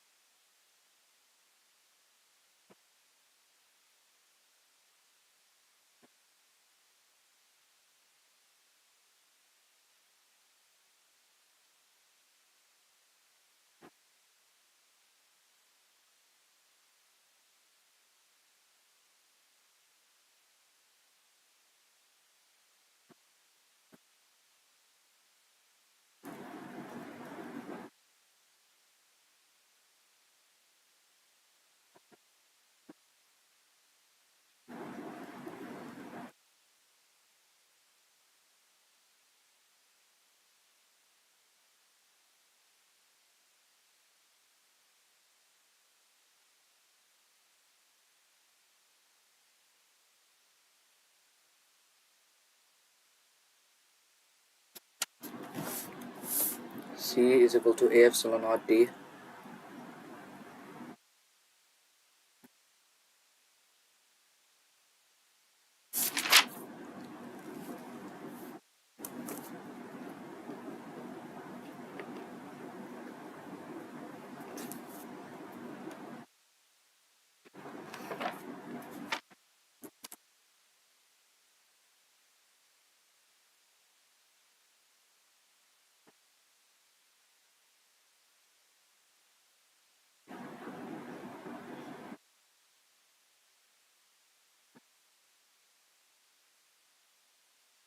Yeah,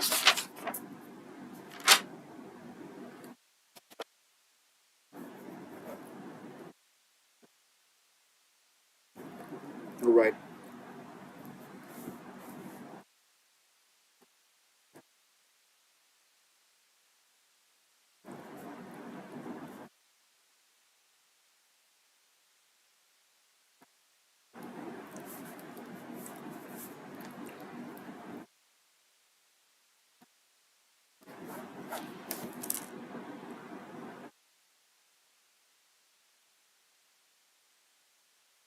Yes. It.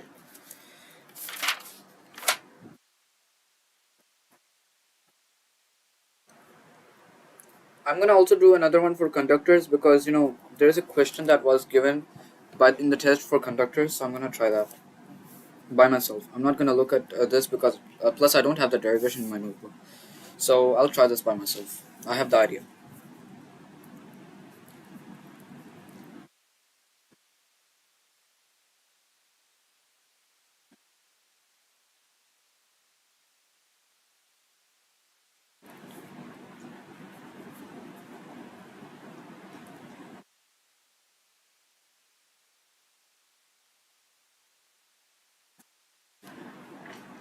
E is basically 0 here.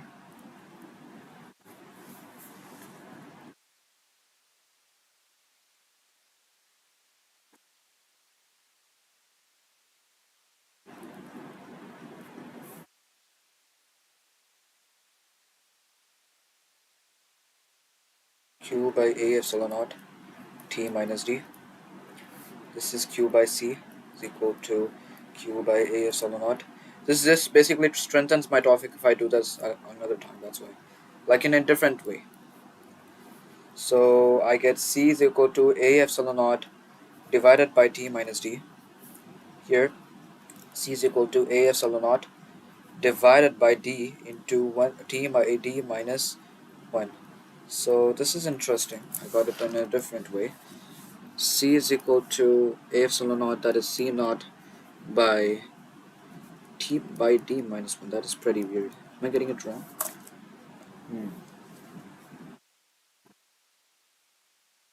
I want to check this out. Okay, we had done the derivation, but once we get that image, okay, I'll ask one of my friends to send it to me. Once we get that, we'll check that out too. So, yeah, but I still did the derivation. I'm just gonna wash my hands 1 minute.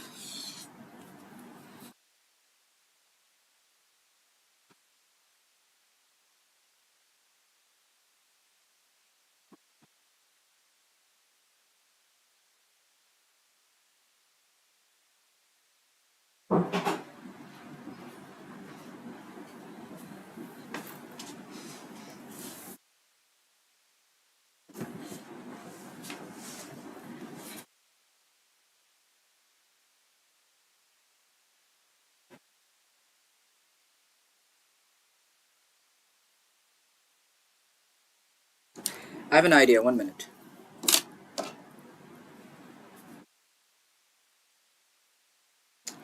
Let's cut down till here because I have an idea.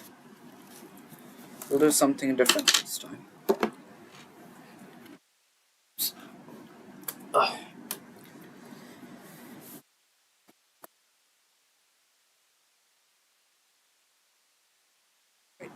So technically, I'm gonna add dielectric this time. This is gonna look very weird, but I'll try.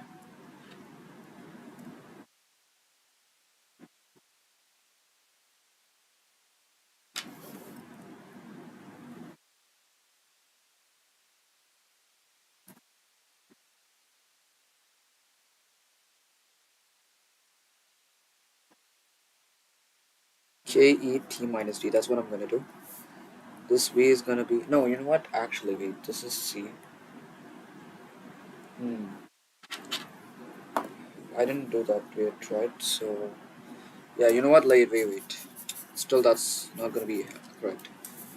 So I should think about this deeply. E is equal no. V is equal to E naught T minus D, right? Yes. Where V is equal to. Sorry. Oh, that's why I made a mistake. Okay, man. It's D minus D. Sorry. That I was feeling something was wrong. Okay, never mind. No, it's correct. I shouldn't be making these silly mistakes, bro. If I do make this, then it's gonna cause a lot of problem. E naught into T minus D. No, D minus T. D minus T. D minus T here. So V is equal to E naught D minus E naught T. Man, I'm a bit scared for physics. Tomorrow's exam. But I'll try. I'll try my full potential. I'll try my full best. This is gonna be Q by C is equal to E naught D minus T. I don't know why I did that. Okay, but still, no problem. Q by C is equal to sigma by epsilon naught D minus T. This time I can just get Q by C is equal to Q by A epsilon naught D minus T, where Q can get cancelled. I can get it correct this time. I'm sure. This is gonna be A epsilon naught divided by D minus T, and this is C is equal to A epsilon naught divided by D into 1 minus T by D, and that is gonna be C is equal to A epsilon naught by D, that is C naught by 1 minus T by D. If I get this correct,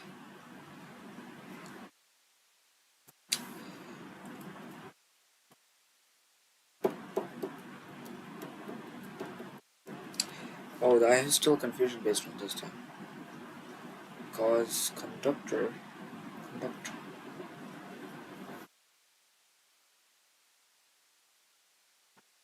Okay, so I have a doubt in the formula I wrote, but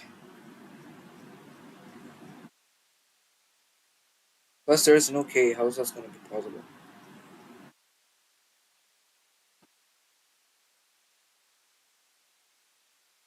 We have to check.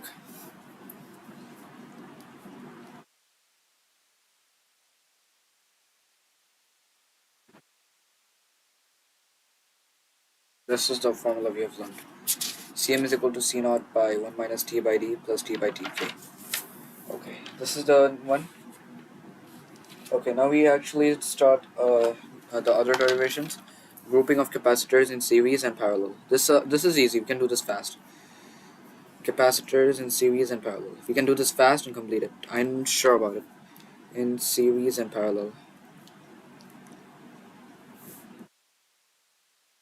And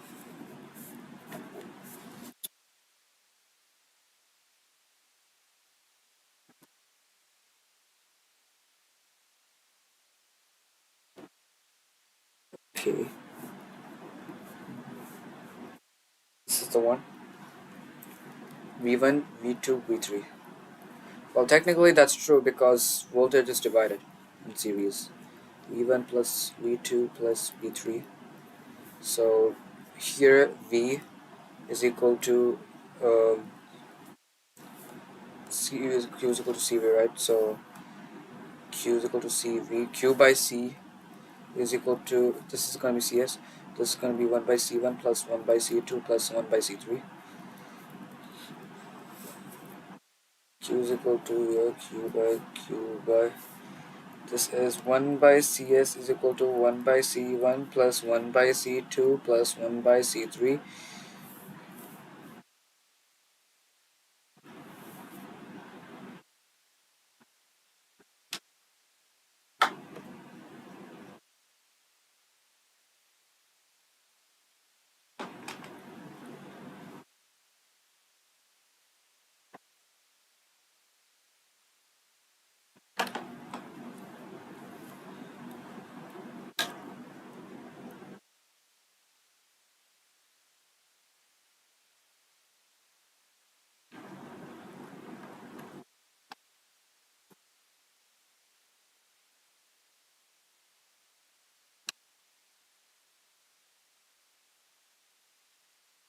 So that's one thing.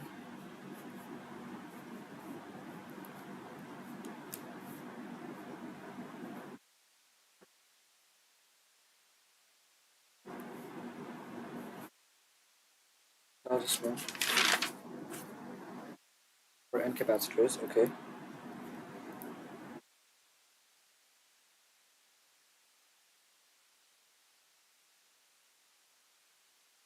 1 by CS is equal to say here A is equal to N, I is equal to 1, and that's true. Now for this is series, this is parallel. Oh, I'm having a doubt. Q.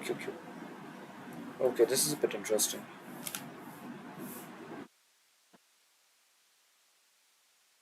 That is true that the floor charge can be taking place.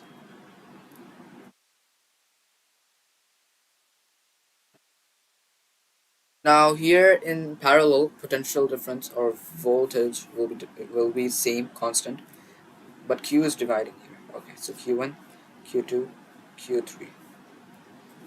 So that's same. So Q is equal to Q1 plus Q2 plus Q3. And here this is gonna give us CV is equal to CPV is equal to C1V plus C2V plus C3V, which is gonna give us CP is equal to C1 plus C2 plus C3.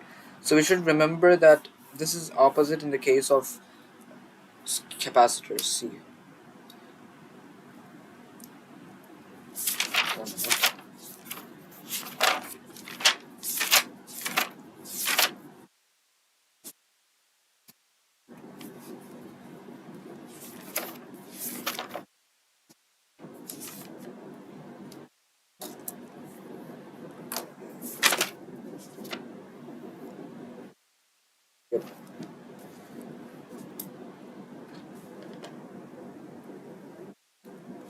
Okay, now energy is stored in a capacitor. Energy. This one is another concept in a capacitor. Don't worry, guys, we're coming to an end almost. We're gonna complete this chapter soon.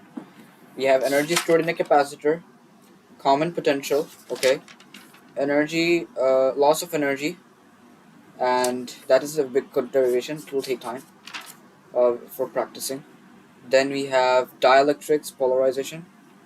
Okay, you know what? We'll start with theory part, then we'll complete the derivations. Theory part is also not there. Theory part is less. It's not there now. We have to cover very less theory part.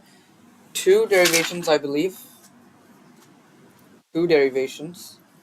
Loss of energy and okay, common potential is a very small one. I mean, even though I don't think so if anyone's gonna ask about it, but we'll still study a bit about it. So common potential, 33 derivations in total. One normal derivation, one big derivation, and one small derivation. So that's one thing. So we're not gonna worry about that. Any other series combination, parallel combination, we will also do that. So this is gonna be four derivations, which are not gonna be a lot. It should be taking us 1 hour. So we are gonna do a challenge. Okay, we're gonna do a challenge, interesting challenge. We'll try if we can try. We'll try to complete it under 1 hour, like the whole theory of this chapter and derivations in 1 hour. And then if we, after that 1 hour we can revise and do that stuff. Okay. So let me just be prepared. I'll go to toilet and come back because we'll be full thrived with this. I'm gonna put a timer. I'm gonna do this because we have to do it very fast. We have to do it in a really crazy timing. Okay, so we'll start with loss of energies theory part, then derivations will be done successively. A normal one. Theory part and then derivations. Okay, so I'll just go to toilet, come back as fast as possible.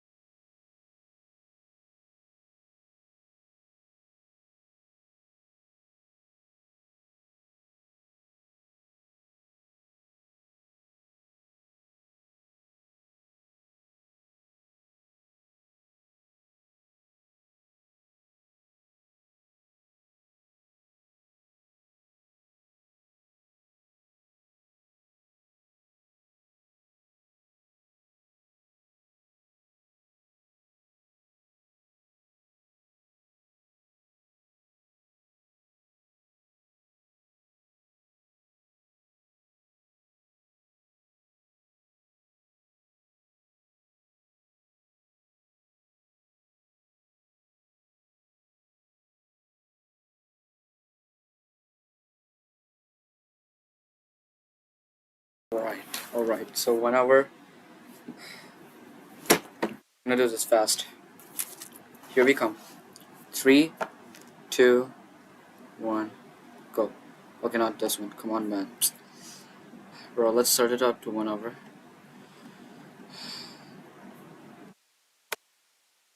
Then I got a GoPro, okay? We have to do this fast. Three, two, one, go.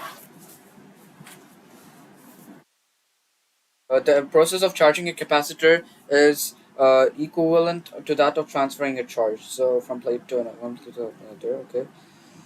Transferring charge from one plate to another. To transfer the charge, work must be done. This work is stored in the form of energy stored in a capacitor. So, process of charging a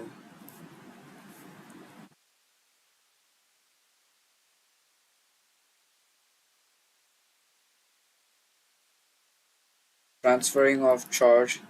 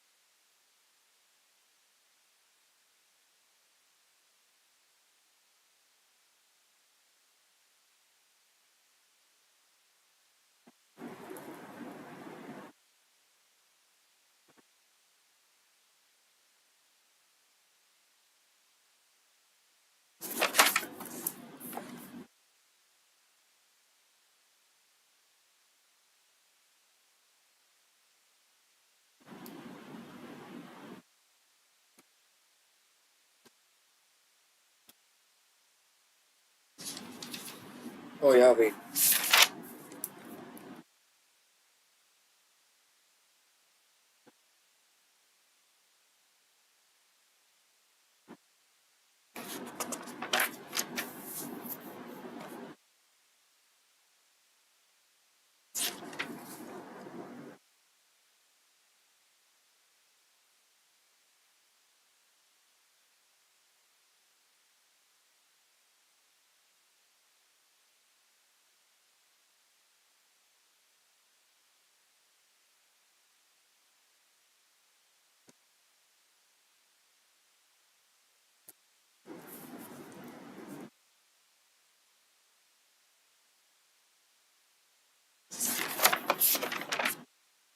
So energy stored in a capacitor means that the charge is being transferred from one place to another, such that the charge being stored in a capacitor, meaning that the if the charge is being stored in a capacitor, it means that basically you can say stored in a capacitor transfer charge from one place to another must be done, and that means the electrical energy is required. So this electrical energy is given. So let's do that again. We know that P is equal to QV, but dW is equal to QdV. So VdQ. Sorry, dW is equal to VdQ.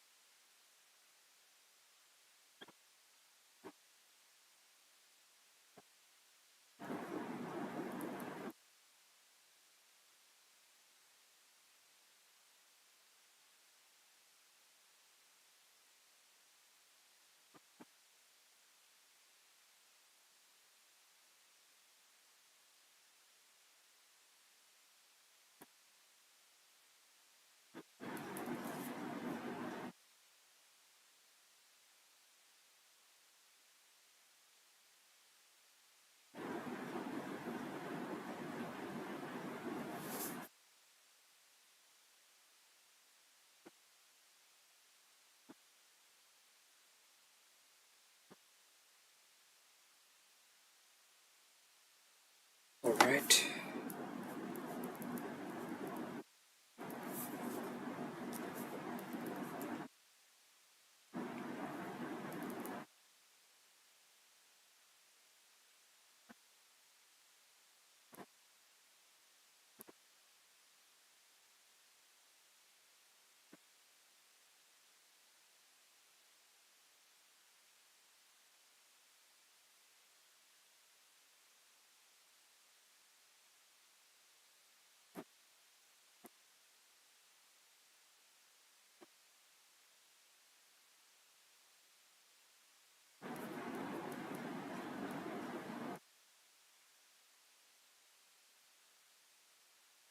Let's start off with another one.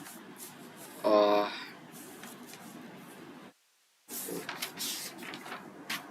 Series.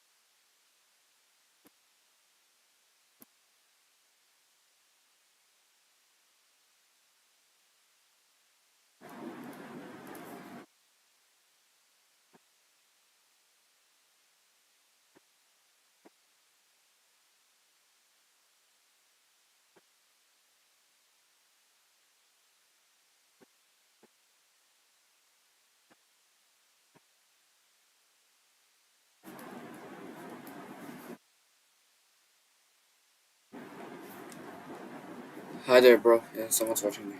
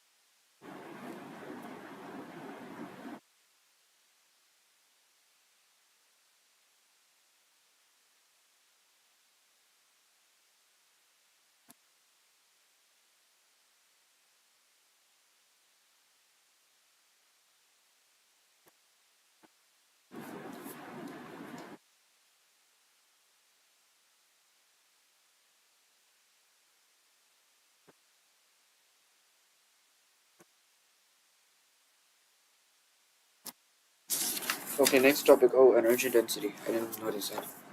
Hey there, energy density. This is another one.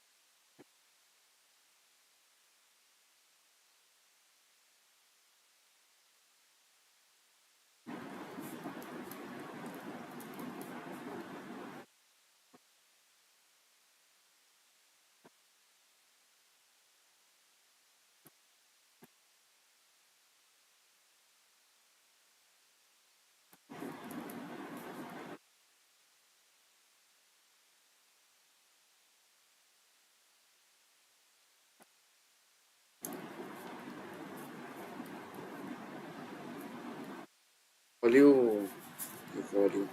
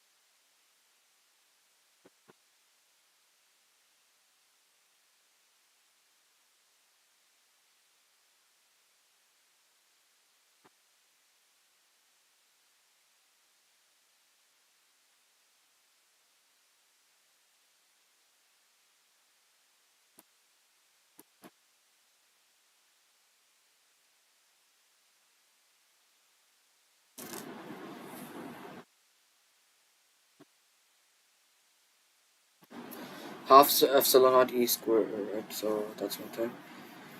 Let me do this again. So half q squared by c, half cv squared, half qv. Then we have done that. That is dw is equal to q dv. No, sorry, v dq. V dq. Because v is equal to dv, dw by dq. That's why.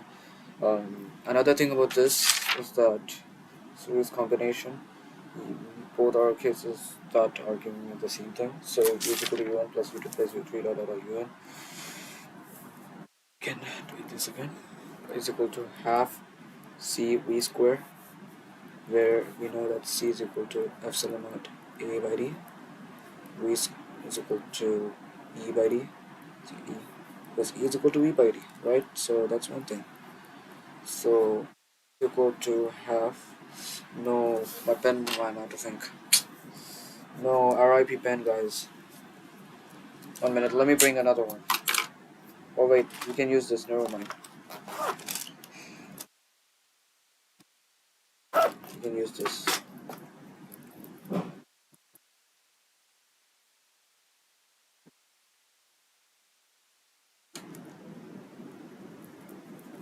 Wait, really? That fast? No, come on. Chill out. Come on, bro, stop the cap. Ain't no way.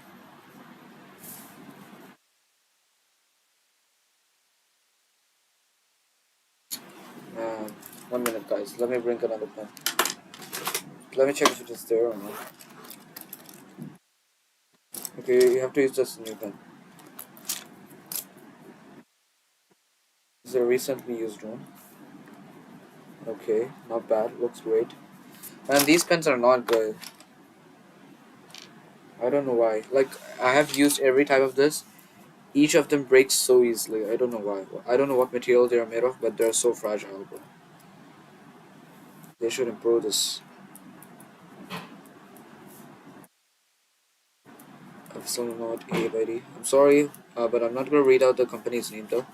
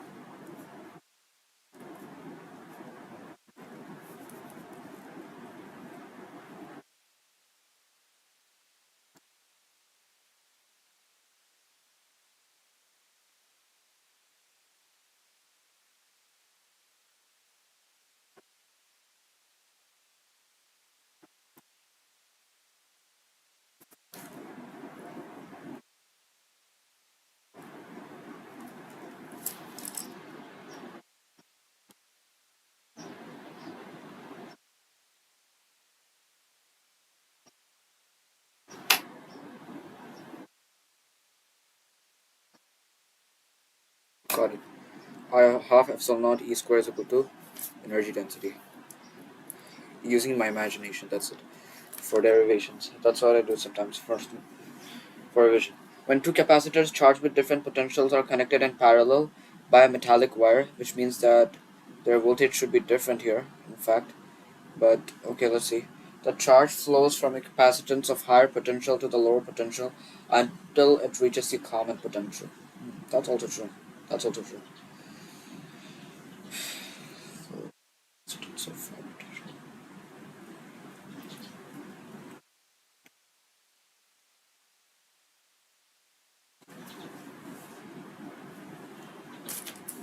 Connected in parallel.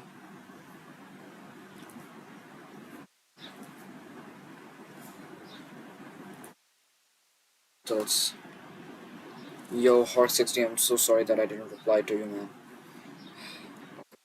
Connected in parallel. What else? What else? What else? From higher potential to lower potential. Higher to lower potential.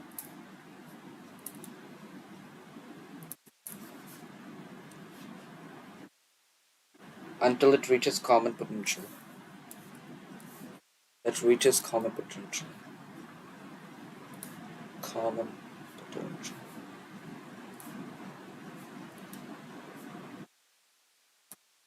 So it's going to be like C1 V1 plus C2 V2, like the overall charge is equal to C1 plus C2 into V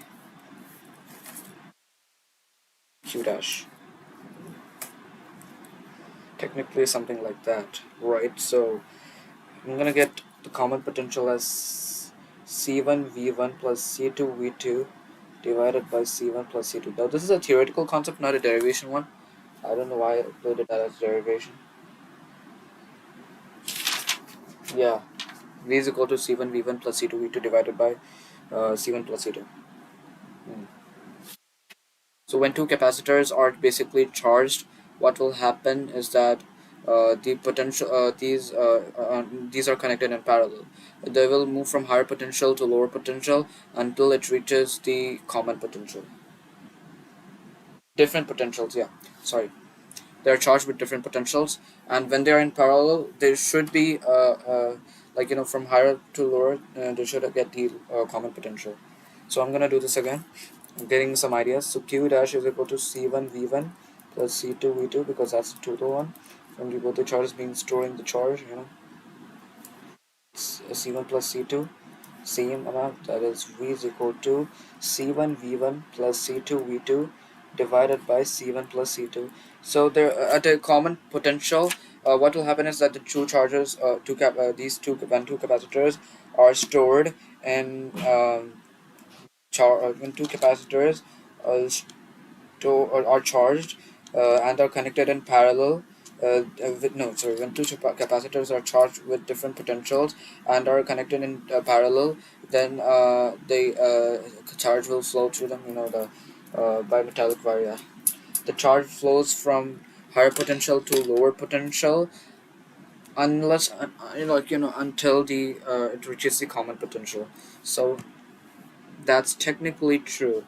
If I get a you know what common potential concept. Let's search this on. Common potential concept. Potential concept. Loss of energy and sharing the charges. Any images, please?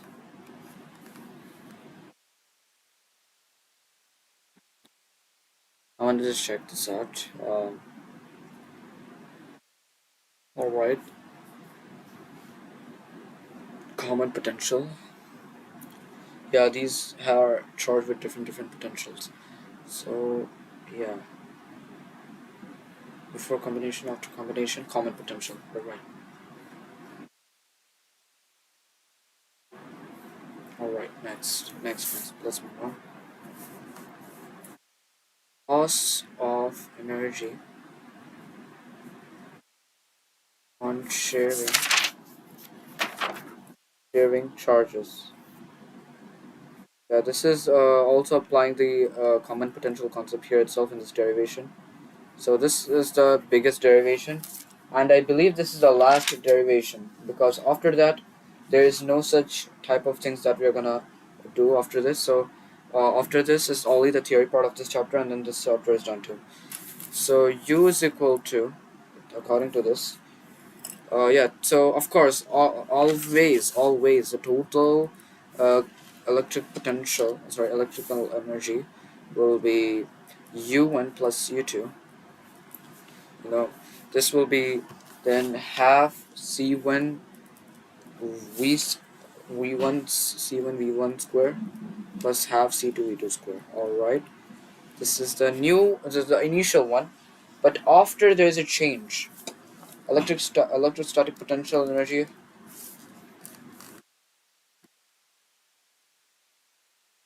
Electrostatic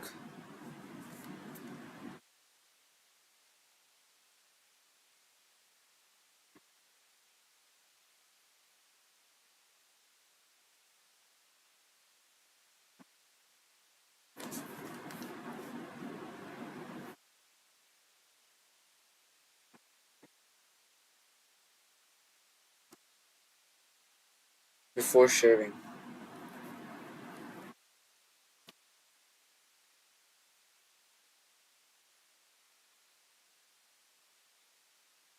This much.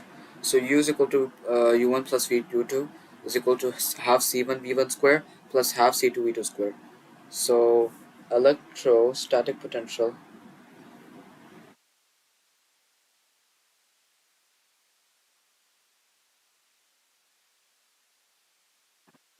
energy,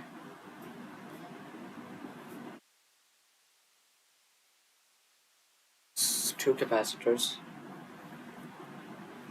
The concept is that when two capacitors are connected through a metallic wire and they're connected in parallel, of course, they will be charged, and their charge will remain the same. Transferring of the charge, there is no loss of charge, but there is lots of heat. That's what it says. No charge is lost, but energy on sharing upon the charge between two capacitors is lost. So that's one thing. Electrostatic potential energy of two capacitors after sharing is the common potential concept. U is equal to U1 plus U2, where we find it out that half C1 V square plus half C2 V square, which is technically half into C1 plus C2 into V square. So U is equal to half C1 V1 square plus half C2 V2 square, and then we get here, uh, yeah, so this is the one, and U dash, this is U dash, my bad, U dash 1, U dash 2, that is going to be half of C1 plus C2 into V square. Now technically we need to find the loss of energy, so we are going to subtract this new energy with the initial one so that we can find the loss of energy. So this is equal to U minus U dash, so U minus U dash is equal to half C1 V1 square plus half C2 V2 square minus half into C1 plus C2 into V square. So technically U minus U dash is equal to half, yeah, okay, I'm gonna take half common here, you can take that. So that's gonna be like C1 V1 square plus C2 V2 square minus C1 V square plus C2 V square, U minus U dash is equal to half. Take this, so we get that as,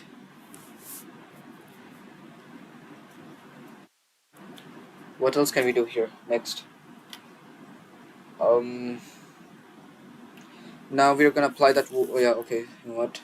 Common potential concept. True. So I'm gonna apply that with C1 V1 square plus C2 V2 square minus C1 plus C2, that is the whole, and V square, where V is equal to C1 V1 plus C2 V2 divided by C1 plus C2. That is true because that is the one. So U minus U dash is equal to half C1 V1 square plus C2 V2 square minus C1 plus C2 into C1 V1 plus C2 V2 the whole square divided by C1 plus C2. This is also the whole square. So when we cut this off, we get the whole square cut off here. So U minus U dash is equal to half of C1 V1 square plus C2 V2 square into C1 V1 plus C2 V2 square, oh my bad,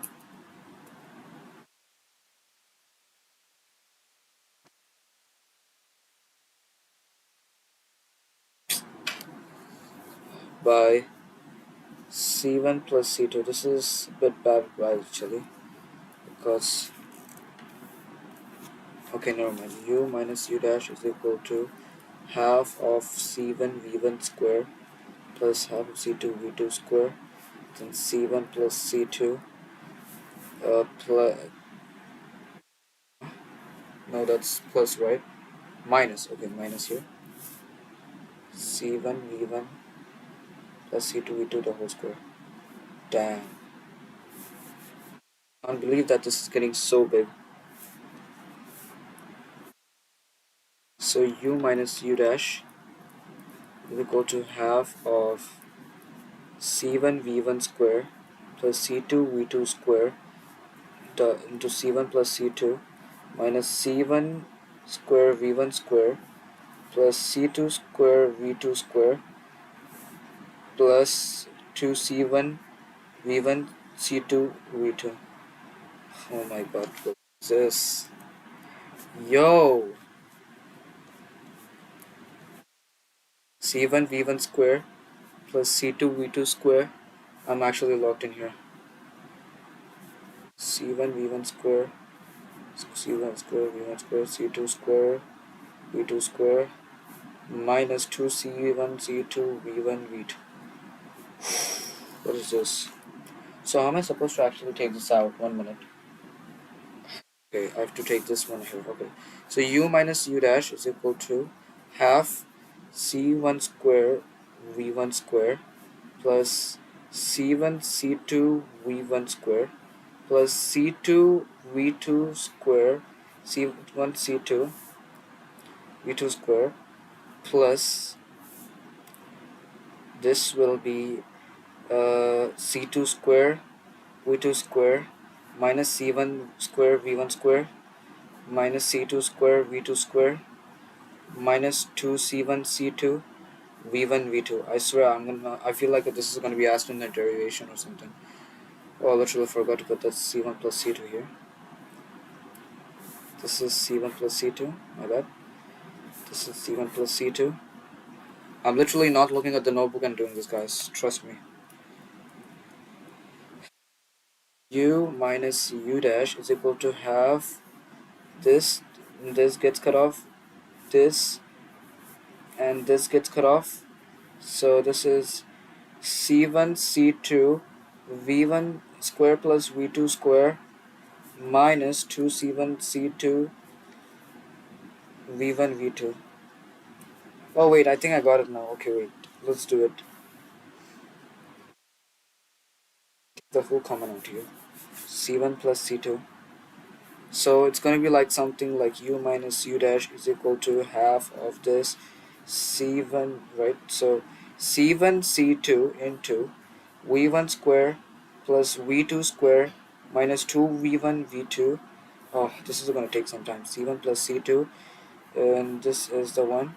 So u minus u dash is equal to half into c1 c2 v1 minus v2 the whole square divided by c1 plus c2. I did it, guys. So half into c1 c2 into v1 minus v2 the whole square divided by c1 plus c2. We did that formula. Oh god, this is the biggest one yet. Literally, look at the timeline. 24 minutes. Whoa.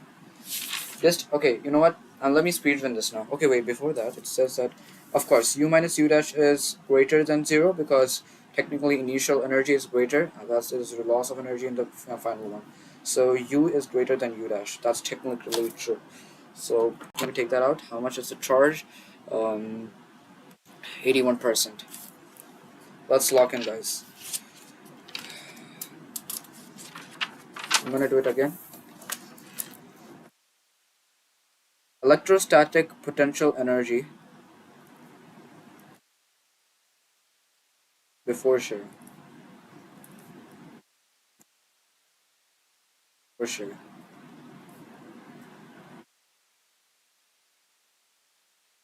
U is equal to u1 plus u2 half c1 v1 square plus half c2 v2 square. Electrostatic potential energy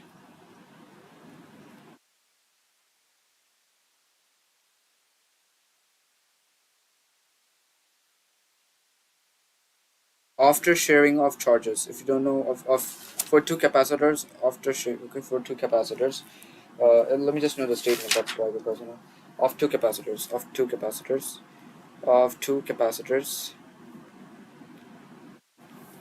of two capacitors after sharing. After sharing, a bit too complex, huh? U dash is equal to U1 dash plus U2 dash is equal to half C1 plus C2 into V square. Alright, so this is the one.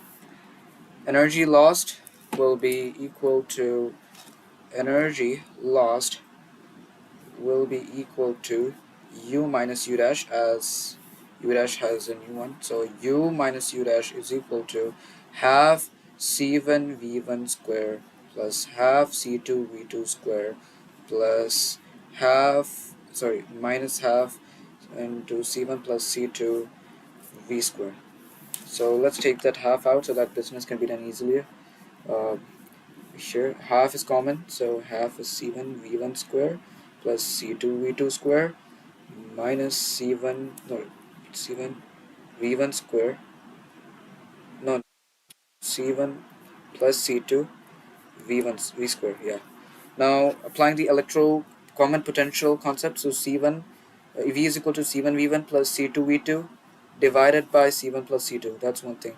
So U minus U dash is equal to half of C1 V1 square plus C2 V2 square minus C1 plus C2 into C1 V1 plus C2 V2 the whole square divided by C1 plus C2.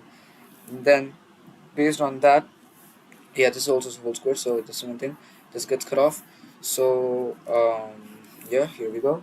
U minus U dash 1 by 2 C1 V1 square plus C2 V2 square minus C1 V1 plus C2 V2 square. Oh man, what am I doing? Why did I do that? C1 V C square square C square C square here. Get this one out, so that will be 2 C1 C2 V1 V2 out. Okay, and here we can take this and multiply with C1 plus C2, and this will become C1 plus C2 in this case. And here we go. So U minus U dash is equal to half of C1 V1 square, C1 square V1 square plus C1 C2 V1 square, no, V2 square, okay wait, V2 square, then C2 C1 C2 C1 C2 V1 square plus C2 square V2 square minus C1 V1 square minus C2 square V2 square minus 2C1 C2 V1 V2 divided by the whole C1 plus C2. So U minus U dash is equal to half of this whole thingy, which will be cut. Okay, let's cut this off already. So this one gets cut off, this one gets cut off, this one gets cut off, this one gets cut off. So it's gonna be like C1 C2 V2 square plus C1 C2 V1 square minus 2C1 C2 V1 V2 divided by C1 plus C2. This still exists. So U minus U dash is equal to half of C1 C2 into V2 V1 square plus V2 square minus 2 V1 V2 divided by C1 plus C2. And from this final overall formula that we get, well, let's put square brackets. This will help us. So this will give us C1 C2 into half into C1 C2 into V1 minus V2 the whole square divided by C1 plus C2, and now that is fully in square brackets. We have finally done it 2 times. Wow, that was a big one. That was a big one. With this, we come to an end of all the derivations of this second chapter. Let's move on to the theory part. Now, we have only 17 minutes left. We'll utilize that carefully. So, dielectrics and polarization between non-conducting substances in an electric field. Then we'll revise the whole thing again. Just theory and derivations, and then we'll do numericals. That's what we're gonna do, guys. And then finally, we'll move on to the first chapter, electric charges and field. I believe that we can complete the whole theory in just 30 minutes, and then we'll do the whole derivations, all derivations, and practice numericals. I know we can complete it. I have guts in myself. But yeah, it will be a bit late because I'm a bit too slow in this. A polar molecule has permanent dipole moment even in the absence of electric field. Okay, yes, I know that because these dipole moments are due to the dipoles. However, the dipole net dipole moment is zero because of the randomly orientation of those dipoles.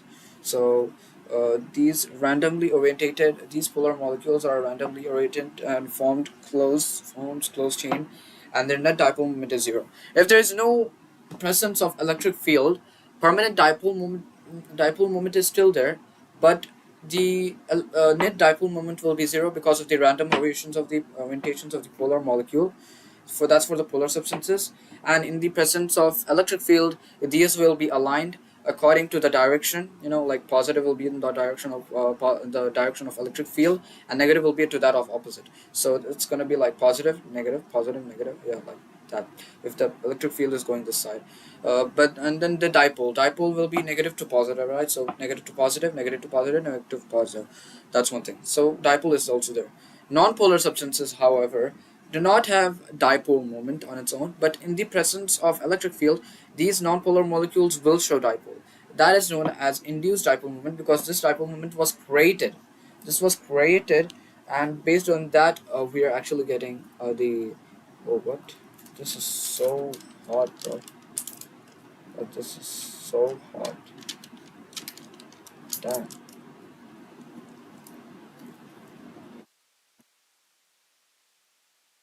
Okay, anyways.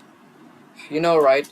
Let's say that this is a cell, so this could have internal resistance, and based on this passage of time and the usage of the cell, it gets heated up, so the temperature is increased. you know but if it has an electrochemical cell, then that which we studied in electrochemistry, the concentration of electrolytic cell electrolyte increases the resistive internal resistance of the cell, and the internal resistance can also be increased by, let's say, why am I wasting my time here? Internal resistance of this will decrease with increase in temperature. One thing. Now let's move on. It has zero dipole moment on its own, but in the presence of electric field, we can do this, guys. So close. We'll draw the diagram also for this. Uh, it has zero dipole moment on its own, but in the presence of electric field in non-polar molecules shows an induced dipole moment. The non-polar molecule creates an induced dipole moment because that is an appreciable error of positive and negative charges are created on the opposite phases of the substances. Yeah, and based on that, and this is used as a medium of capacitor, which can increase the capacitance of the capacitor. Okay, so this is used as a medium in the capacitor, alright, because it increases the capacitance of the capacitor. Because it is an induced dipole, that's why. So, that makes sense. Yeah. That kind of makes sense, to be honest. Like in dielectric slabs, you can check that out. I know I'm moving like this because, I'm just stretching my legs. My legs are paining a bit, that's why. So, this is the way. Nice. So negative, negative, positive, positive. Let me draw the diagrams. So first of all, again, polar molecules have permanent dipole moment even in the absence of electric field. However, their random orientation of these polar molecules gives the net dipole moment as zero. And in the presence of electric fields, these dipole or polar molecules are oriented, so that dipole will be different that time. It won't be zero. And then in non-polar molecules, they don't show dipole moment generally. But yes, when in the presence of that will be only in the case of absence of electric field. But in the presence of electric field, what will happen is that the dipole will be formed, that is induced dipole moment, which we studied in chemistry, like those induced dipole bonds, dipole induced dipole. Which one? That's the same thing. So dipole induced dipole, where the positive will be aligned to the positive on the direction of this electric field, and negative will be aligned on the opposite side, like in a polar molecule.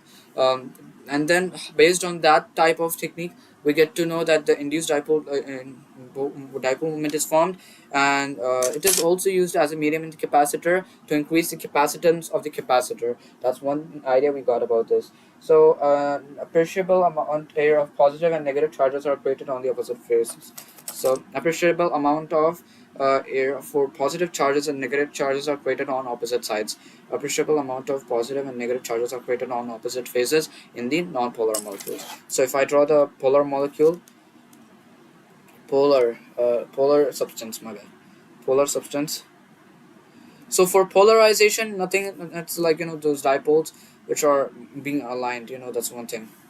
Should have dipole in such a way that it is polar in nature.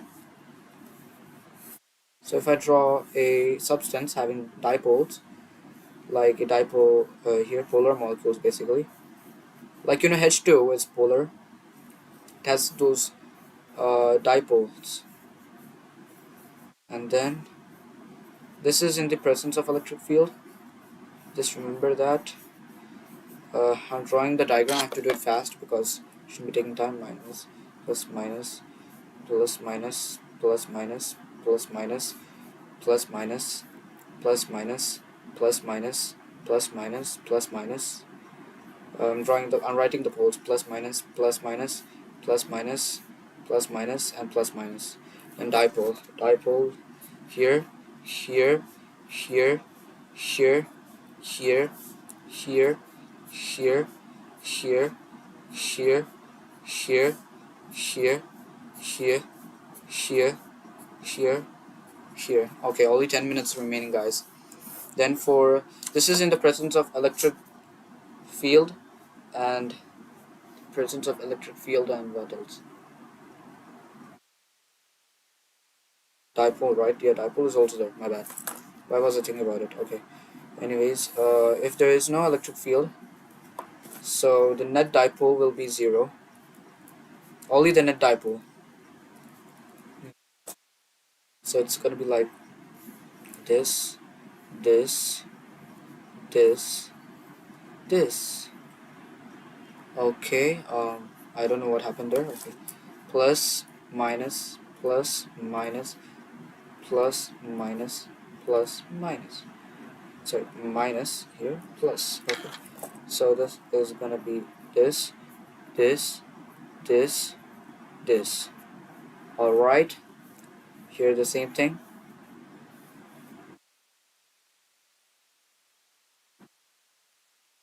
A random orientation, that's why. Plus, minus, plus, minus, plus, minus here, so plus, and then plus, minus here, that's one thing. Yeah. So that is the one. Okay, so we did that. Now for non-polar substances. Non-polar substances, you're next. For this one, technically they are non-polar because even though there are poles like positive and negative, the reason why they're non-polar is because their dipole gets cancelled out here, like because of the equal amount of positive and negative being in different directions. That's why. So let's say that positive is here, positive positive. Here there is negative negative. So this is in the absence of electric field. So dipole is also there, not there. However, if we try to, okay, this is too elongated. Where's the eraser? Um,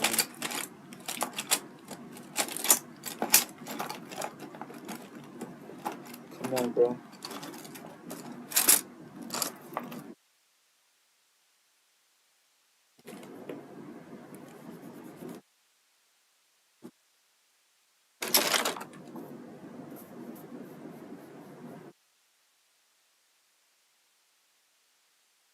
Negative, negative, positive, positive, right? So this will be the dipole formed, p vector. So E vector present, P vector present. Nice. So again, I'll just draw that for this. So you're positive. Then this one is positive. This one is negative, negative. Dipole. Let's go. Another thing, equipotential surface.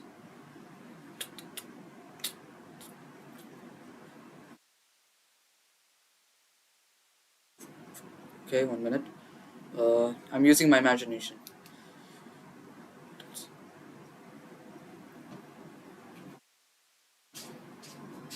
Same simple status. Now positive, negative. Yep, we did. Now we're gonna stop off whether polar or non-polar dielectrics. Okay, so yeah, again polar, absence of electric field. The net dipole is zero, but permanent dipole moment is there because of random orientation of these polar molecules. But for non-polar, it's basically not there. The dipole is not there. So we when absent electric field is there, it will form an induced dipole, and this induced dipole moment formed. Uh, is basically used in the medium of capacitors. So capacitors so it is used in increasing the capacitance of the capacitors. Let's go. Whether polar or non-polar dielectrics. Okay, we are close, guys. We are so close. We are just have electric polarization and dielectric strength. That's it. Oh, okay, I'm not sure whether we can complete this in 1 hour, but let's see. Whether polar or non-polar dielectrics develop a net dipole moment in the presence of external electric field. The dipole moment per unit volume is okay. Dipole volume. This is called polarization. Polarization. Okay. Polarization. The dipole moment per unit volume is called polarization.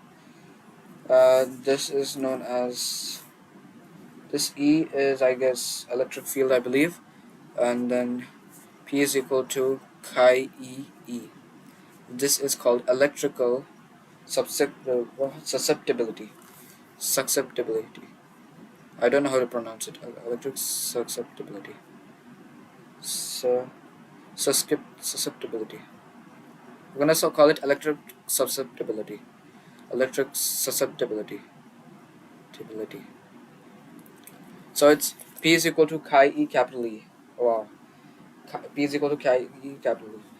Non-electric polarization of dielectric is the process of inducing equal and opposite charges on the two faces of dielectrics on the application of external electrical field. So on the application of external electric field, we're basically polarizing the dielectric slab where the positive will be formed on the other, where the positive and negative different opposite charges are formed on the opposite sides.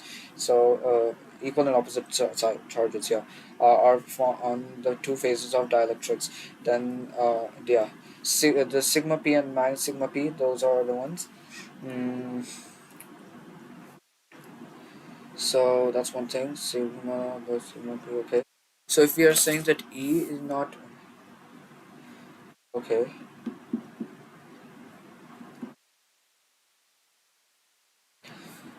E naught is equal to sigma by epsilon naught. E p is equal to sigma minus sigma by epsilon naught. Why is it so? Wait, sigma p by epsilon naught, because this is another one. So let's say that this is the one, right? So positive, positive, positive, positive. You know, the dielectric slab. We have positive, negative, positive, negative, positive. Is it positive, negative, positive, negative, positive? No, then negative, positive, negative, positive. Uh, negative, positive, negative, positive, negative, positive, negative, positive, negative, positive, negative, positive, negative, positive, negative, positive. This is gonna be the one, and this is gonna be the one. So this is E naught. This is EP inside it. EP inside it, going in. So E is basically E naught minus EP, in fact, because E naught is greater, I believe. So sigma by epsilon naught minus sigma p by epsilon naught. So in this case, what we get, E is equal to sigma minus sigma p epsilon naught. So there will be no medium, right? And we know that K is equal to E naught by E because we formed it from E. We got the value from this by sigma by epsilon naught for E, because epsilon naught and epsilon ratio will give a dielectric constant. So K is equal to अस्सलाम वालेकुम मेरे बेटे वालेकुम अस्सलाम। How are you my son school कैसी थी आज नहीं था। आज हॉलिडे नहीं एग्जाम हॉलिडे था ना Tomorrow which subject, beta? Physics. Best of luck, my son. Best of luck. Polarization. Numericals में 7 बजे दे रहे ना? उधर उधर उधर ये पहले कल को दे रहा हूँ अभी कल कराया था न्यूमेरिकल्स स्टार्टर भी करेंगे ई नॉट बाय ई जहाँ से ये क्या होगा so be sigma by epsilon naught sigma minus sigma p by epsilon naught and this is going to be sigma so this is sigma by sigma minus p sigma so this is the formula that is developed from this okay we get another formula sigma minus sigma p this is one such formula dielectric strength the maximum potential electric field that can be applied to the dielectric without electric breakdown. So the maximum electric field that can be applied to the dielectric that without any electrical breakdown is known as dielectric strength, and that is E break is equal to V break by D. Break is equal to maximum load to V break by D. So the maximum amount of electric field intensity that can be applied to the dielectric such that it doesn't break, doesn't go under electric breakdown. It's known as dielectric strength. But then we had done about this one, E naught minus Cp, electric polarization, this one done.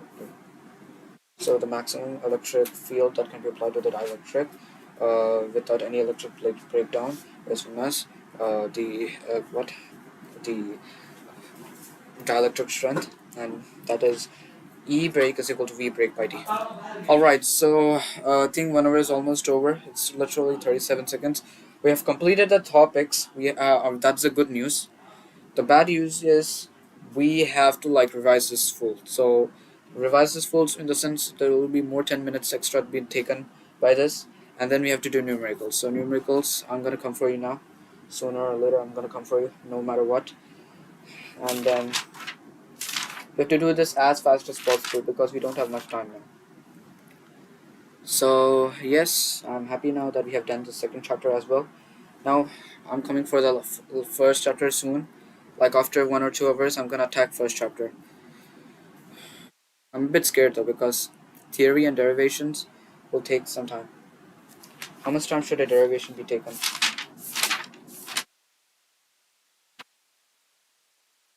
How many derivations are there first of all in this Gaussian split? 1. Okay, wait, this is not needed.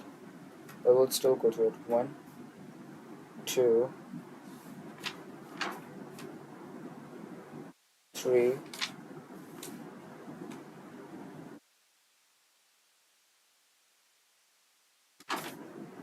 4. Yeah, 4. 4 derivations from Gaussian's law. 5, 6. Okay. So not many derivations, but still we have to deal with them. Alright, so there are not many derivations. That's a good news on the first chapter. There are a lot of derivations in this second and third chapter, like this one.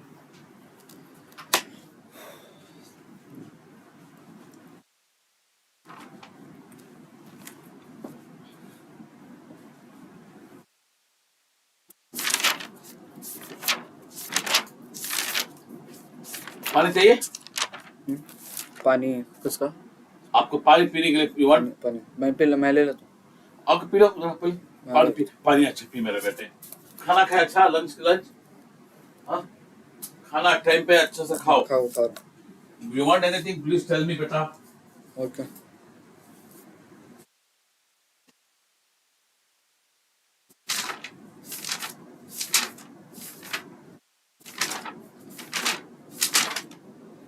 Okay, I'm a bit tired now, but still, that's fine. We'll revise this topic. The only 2 topics that are weak right now, I just saw, was the second chapter's these 2 topics.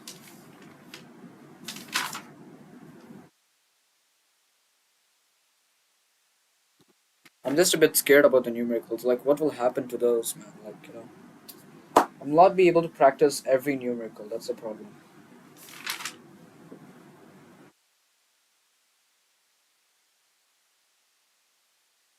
Yeah.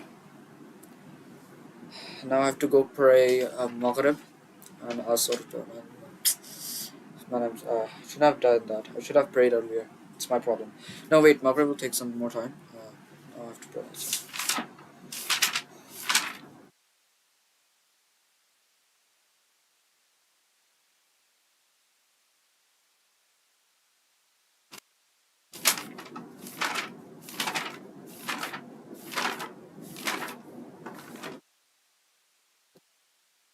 Okay, I'll go and come back.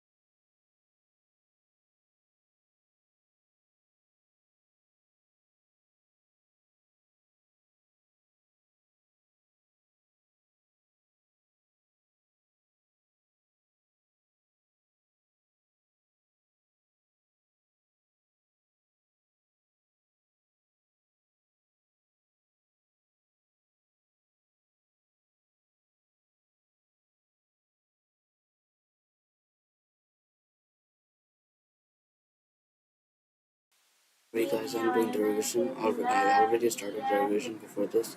Let me switch off the timer. Yes. So I've already started the revision. Don't worry. Yeah, don't worry.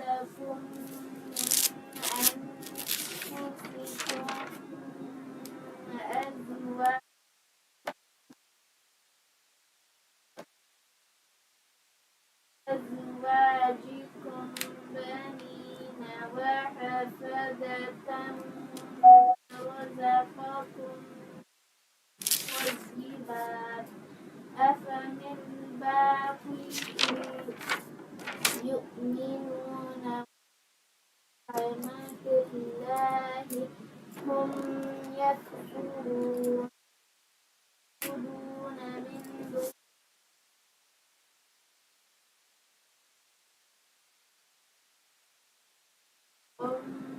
من السماء والأرض شيئا ولا يستطيعون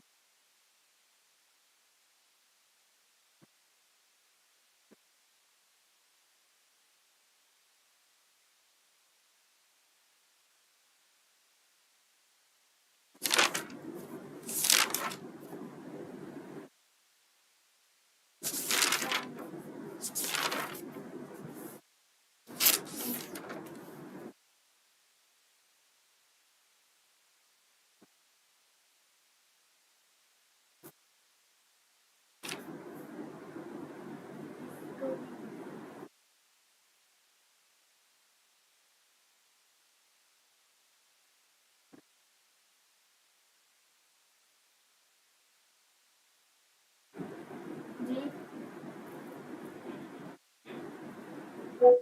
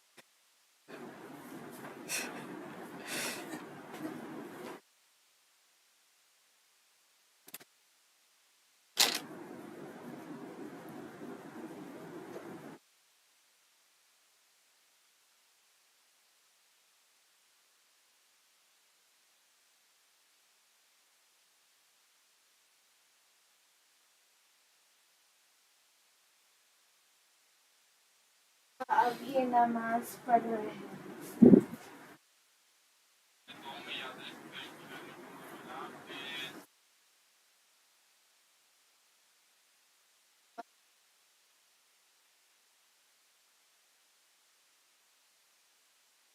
मुझे mention करायचं हाँ म्हणजे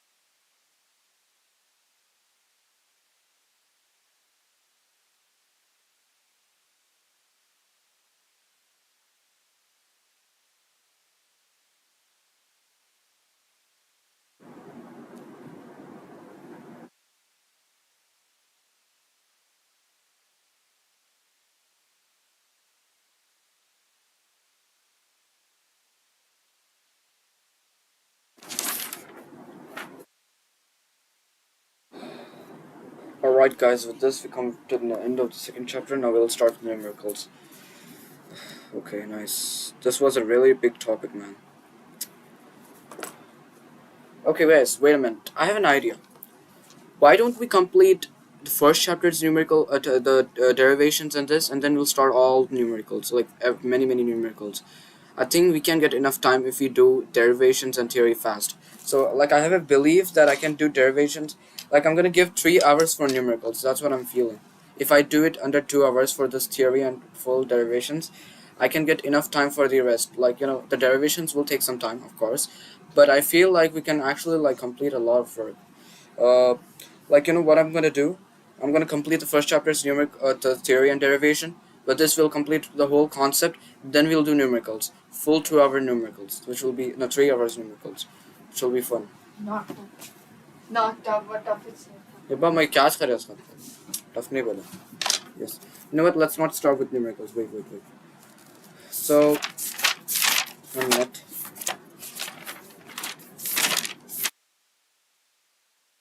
I'm gonna waste more time. Okay. Electrostatic potential. No, this is not enough.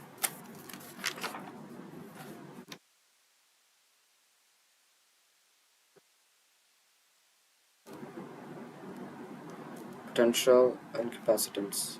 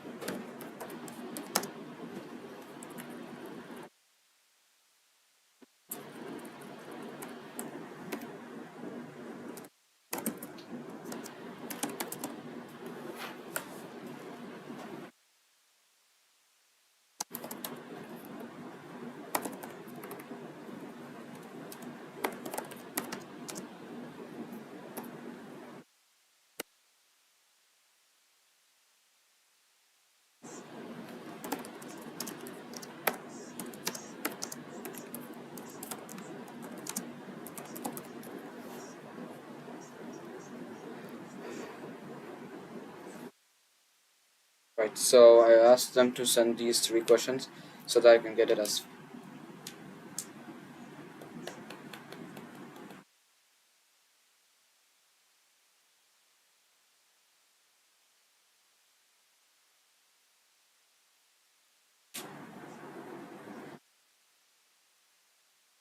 vector placed in a parallel.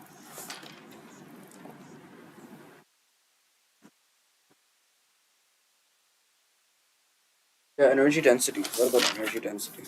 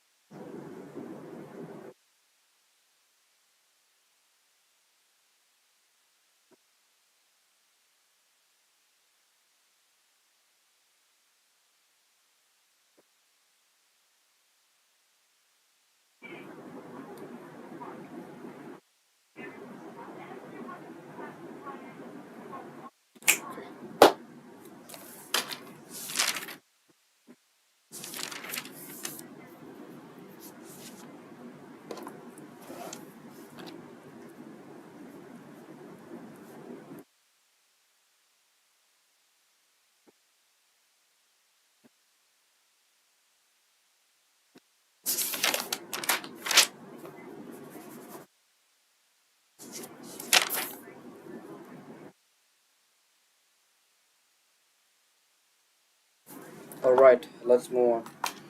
I'm a bit scared about the test though. That's it. That's the exam. That's it. Because the maximum electric field applied on the dielectric such that it does not undergo electric breakdown is known as the. Oh, gotta pray another prayer. Yeah. We have completed our revision. So yeah. So E break is equal to V break by D. I'm gonna pray Maghrib and then we'll start with the first chapter, theory and derivation. We'll complete it under 2 hours. Okay. So I think we can complete it, the whole theory of this chapter in just 30 minutes because I have studied this theory already. So yeah, we can do this very very fast. Trust me, I know this. We can do it. I know that we can do this. Under 30 minutes, we'll complete this whole theory, and then derivations will take some time. But I think there are less derivations than the other two chapters that we have studied. So yeah, I'm not gonna write now. I'm just gonna mainly focus on this, unless and until if I need to draw some diagrams, or like what else? Until if I need to draw some diagrams or learn the laws, yeah, you have to learn the laws. Then what else? Yeah, superposition, we'll also go through that, linear charge density and all. Then electric field lines, okay. Dipole moment, electric dipole, polar and non-polar molecule. Okay, Gaussian's law, electric flux. What else? What else? Applications of Gaussian's law, there is no theory. It's just derivations. Okay, okay, we can do this. Theory part is very small here, guys. We can do this. Theory part is less. We can do this. 1 minute, I'll pray and come back again.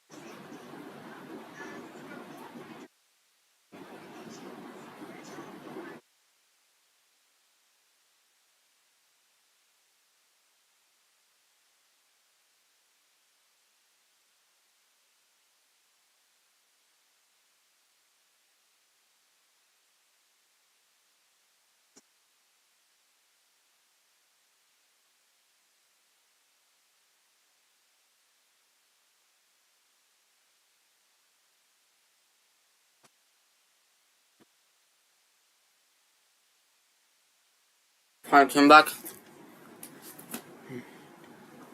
I also drank a bit of water because I didn't drink water for like 3 to 4 hours. That was crazy, bro. I think, oh yeah, 3 hours.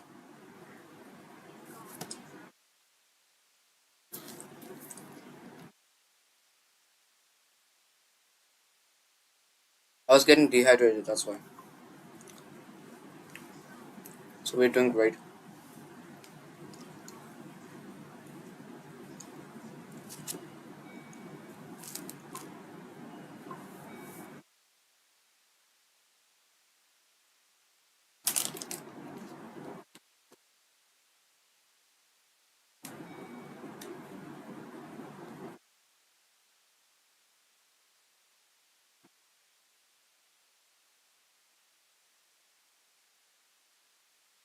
Oh my god. 44 views and here it shows 46. I don't know how that significant decrease came here. That is crazy, bro.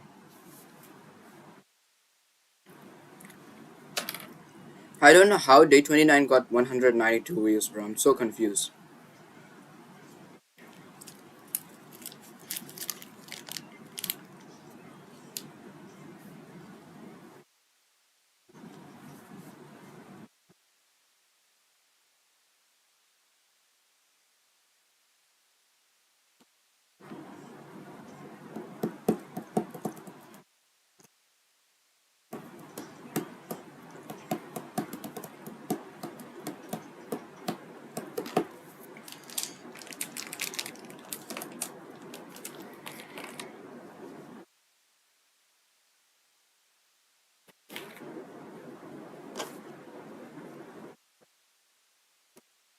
Alright, we'll set up timer.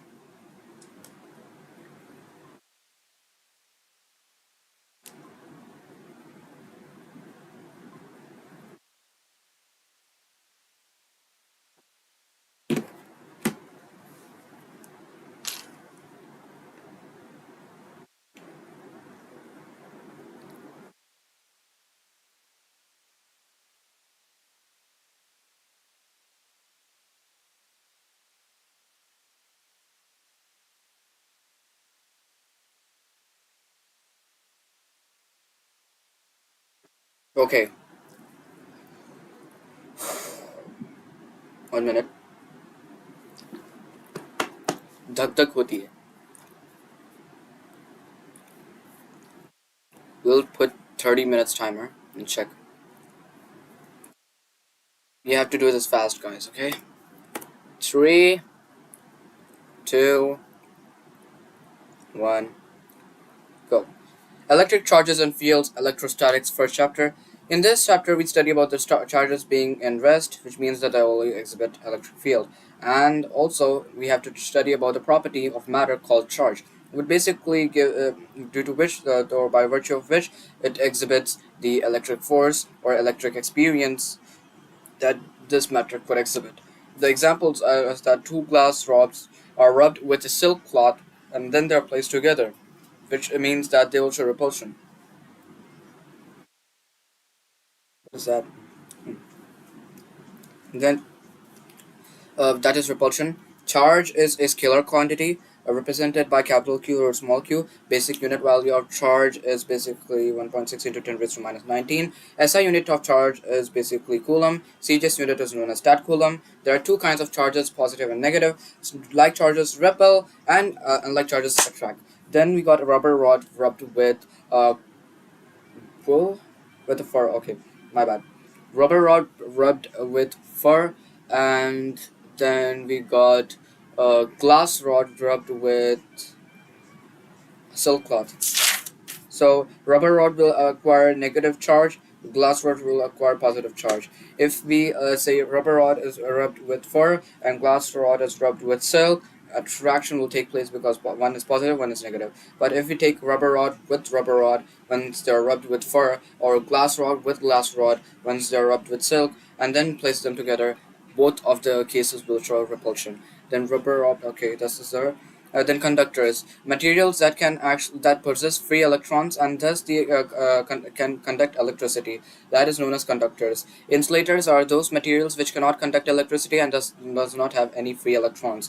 Then dielectrics. Dielectrics are those types of dielectrics are those types of materials which basically yeah sorry dielectrics are those types of materials which does not have, what am I saying, bro? Dielectrics are those materials which does not conduct electricity, which means that they're insulators but can show an electric effect. Example for conductors, metals like Cu, Au. Then examples for insulators like rubber, wood. And then dielectrics example, paper, plastic, and mica. Then that's one thing. Gold leaf electroscope device where a metallic disc is there, detects the present nature of electric charge. Let's say charge body. This is conducting wire. These are the gold leaves which were malleable, so they were beaten into thin sheets, so thin that they look like paper, or even more than thinner than that. Yeah, finally. Okay. Since Au gold are good conductors of electricity, they will possess that charge easily from the conductor, and then both will show repulsion. Then conduction. Conduction, charging by physical charge. Sorry, charging by physical contact is known as conduction. Frictional electrification or frictional electricity. We are producing friction such we are producing kind of. We are applying friction such that kinetic friction takes place through which the negative work done is seen, which releases heat energy, and this heat energy would release in the keeping in the electron in excitant state. Thus charges are formed. And then charging by friction, basically. Induction is basically the process by which the neutral conductor is made electrically charged when placed in nearby charged object. So neutral body. Okay, so induction is like the process by which a neutral charge can become charged by placing a charged object near to it without any contact. That's one thing. So neutral body is here. We took the charged body. Let's go here. This is a neutral charge. I kept it here. The positives were like here. The negatives were like here. And then I tried to connect it with earth. Like here, this is the earth. And this is not the earth though. This is not the floor. This is just a floor. Okay, this is not the earth ground. But still, here this is connected to the wire. We call it as earthing when we connect it to earth. What will happen is that since now we have and negatives here and positive will actually be here, so what will happen is that electrons will be coming from here and then it will gain electrons. Positive charges are now lost. Now it will have fully negative charge. Thus now it becomes negatively charged body. This is the same case when we take a negative charged rod. Okay, here it is. Then I take this one here. Oh, look at that! I got positives. Positive. Here, negative. I took this.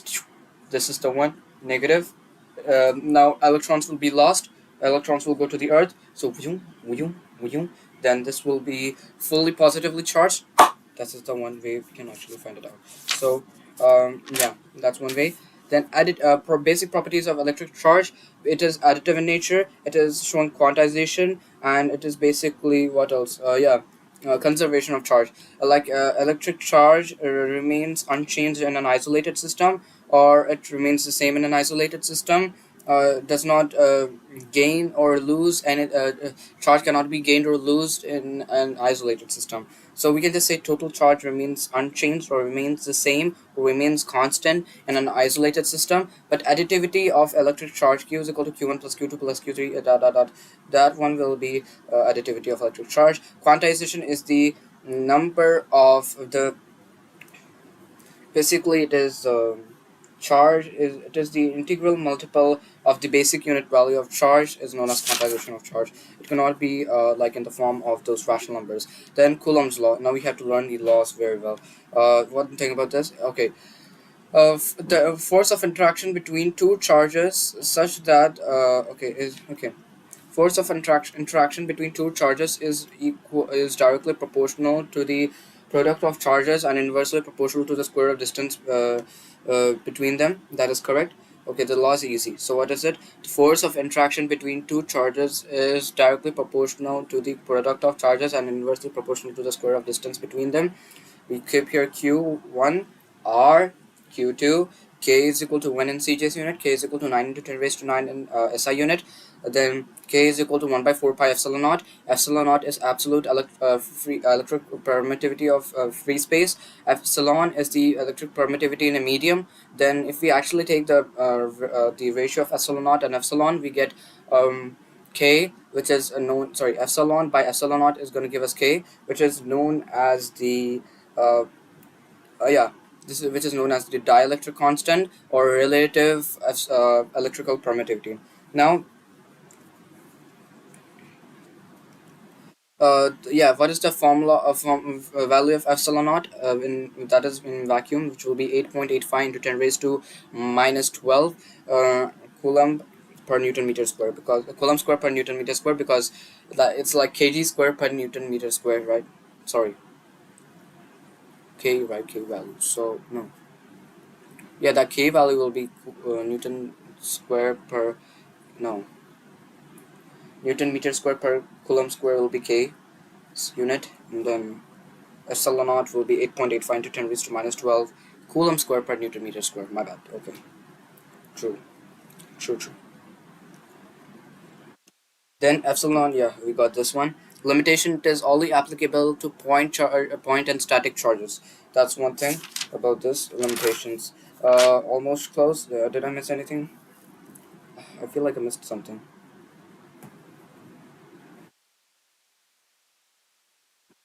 Yeah, yeah. Care depends on the material value of the medium. Depends on the value of the medium and system of unit used. K depends on the system of unit used. So K, dielectric constant, depends on the system of unit used. System value is the medium, system of the units used. Value of the medium, system of units. Then static charges and only applicable for static charges and point charges, which is the only limitation we see in Coulomb's law. K is equal to 1, K is equal to 9 into 10 raised to 9. Epsilon naught value is 8.85 into 10 raised to minus 12. 8.85 into 10 raised to minus 12. 8.85 into 10 raised to minus 12. Coulomb square into Newton meter square. Oh, the superposition. Okay, that's the derivation, so we'll check that later. We don't need to bother with that. Total force acting at a given point. Okay, this is a vector form.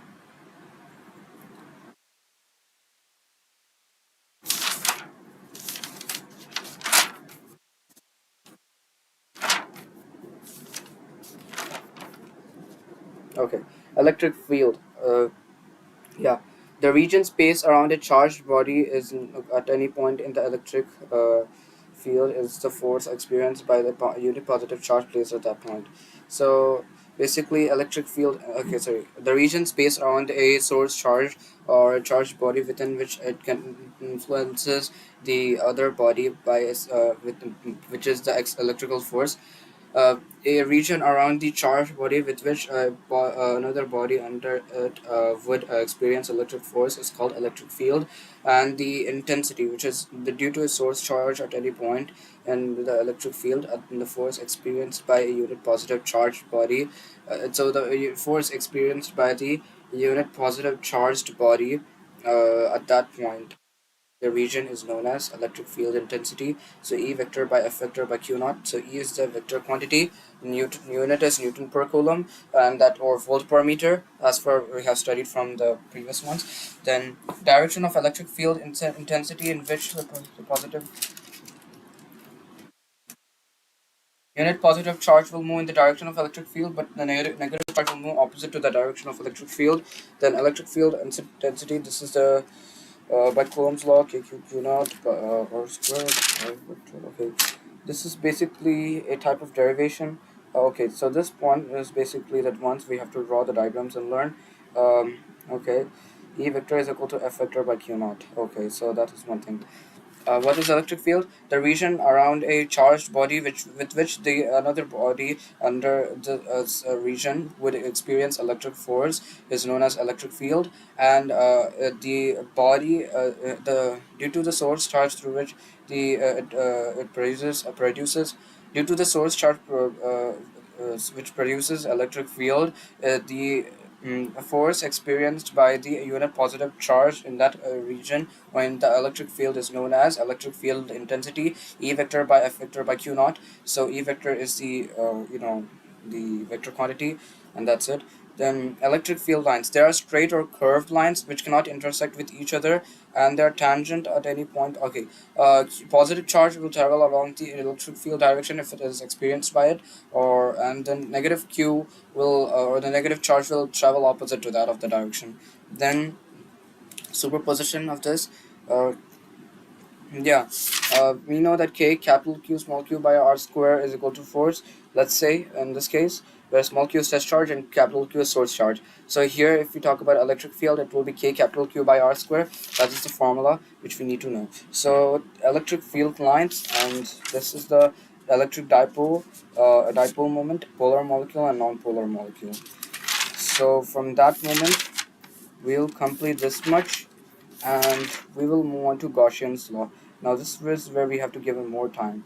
Gaussian's theorem, Gaussian's law, electric flux. Okay, Gaussian surface too. Okay, Gaussian surface. Yes.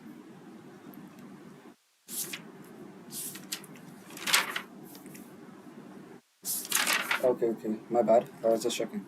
Now, electric field lines, they're straight or curved lines in a region such that a tangent at any point on the field, a line gives the direction of the electric field.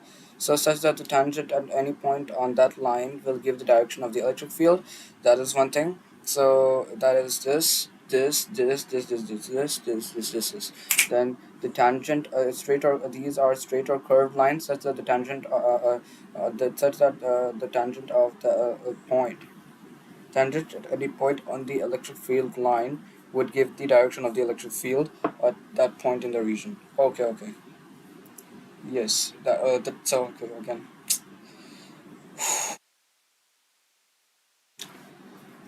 E vector. This is the yeah. This is a derivation part, so we'll skip that for now. You don't need to go through it. Diagrams. Let's draw that and just learn it. That's one thing.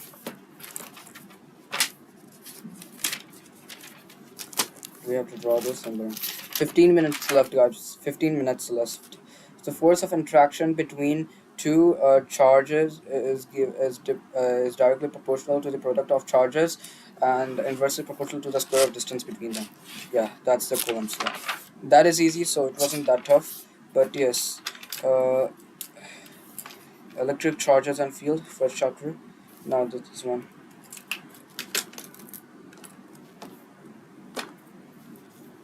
Electric charges and field. Charges and fields. We're just gonna do some work, that's it. Alright guys, so we don't have to work a lot. Uh, Here, let's go for positive charge. This is the electric field.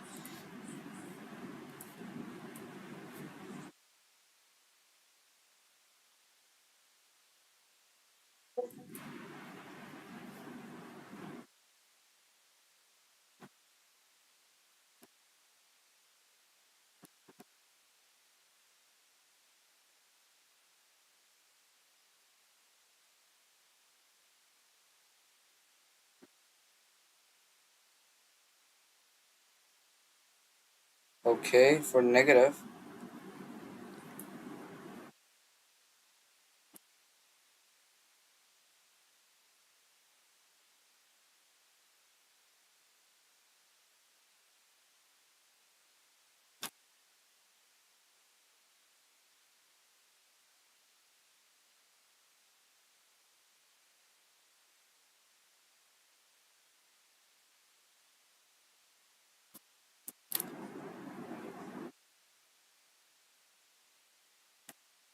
Q greater than this. Q is lesser than this. Yeah.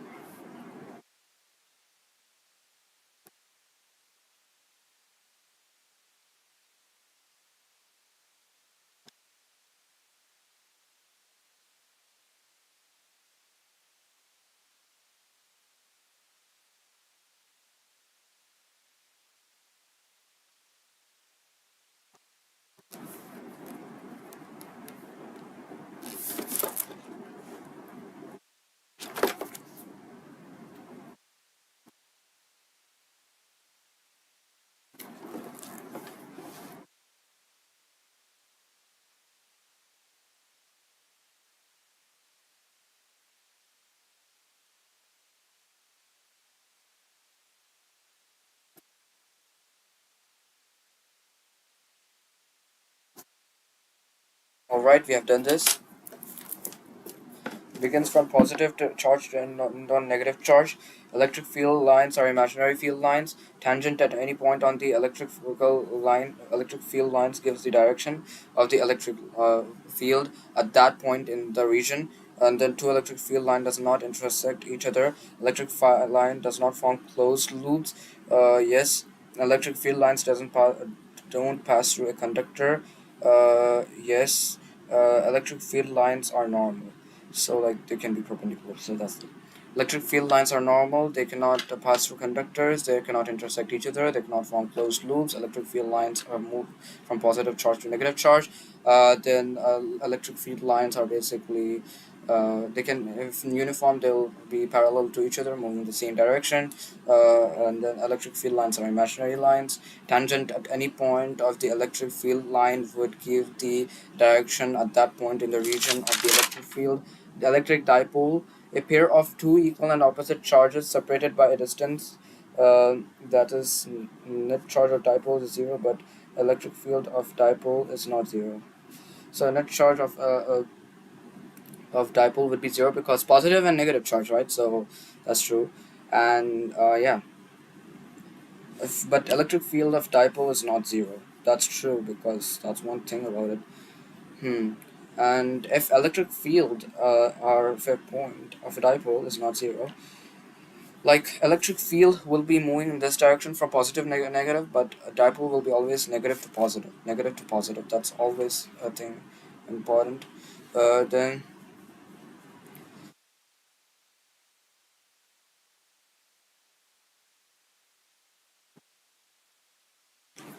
P vector is equal to Q into 2L vector, and then dipole, the strength of an electric dipole measured by a vector quantity.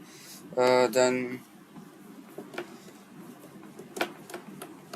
polar molecule, the center of mass of positive charge doesn't coincide with the center of mass of negative charge. Okay, this is important now. We're gonna actually like come to it. Oh, hi. Can I know what are you doing?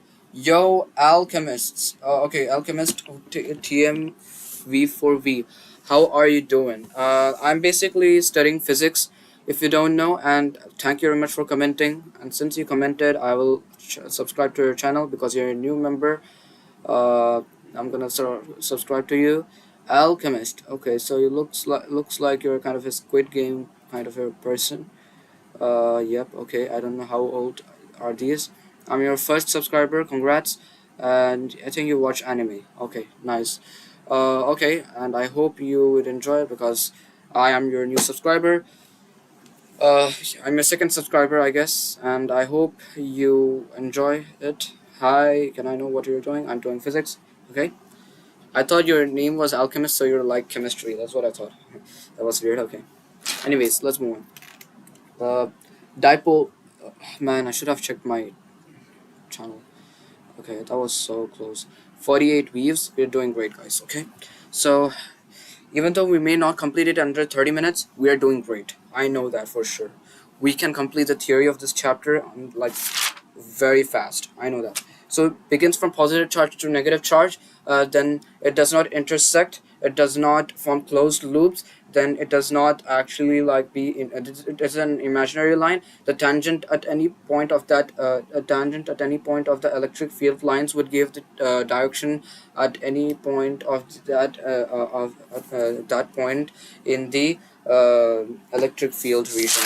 Then in the region of electric field. Another thing is that these electric field lines are basically straight or curved lines, which we studied. These are normal and they won't pass through the conductors. Yes. Then another thing about this is that electric dipole, a pair of two equal and opposite charges which are separated by distance, their net charge of the dipole will be zero.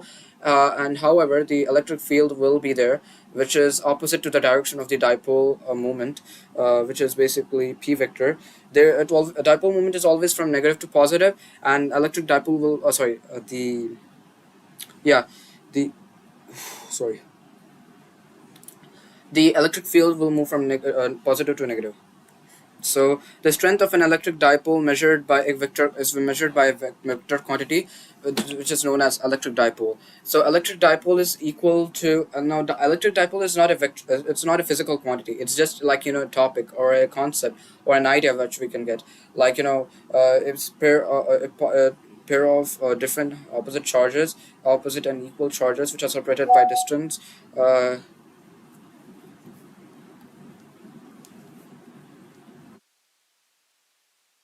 Like with the answers or without it.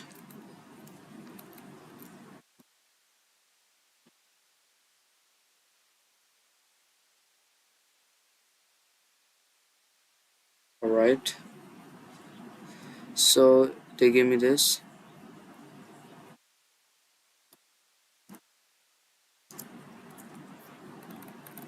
Yes, I have done those two questions.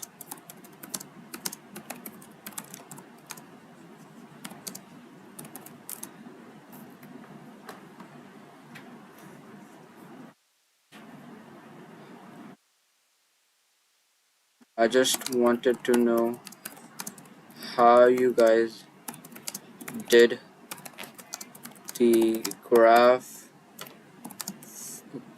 for the electric dipole.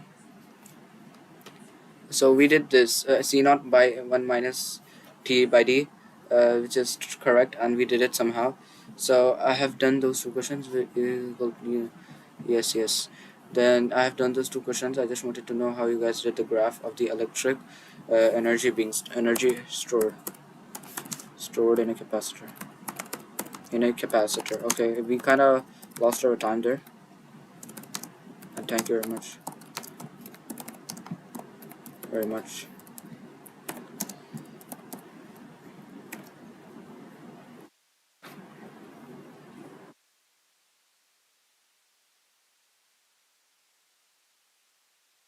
Okay, so that's one thing. Now, the dipole moment. There's polar molecule and non-polar molecule. Wait, the strength of the dipole is given by vector quantity known as dipole moment, which is basically the product of the charge. Is it? It's the charge, yeah. It has a charge and then the 2L, which is the coulomb meter is the unit. Then Newton per coulomb is the electric field. Direction is negative to positive always. Then electric field will be moving from positive to negative. Then polar molecules. Now this is the new concept: polar molecule and non-polar molecule. With this, we can complete this part. All right. Axial line and equatorial line. Then this thing. Gaussian's law. Okay, Gaussian's law here gonna come next. Then we'll have to do complete. Then we have to complete electric flux of polar and non-polar. The center of mass of positive charge does not coincide with the center of mass of negative charge. It has permanent dipole moment. So that means like let's say H2O. Um, okay. The center of mass of the positive charge does not coincide with the center of mass with the of negative charge. It has permanent dipole moment. That's true. Charged molecules or polar molecules have permanent dipole moment. That is true. And non-polar, even though in the absence of electric field, non-polar molecules, their center of mass of positive charge to coincide within the center of mass of negative charge. It has zero dipole moment in the absence of electric field, but in the presence of electric field, they will exhibit some amount of induced dipole moment. That is correct. Finally, okay, if we have completed this, so it's going to be like minus q, positive q, 2l. All right. Okay, only 2 minutes. Sadly, we won't be able to cover Gaussian's law here, but no problem. We'll do that now. Gaussian's law, you're next. Come on, I'm gonna come here and attack you. We're gonna do that. We're gonna eat it. We're gonna eat it. P vector is equal to q into 2l vector. P vector modulus q to l, and then 2ql or q to l because 2l is the distance between them. Pew! Q. Then we got this. Oh wow, p vector minus positive dipole. Let's go. I don't know. It's my imagination, guys. Positive polar molecule. the center of mass of the positive charge and the center of mass of negative charge does not coincide. So that's not the case for polar molecule. They have permanent dipole moment even in the absence of electric field. Non-polar molecules, their positive charge, the center of mass of the positive charge and the center of mass of negative charge would coincide with each other, and that they don't have any electric dipole moment. They don't have dipole moment in the absence of electric field. However, in the presence of electric field, they will exhibit induced dipole moment. That's what we have learned in the second chapter. Okay, let's go. We are doing great. Gaussians, Allah, Alhamdulillah. Okay, before you know what, let the timer end. I'm gonna do that on purpose because once this series ended, we'll lock in. Okay, derivations, you are next.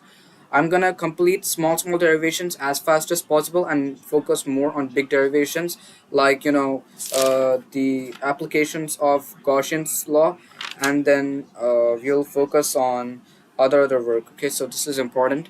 But yes, the theory of full physics portion will be ending from here, and derivations will also end sooner or faster. It's just the numericals that will be remained out, and then we'll do the numericals. Okay, let the timer end. I'll just pray, okay, for this tomorrow exam. رب اشرح لي صدري ويسر لي أمري واحلل عقدة من لساني يفقهوا قولي. Then رب زدني علما. رب زدني علما. رب زدني علما. Then اللهم لا سهل إلا ما جعلته سهلا وأنت تجعل الحزن إذا شئت سهلا. Then اللهم إني أسألك علما نافعا. Alright, the timer has ended. Okay, so I'm gonna end this now. Okay, nice. So that was a good speed run. We have literally completed almost every part. It's just the last concept that remains. So, a small area of a surface enclosed by a given volume can be represented or can be treated as a vector. So, area vector is going to be written as S, which is actually S vector because we are writing it as we are treating it as vector, which is interesting by the way because we are treating this as a vector. That is a great crazy thing we are going to learn. And then we're going to talk about electric flux, which is written as phi e.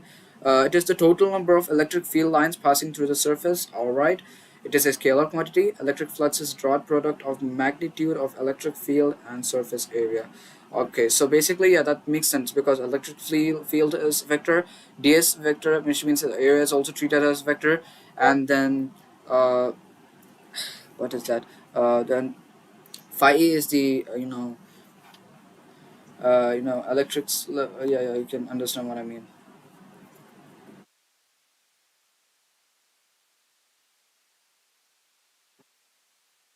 Let me send it to myself. Yes, this one.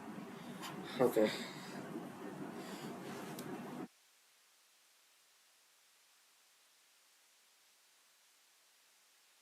So look at this. This is the graph. Okay, so we have a graph in this derivation. We have to look at it because this is there now. Okay. So we have to draw a Q V graph. Technically, that is true because they are directly proportional. So straight line. This will be C, right? Yeah, this should be C. And then there's a straight line here. So we draw the graph. So half into uh, how did they get this though? Half into QV, which is technically correct. And then half into QV, right? So V is equal to Q by C. So half is equal to Q squared by C. That's correct. Oh wow, graph method is much easier than the main one. I did not notice that. But technically in that one, in that case, what you need to do is that half. No, what was it called? In that case when you're like storing the energy, right, so you need to get that, so half into c into v square, right? So how did you get that? Technical, not technically, come on, think about it, think about it, think about it. We can do this. Think about it.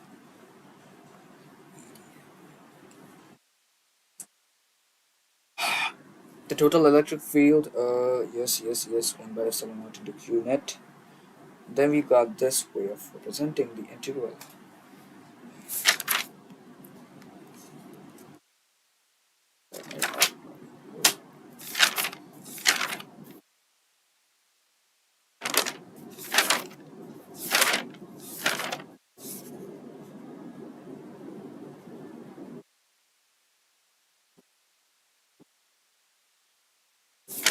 No.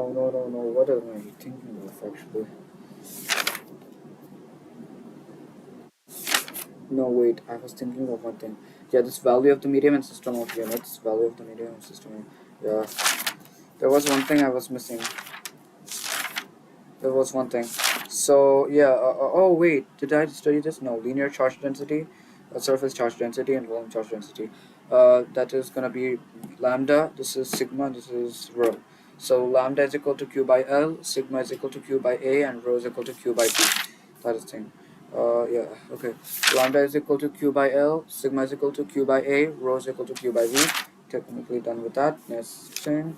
Electric field intensity to point charge. That's not good. Okay, so yeah.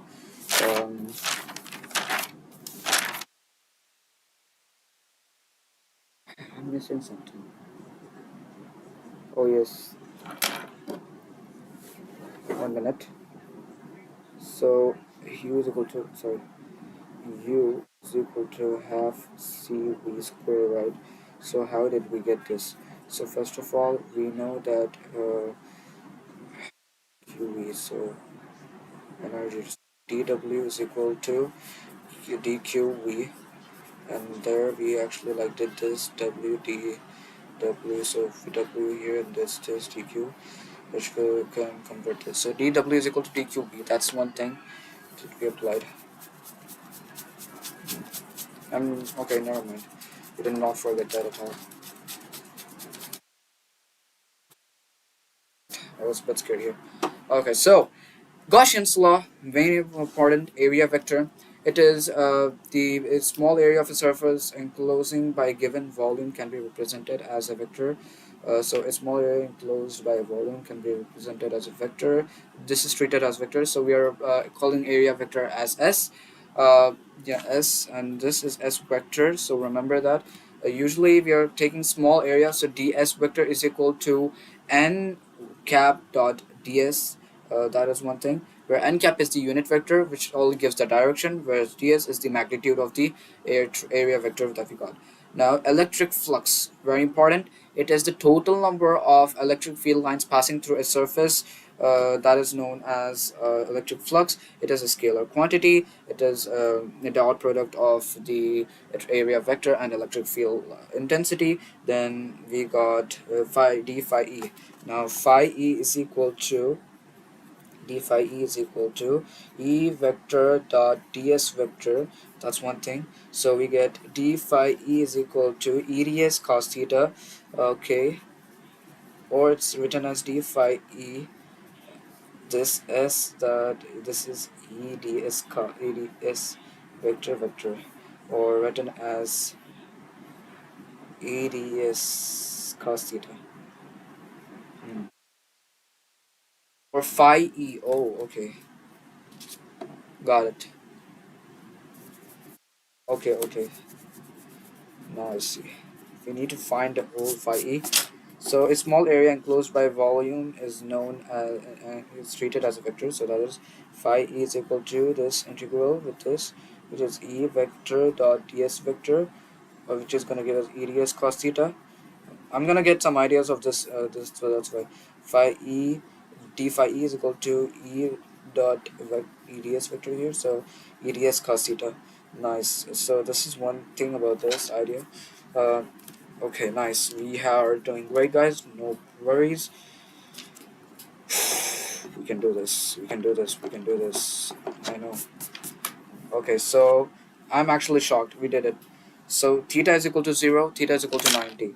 This is because since it's a dot product, so eds cos 90 will be 0. So phi e at 90 degrees is 0. And if theta is equal to 0, phi e is basically going to be eds. That's it. So yes, no, it's eds actually, if I believe, but okay. Well, okay, actually it's going to be like, if we put this, it's going to be like eds, to be honest. But okay, let's check that afterwards. Now Gaussian's theorem, or Gauss's theorem. Okay, Gauss's theorem. I don't know how to pronounce. Never mind. Let me close this. Where are you? Close it. Gauss theorem. Gauss theorem. I don't know how do you guys say this, man. To pronunciation is different. I'm gonna call it Gauss law. The total electric, and for circuit, so I'll call it circuit, not circuit. Sometimes I would say circuit, which is very weird. The total electric flux through the surface is in a free space is 1 by epsilon naught into total electric charge enclosed by surface. Total electric charge enclosed by surface. Okay. Oh, yeah, that is true. Okay. So that is closed. Okay, Gaussian surface. What is that? An imaginary closed surface such that the intensity of electric field at all points on its surface is same. So that's one thing.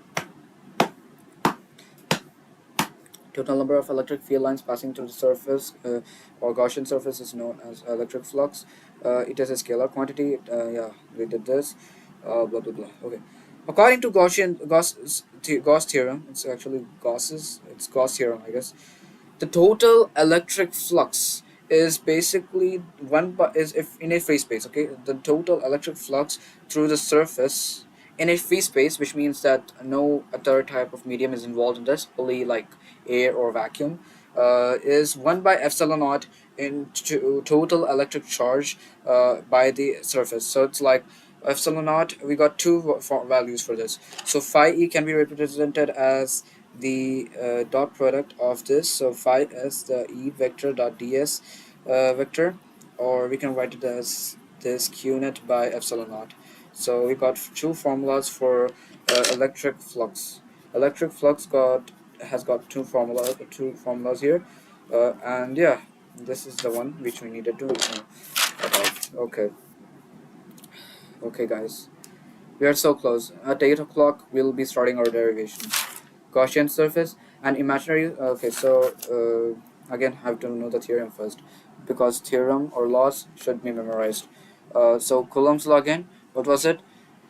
The force of attraction between two electric charges or between two charges is directly proportional to the product of charges and inversely proportional to the square of distance between them. Okay, that is easy. That was fine. This one is according to Gauss theorem, the total electric flux through the surface in a free space is total no is 1 by epsilon naught into total electric charge enclosed by a surface. Okay, let's go. That is crazy. We did it. So, Alhamdulillah, Alhamdulillah, Allah Akbar. I know God will help us. May the God help us. May Allah help us get our good marks in physics exam for all of us. May God help, and for you guys too. May God help us may Allah help us to making the physics paper easier for us, because we have to lock in nicely. Okay, so yeah, phi e is equal to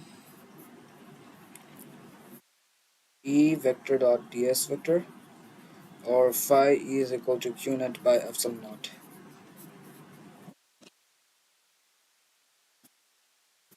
Again, once last time, okay.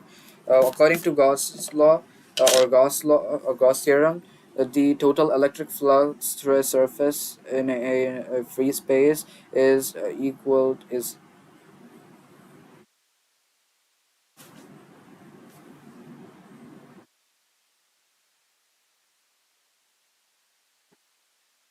total electric flux through the surface in a free space is 1 by epsilon naught into total electric charge enclosed by a surface.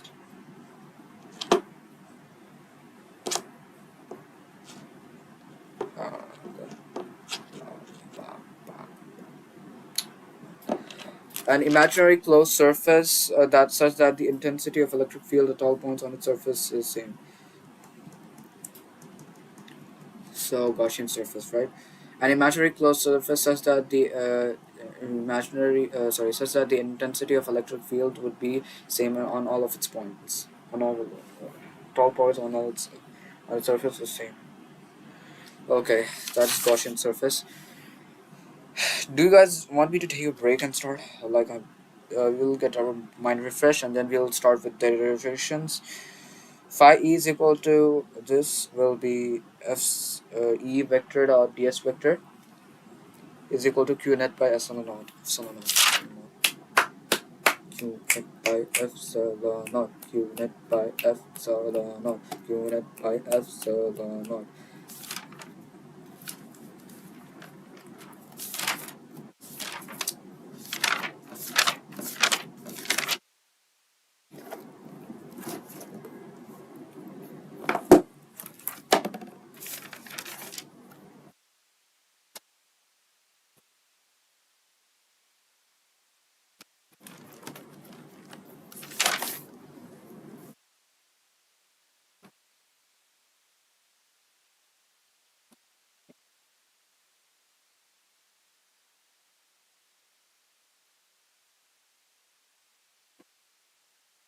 According to Gauss theorem, the total electric flux in the total electric flux in a surface passing through the surface in a free space is 1 by epsilon naught into total charge enclosed by its surface, enclosed by the surface. Then Gaussian surface, the an imaginary closed surface where the intensity of electric fields at all points on its surface is same. All of them are same. Then intensity of. Okay, so we have completed the theory part, guys. Let's go. Now it's already 8 o'clock. Let's start with derivations. We'll do the derivations a bit faster pace, okay, so that we get more time for numericals. Yeah, Coulomb's law. Coulomb's law will do it fast. So F is equal to directly proportional to Q1 by Q2 and inversely proportional to 1 by r square. So F is directly proportional to Q1 Q2 by r square. So F is equal to KQ1 Q2 by I r square, and we know that K is equal to 1 by 4 pi epsilon naught, and we do know that K is equal and we also do know that KQ1 FA is going to give us the K Q1 Q2 by r square. Then FM is equal to basically K Q1 Q2 by r square. Let's say this is a K dash. K is equal to 9 into 10 raised to 9 and SI unit, because it depends on the system of units, and it is all 1 in CJS unit. So that's one thing. This is actually, its unit is Newton per Newton meter square per coulomb square, and here it's the same thing. This is actually 9 centimeter square per coulomb square. This one, because it's the CGS unit. Then Fm, that is gonna be Fm by Fa is equal to epsilon by epsilon naught, which is basically equal to K, or that is dielectric constant or relative electric probability. So that's done. Then if we talk about the Coulomb law in vector form, let's say that this is one charge, positive charge, right? So let's say that these are positive charges, and these are applying some amount of charge. Okay, so this is Q1, this is Q2, this is the amount of force they're applying. So this is F1 2 vector. Let's say that this is applied on this by a 2, and this is F2 1 vector. So this is one idea we get. Then we can say that afterwards this is R1 2 cap, and this is R2 1 cap.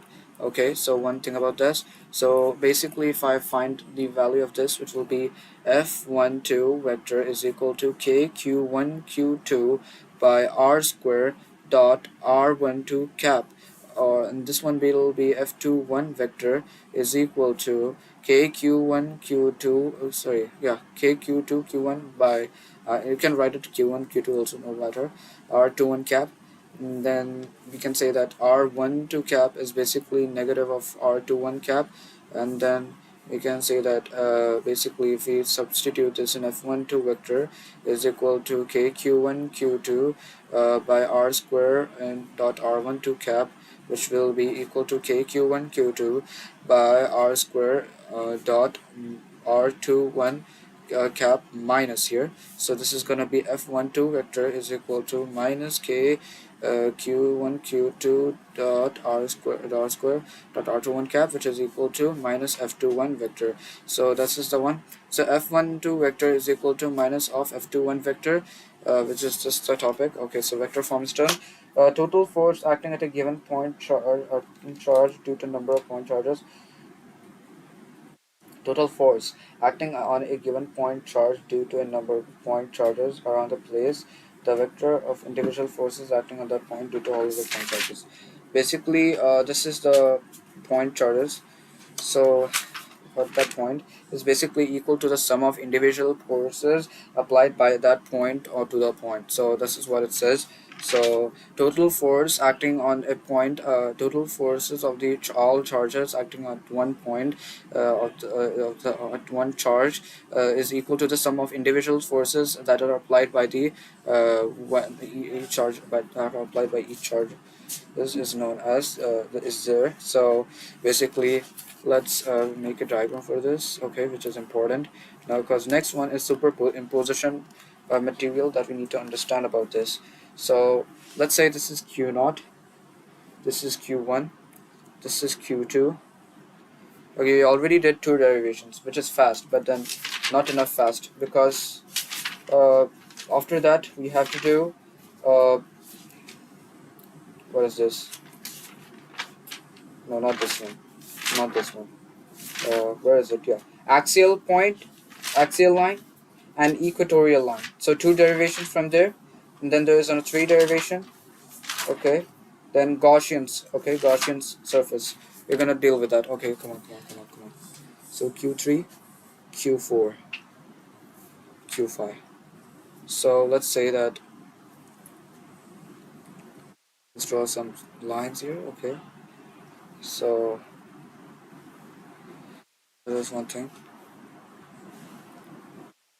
Then this one here is this. This one here is this. And what about this one, the middle one? Yeah, the middle one is also being forced. So here it is.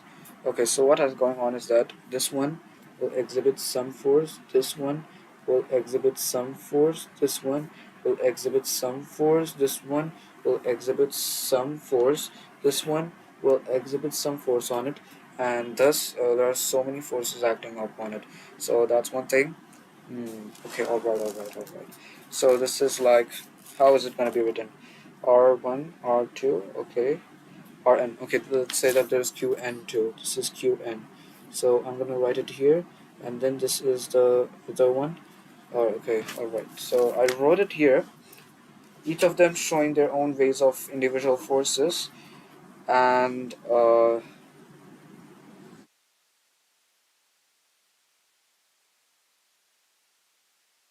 Q1,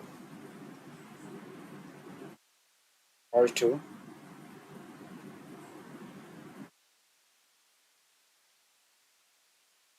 Oh, yeah, it should. Okay, okay then. I was not wrong actually, in fact. I just thought it in a different way, that's it. Okay. Like I was thinking about one fact. I see. I have to do this again because it's a bit too complex. The graph. Let's start this off. Let's say that there are 3 points and then Qn. So this is Q naught. This is Q1. This is Q2. This is Q3. This is Qn. Okay. So draw these lines. Okay. I'm drawing it with pencil. Here we go. Here we go. Here we go. And then here we go. And here we go. So and then what else? The pointed axon, then this, then this, then this is the pointed axon. Then basically this will go here, this will go here, this will go here, this will go here. So this one will be like f0n vector, f01 vector, f02 vector. This one f02. Actually this is a bit too deviating. You know what, let's cut this image, man. This is a bit too messed up. Man. Q0, Q2, Q1, Q3, Qn. Come on, this time it's short not. So this one here, this one, and this one. And this one too. Forget about this one. Then this will act here as this. This one will act here upon this. This one actually, okay. Then this one will act here. This one will act. Oh, sorry, bro.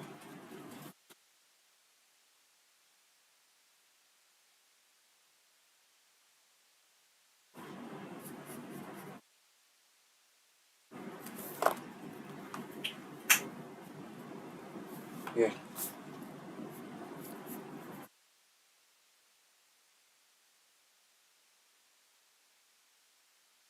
Alright. Too complex here, but still, I think we can still manage that. This is f0n vector. This is f03 vector. This is f01 vector. And this is f02 vector. And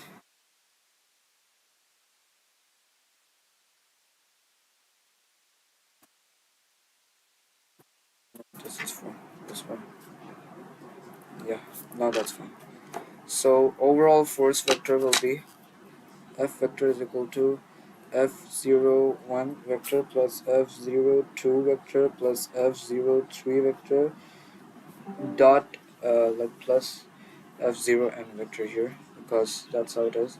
So if you try to write this out, yeah, this is R01, this is R02 vector, this is R03 vector, so R3, R2, R1, R3 vector, Rn vector, this is R0 vector. So this will be F vector is equal to K Q not Q1 by R01 square dot R01 cap. I hope I'm correct here, right? Yes, R10 actually, it's R10, okay. Oh man, R10, okay.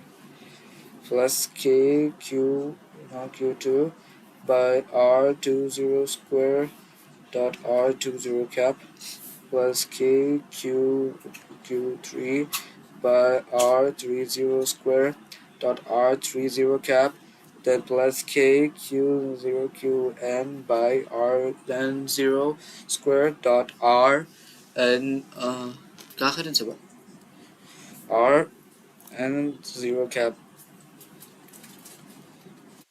So F क्या लिखा क्या करें सब ओए कब ले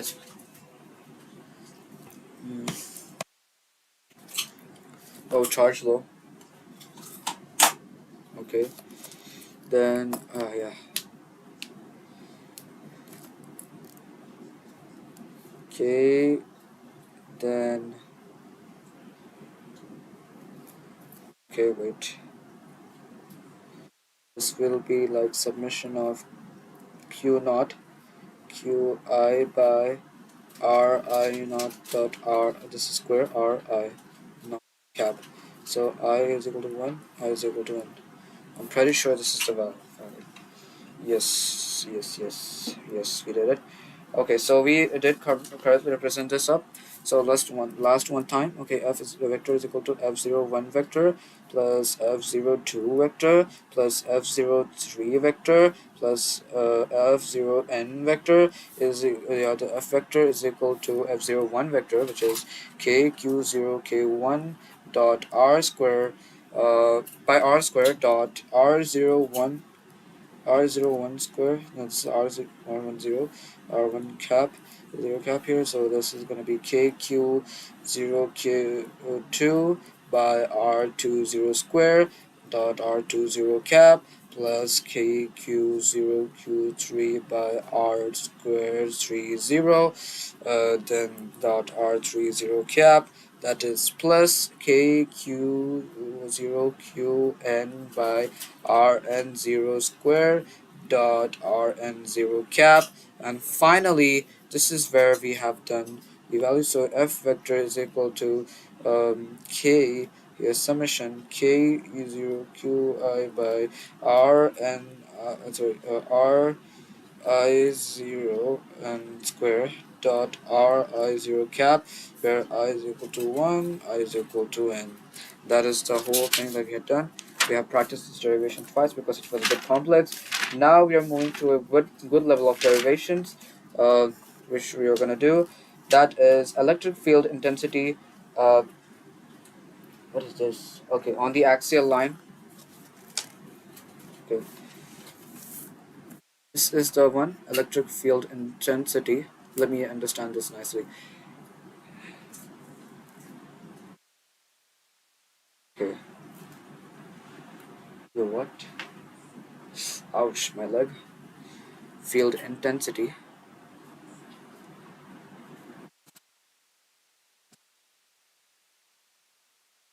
At a point on the axial line.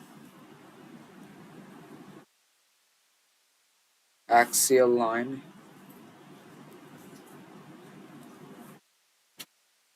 of an electric dipole moment. 1 minute, let me drink water and come back, guys, again. Just I'm feeling thirsty. Okay, this one was gonna be new, so we have to take some time and understand this whole thing. Then we're gonna do equatorial. Okay, so it's gonna be like electric field intensity at a point on the equatorial line of an electric dipole moment. Then we'll do torque on a dipole placed in a uniform electric field. Okay. Yeah, E axial is equal to equatorial. Yep. I remember that. Then this one is 3.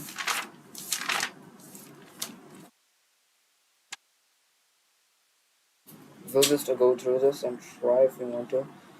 1, 2, 3.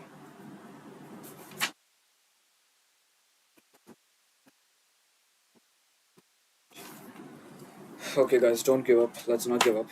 We can do this. I know we can do this. I know. We can do it. Let me drink water.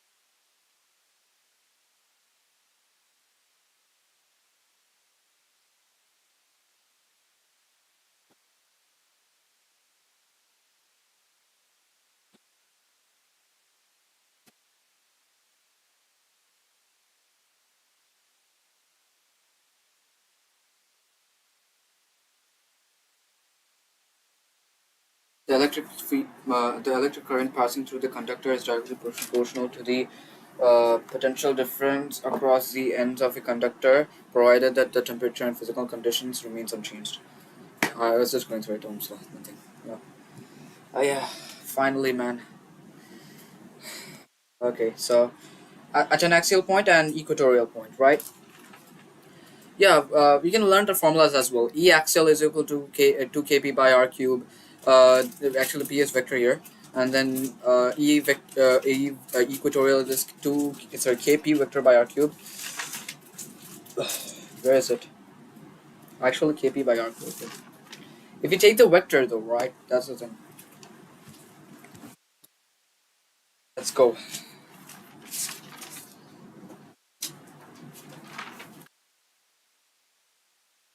Okay, so first of all, we need to understand the diagram.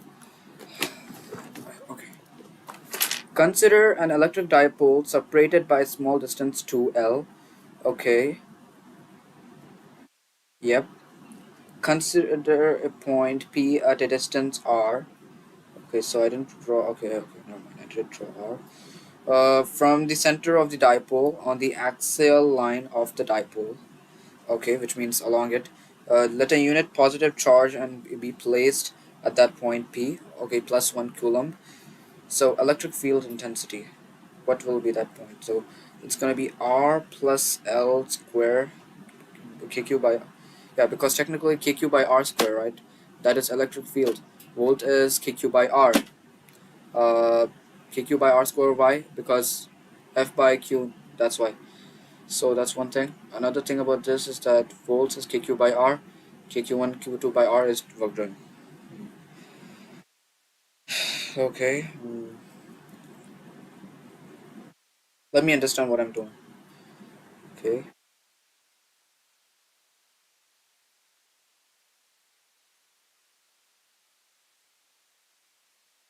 Positive charge.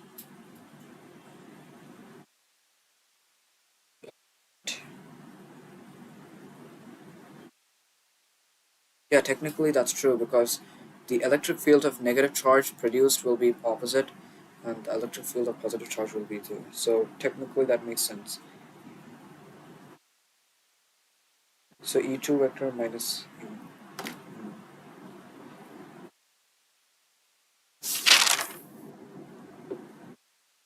then it's same as the first one we had done here. Alright, this is a bit too complex, but it's fine.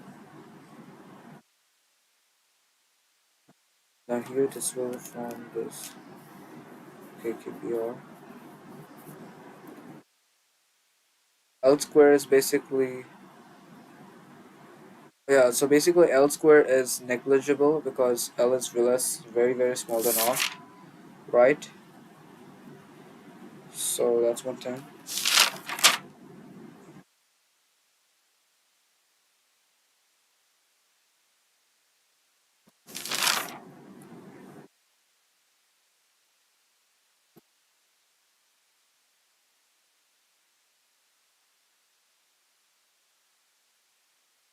Alright, let's try this. So Q naught, Q minus Q, positive Q. This is the point P, which is given by this distance, and then this is the main one, which is the dipole P vector. The electric dipole, the center. Okay, so it says, let us consider that we have this as R. That sorry, point P even vector by this plus Q will be this, and E2 vector modulus, if I'll just say that, E2 vector positive. Because we already represented the directions, that's why we are telling this. And what is this R plus L? This will be L, this will be L, this is 2L. Yeah, that makes sense. Okay. So the whole overall distance from point P to full negative Q, that is R plus L, and from here, this one to this one is R minus L. R minus L, yeah. Yeah. No, sorry, what? Oh, yeah, yes, yes, yes. True, true, true, true, true. Because if we divide R here, it's gonna be something else. So, yeah. Okay, so if you try even vectors and find this out, so it's gonna be KQ. Okay, so you're finding it out for the positive charge, so it's gonna be R minus L the whole square. Oh, wait, pretty weird, huh? Okay, but still. Do we what? How is it positive? Can I just get an idea? Oh, then I should do. Oh, then. So this is E1 and this is E2. That's what you mean. I mean, that doesn't matter though, if you're doing it. So this is E2 vector. This is E1 vector.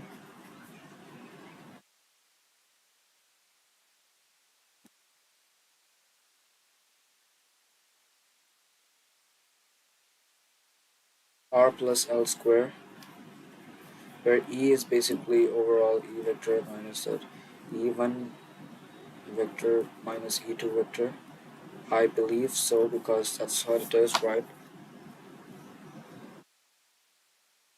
No, man. The directions were given, so this is 2.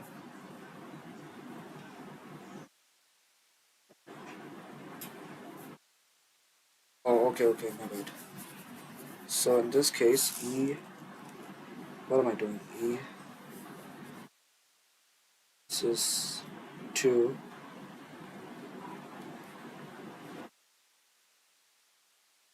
is E2 vector here. Because technically we need this number.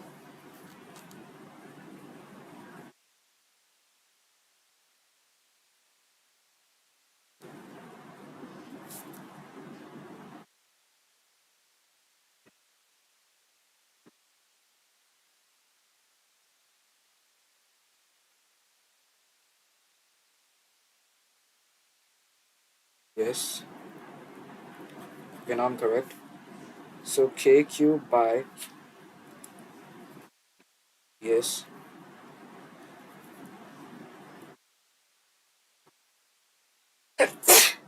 my bad.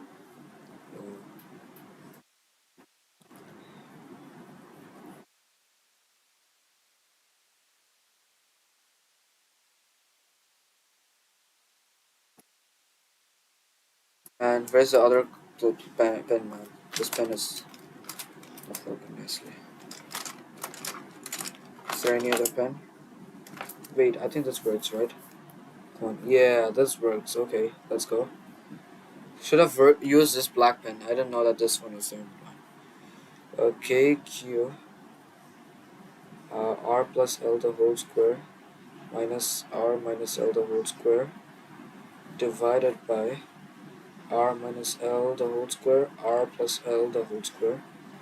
This will give me, I don't know what's up with these four lines, which is basically KQ R square plus L square plus 2LR minus R square minus L square plus 2LR, and that is divided by R square minus L square the whole square divided.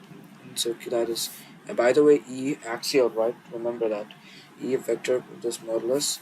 So this is KQ by, uh, we cut this off, we get 2L dot 2R divided by R square minus L square the whole square. So basically we got it as E vector here, so that is KQ2L dot 2R by R square minus L square dot the whole square, which is E square, E vector, this will be KP vector, KP, no,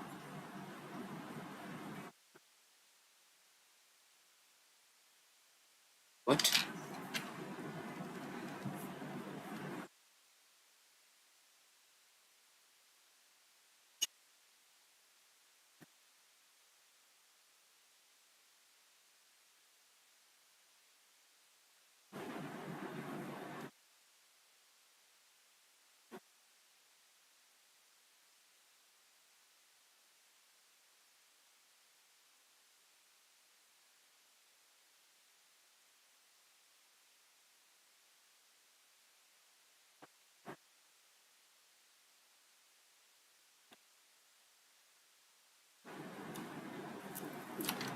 Wait,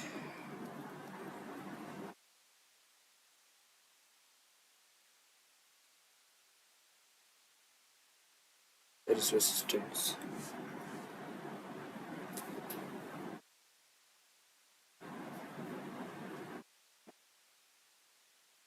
Got it, okay. Does not depend on what temperature of the conductor.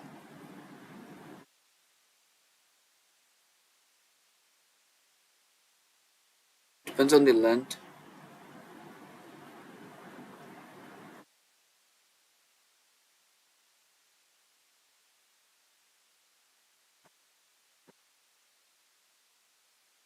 What is this?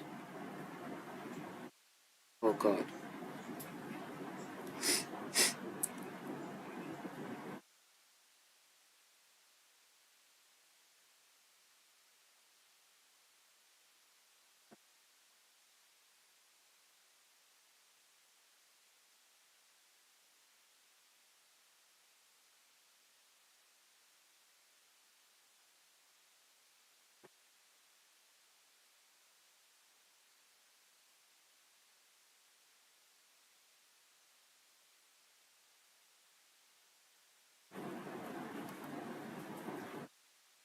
Okay.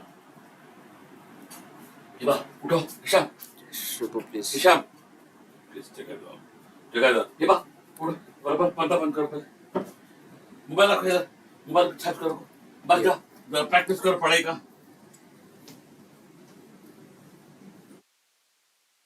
मैं कैसे कैसा बोला था तुम्हें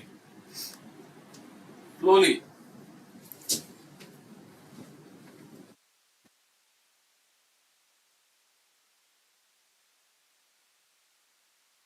clean करो तो ये दो फाइन करो तो क्लीन रखो तो क्लीन करो ये पूरा सब प्लीज हिशाम बेटा प्लीज There. Sorry Okay. करो क्लीन करो उधर Hiba please please please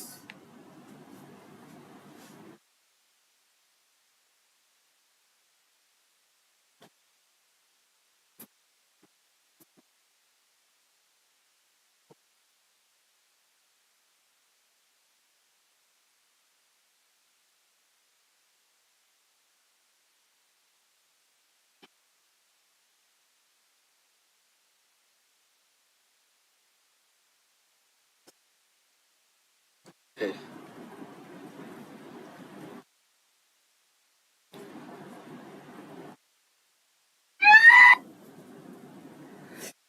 Yeah, what?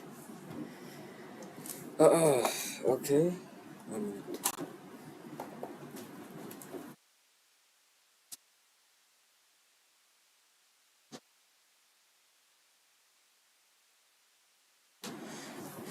One.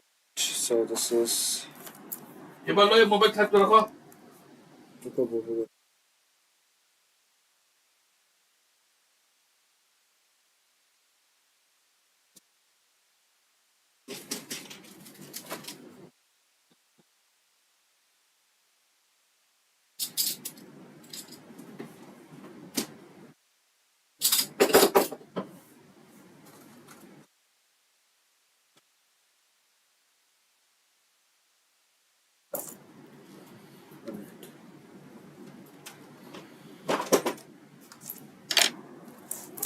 Hiba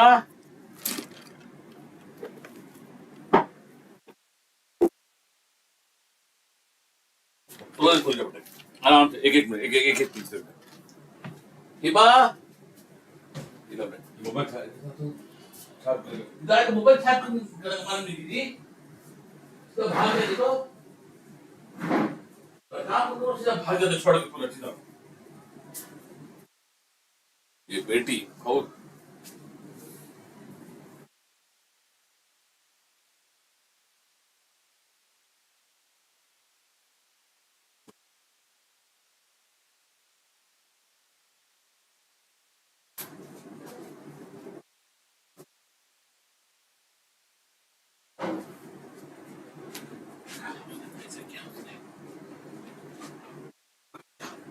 crocodile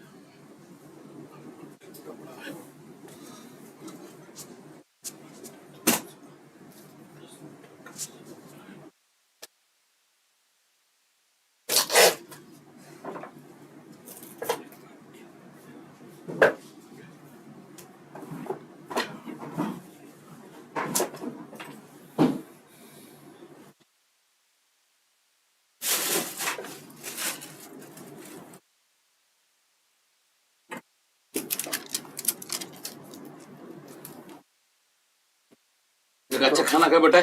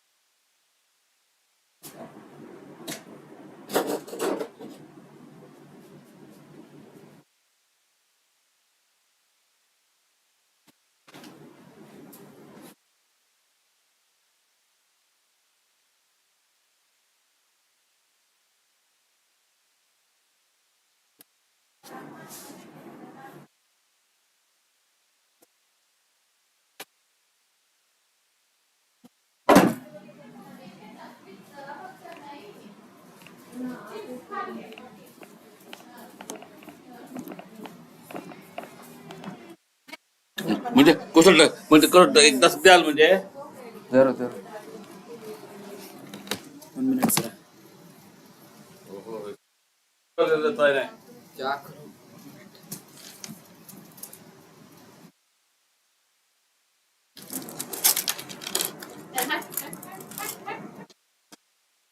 practice करो ती काय तुम्हाला क्या मेरा हाथ होता नहीं बाबू My color? कर लेते हैं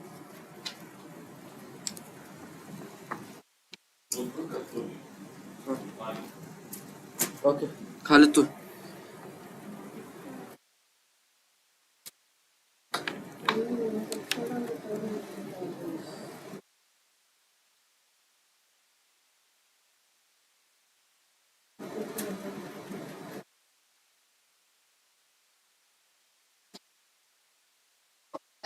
छोटा कुकर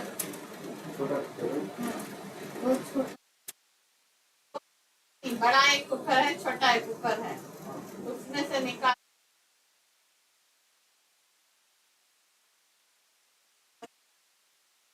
लिया। हाँ? कवर है पीछे अपन. कवर कवर प्लास्टिक कवर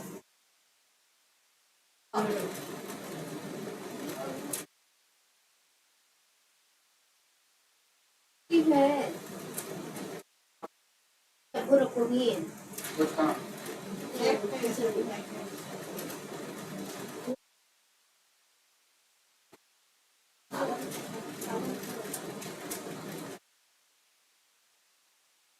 और जाते बाद तू दूसरी से उठा ले।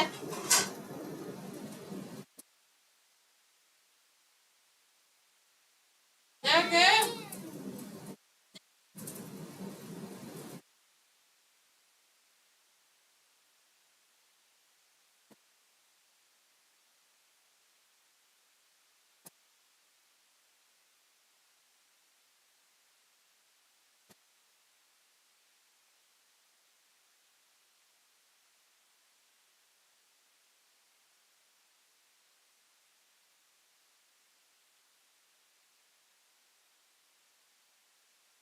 इसे भी दाल को दाल बा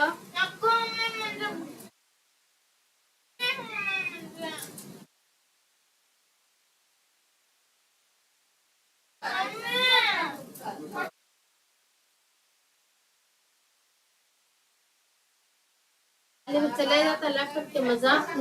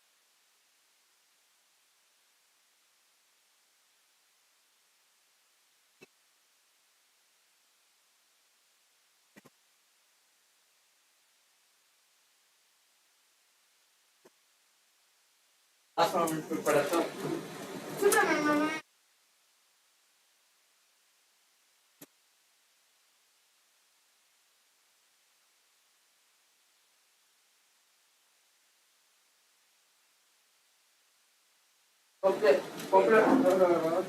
Katre. हाँ. Problem check. Problem check.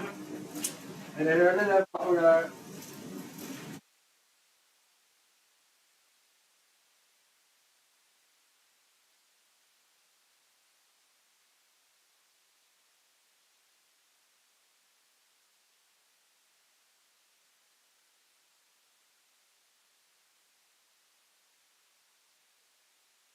Guys, I'll come under in 10 to 20 minutes, okay?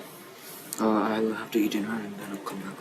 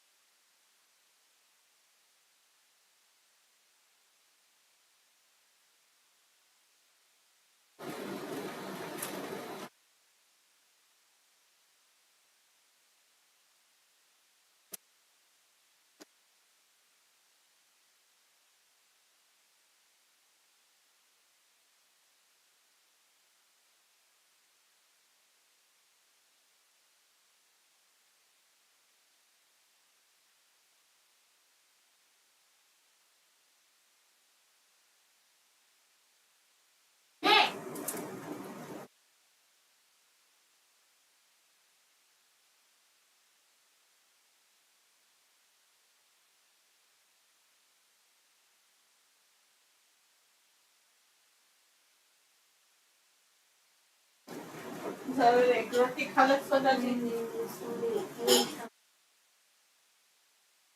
Yo, man, macaroni. Egg, bacalhau, tá?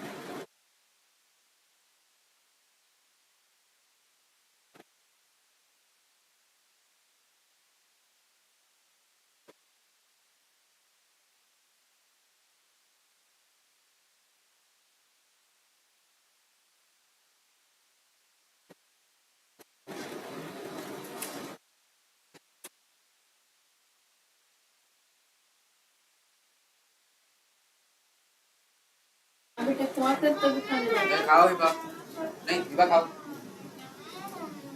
होता है थोड़ा सा। तो चुप रहो, तुम्हें खाओ।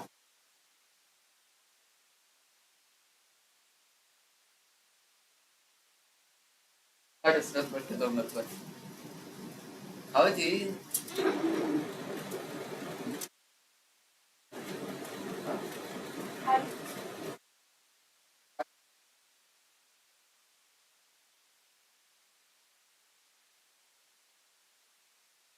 नहीं खाए मैं। मैं क्या नोटिस कर रहा तो हिबा डिनर से पहले थोड़ा स्नैक्स खाते हैं, Oh, चिप्स खाई ना। और चॉकलेट भी खाते हैं थोड़ा। कौन सा चॉकलेट खाई? जी तो आपके लिए खाए थे, खाए कौन थे सा? नहीं, मतलब काकू बाहर का खाए थे ना। बिस्किट दी बिस्किट हम बर्बन के दिए, कितने दी? 10 दिन। नहीं फिर भी मुझे क्या लग रहा है तो ना खा रही क्या की, चॉकलेट खाई क्या भी नहीं। खा ले तो दिया। खाते अब नहीं नहीं मुझे मालूम नहीं है, मैं खाली बोल रहा हूँ चुप उसके। रहो, मैं कौन से मैंने अल्लाह मुझे क्या लग रहा है इन स्नैक्स ज्यादा खा रही है मेरे साथ, इससे मैं नोटिस कर रहा हूँ उस पर शायद पेट भर रहा है। वो तो सही बात है। वाह चिप्स ये वो बट फिर भी मैं खा रहा हूँ ना इस बात को, खा।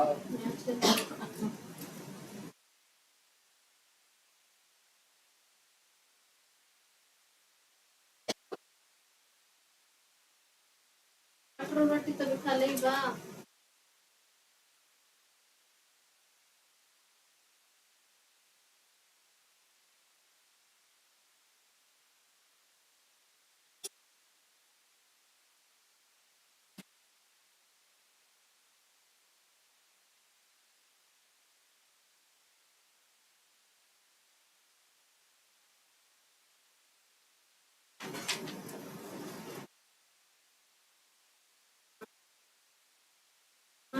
मैं आती दाल का दे रही हूँ एक प्लेट में आधा आधा खा लो। तो मैं आपा को बोलते हो। हाँ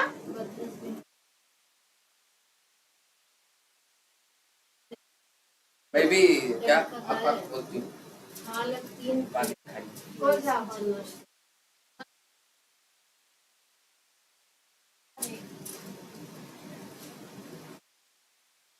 पढ़ने लग जाती है। मुझे और तो बोल क्या मम्मी क्या बोला था तुम्हें तो खाना, पूरी हो जाती है। क्या बोला था तुम्हें खाना? ए आपा। आप नहीं मैं बोले सा ए आपा वही आपा। बात है तो अच्छा लगे जी ओके था क्या आप तुम्हें ए ये थोड़ा ये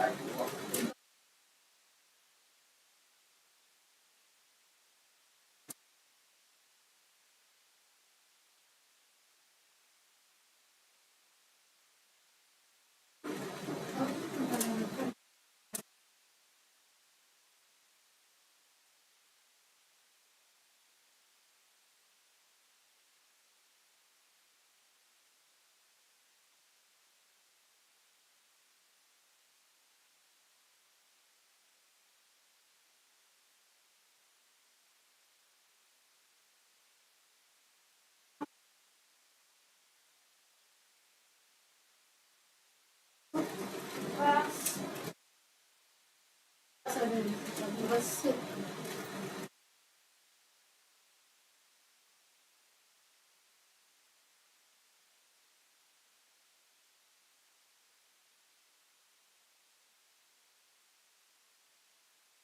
अरे उल्टी होगी बाबा।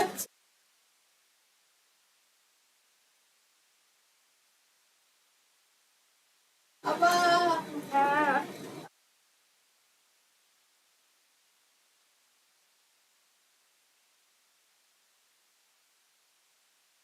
क्या करना कौन ए म्यूट नहीं है।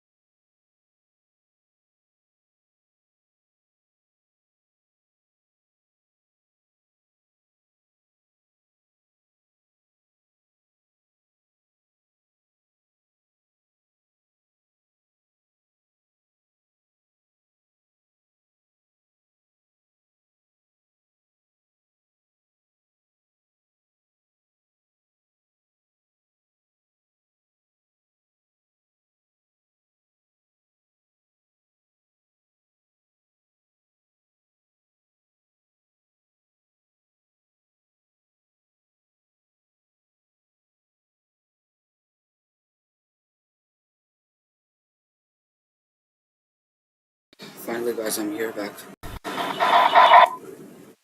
Been studying the derivations while I was eating, so it took me so much time.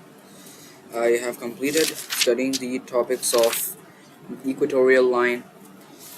Then we have completed. I completed studying about the torque on um, basically the torque of the electric dipole when the electric field is applied on it, and then about the electric potential. Sorry, potential energy of an electric dipole placed in an uniform electric field.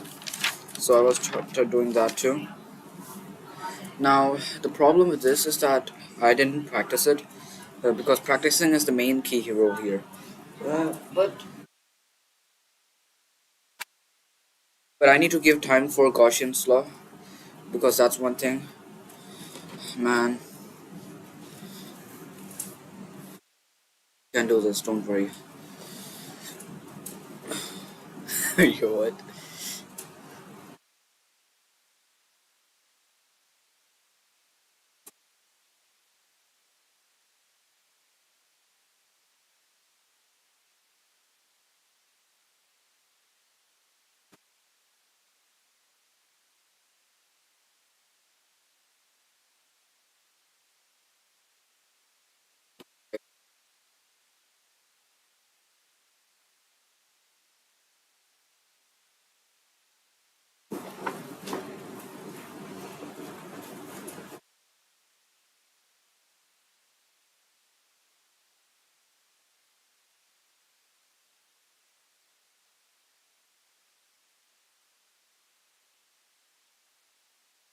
Oh, it does not depend on.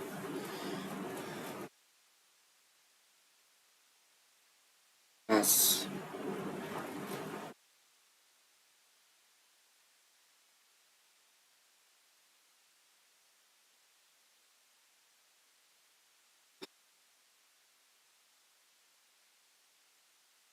What is that?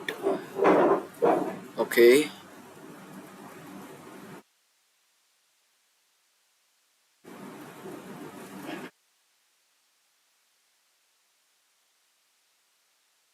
Okay.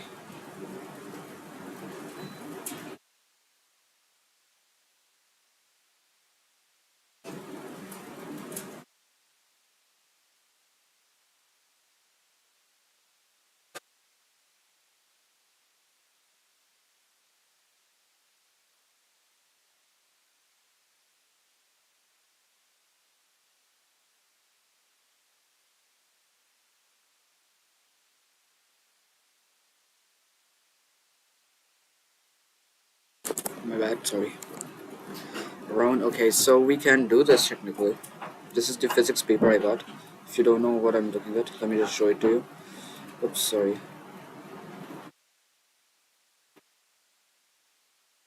Um, I can. I think can guys see. I can see those. Minute. Here we go. Okay, it looks fine. We can solve this paper. Not bad. Like if you study physics very well, then this will help you a lot. Yeah. Now I have to like think about it carefully.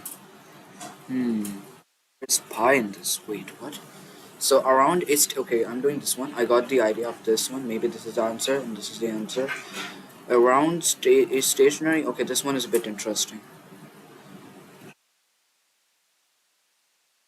Work done is equal to F dot dr, and F is equal to what? R is 4 centimeters. Wait, what? Okay. Let's check. Let's check. So around a stationary charge of 5.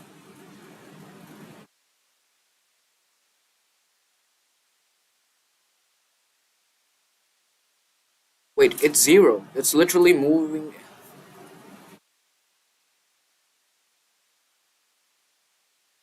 I'm going for this. It's 0, right? Because it's in a circular motion. That's pretty weird. Okay. This is a literal 11th standard concept, I believe. Because attraction is like this, then radius is. No, wait. But then the displacement is going like this, bro. So technically it should be like that. Sorry. Amme! Yeah.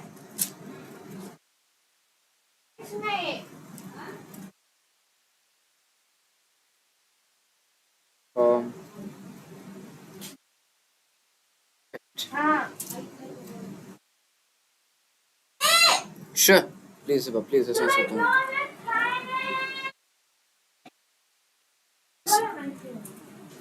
ये बात क्यों ऐसा आता है तुम्हें? ऐसा नहीं करना. Huh? Alright, okay, I have confidence now. Okay, looks like the paper doesn't look that hard. Okay, that kind of helped me gain confidence. It's just that I have to be really careful with this now. This one. Okay. Okay, technically I have to learn this thing then. Huh. I'm a bit scared about this one though. What is this?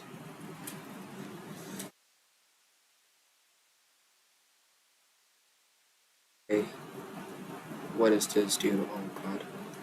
This looks crazy. Oh, what is this?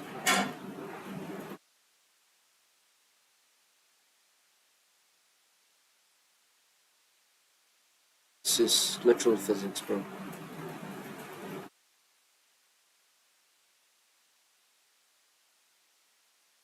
That is crazy. Okay.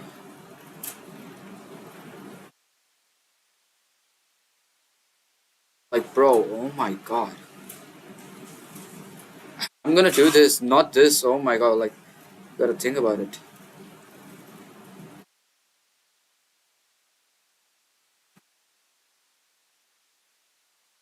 Current density, okay, we can do that. We can do that, not a big problem. Last year we had this very easy. So let me just check.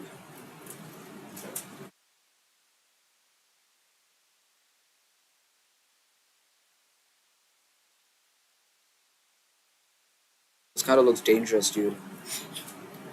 Like, I'm a bit scared that I cannot do this. That's what I get a feeling of this.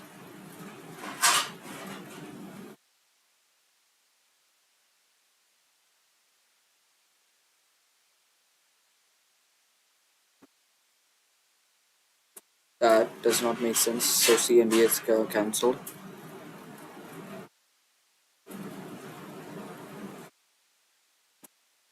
Hmm.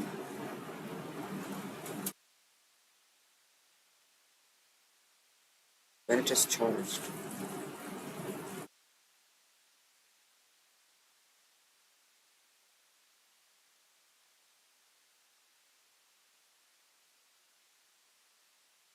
This is not a thing.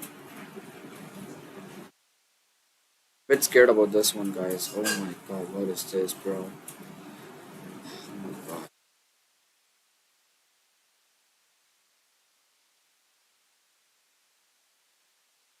This looks. Oh shoot, this looks crazy, bro. Wait, there are 33 questions for this?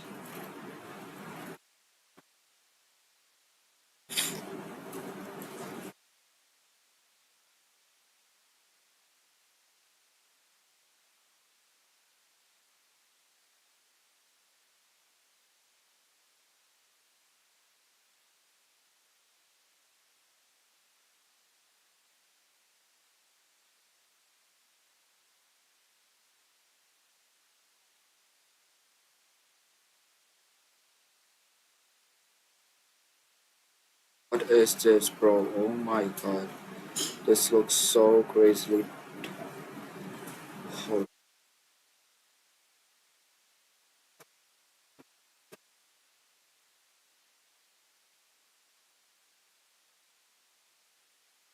okay, okay.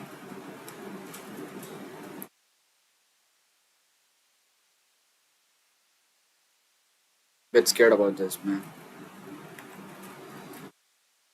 What is this, bro? Oh god.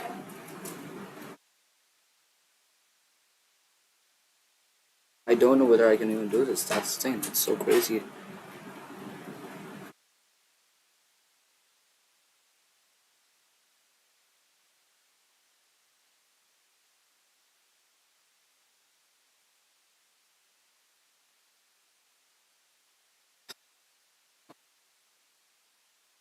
This looks crazy hard, man. Okay,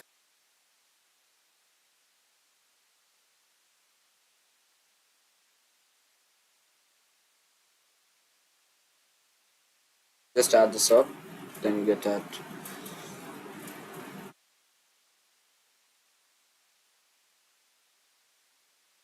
So technically, Excel point, yeah, we did. We are doing this, and we got the ideas. Okay.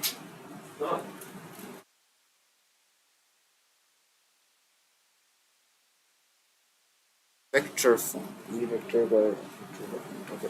So if you don't know what, yeah. No, well, let's try answering this. I mean, I know the answers of this. I'm just not confident enough, and trust me about this. Like, if they say what is Kirchhoff's law, I can just say the algebraic sum of all the currents at a point is zero, and then the algebraic sum of all the potentials across all elements, and the EMF of all closed circuit of all uh, is zero. Yeah. Then that's Kirchhoff's law. Okay, for both. The first one is junction law, and the second one is loop rule. I can say these. Yeah, I have to go through this one. I forgot about this one too. Oh yeah.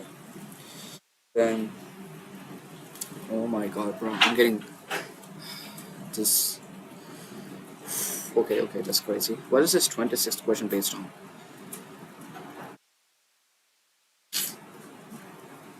Okay, we are not gonna get scared. Let's not get scared. We can do this.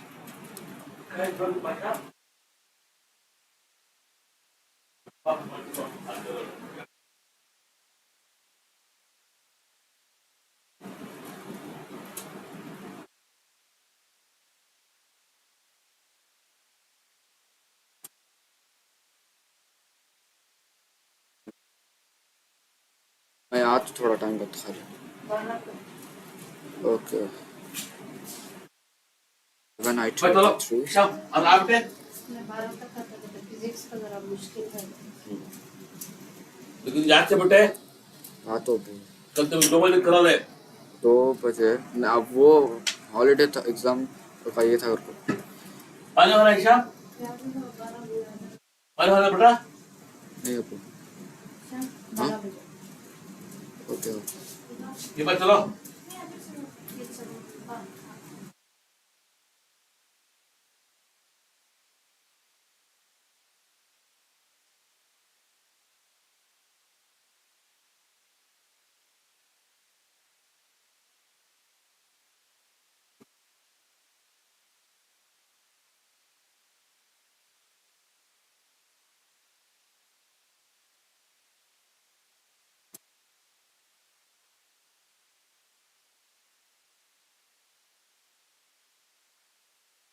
Diabolical.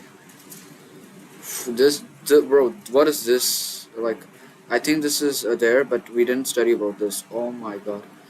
Bro, like this is so crazy. How are we gonna do this then? This is messed up.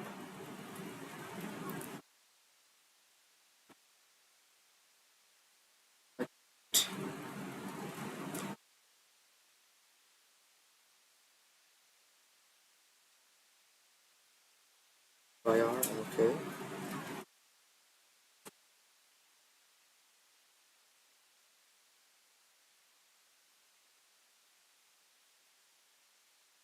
Tan 60, oh yeah. This one is actually easy if we be honest. Tan 60.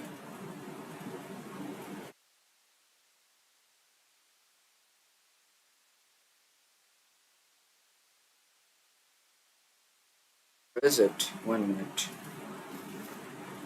Why are we getting this again? V by R? V.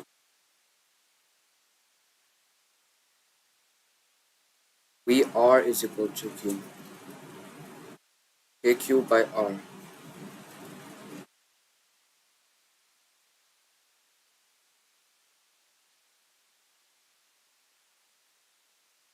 Cut this out, okay.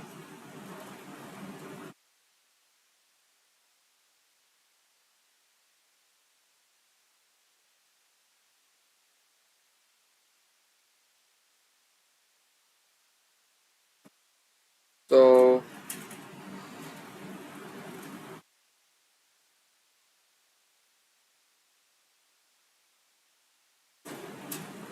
Okay, okay. Hmm. I don't know why, but this looks so difficult. Oh my god. Like, I don't know why. An electric dipole of dipole moment, okay. Yes, uniform electric field, 10 raised to 4. So if we try to solve this, dipole moment and electric field are parallel to potential energy. Now, technically, potential energy is basically electric field into dipole. We just multiply this, so we get 6 into 10 raised to minus 7 into 10 raised to 4. Now, this should be negative though. That's one thing. Like what we studied is that it's negative. Yeah, negative of this will give us that. Yeah. So this is the answer. I call it. What? Like, bro, my confidence rate is so down here, bro. Okay, I have it down on this one. I'll have to check. We can solve these questions, but I don't know why is it looking so difficult.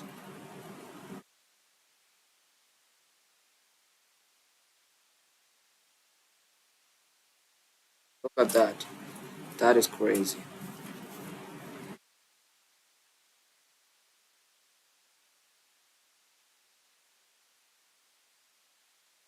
Now, maximum current flows. Technically, the less the resistance, the more the current. So, I believe it should be less than this. I'm not sure. Can we like copy this? What's this say? Oh my god.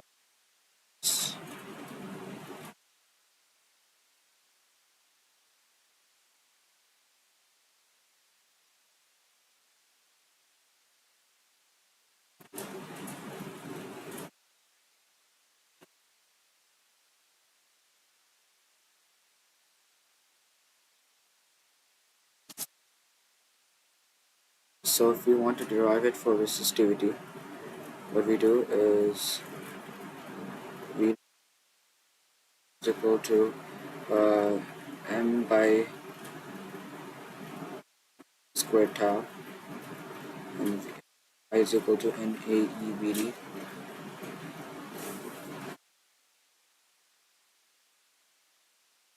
D is EE tau by m.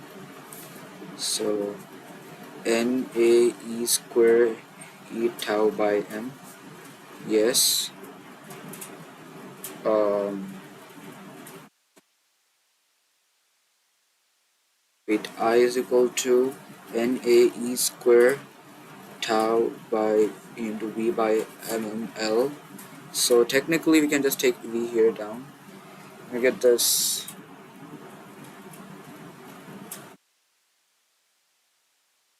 VD is equal to this, right? So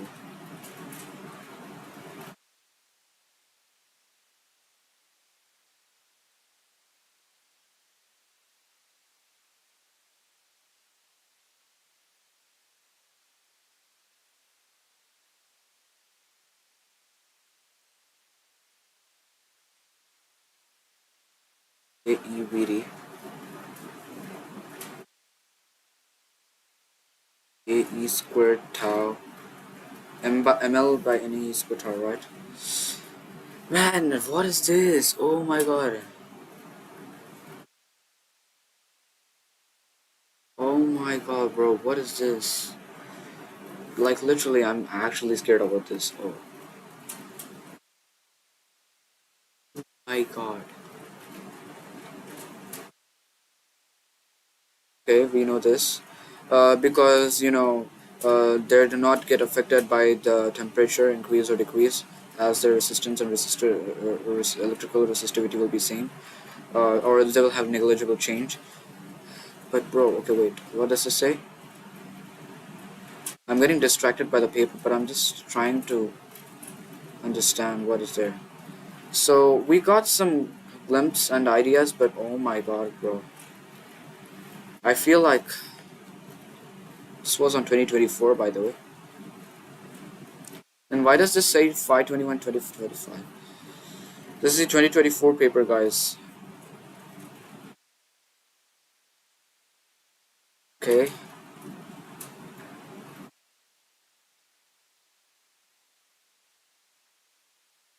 Oof. We can do this, guys. Don't worry. And oh, I'm actually a bit scared about this now. Like because physics is not easy at all. It'll take some time. How am I gonna do this? Wait. I know that I've studied the concepts, but I'm literally like, I should keep my confidence high at this point. If everyone is feeling that toughness level, then I should also feel that toughness level. So, I mean, if I feel that toughness level, then everyone should be feeling the toughness level. And, but that's not a good thing, right? Is it? No. So technically, in that case, what we need to know is that we have to be really careful with this point. Uh,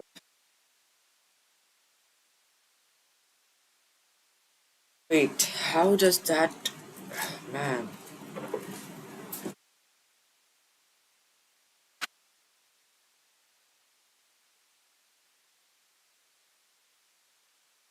All right, let's not actually get carried away. Where were we? Bro, this.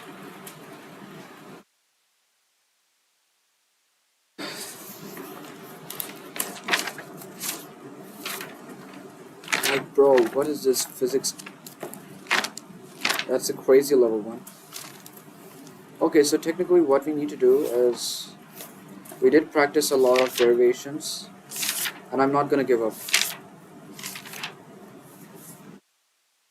I don't know why, but I have a feeling that I should like stay awake for the whole night and then do time today for numericals. Sadly. Like what?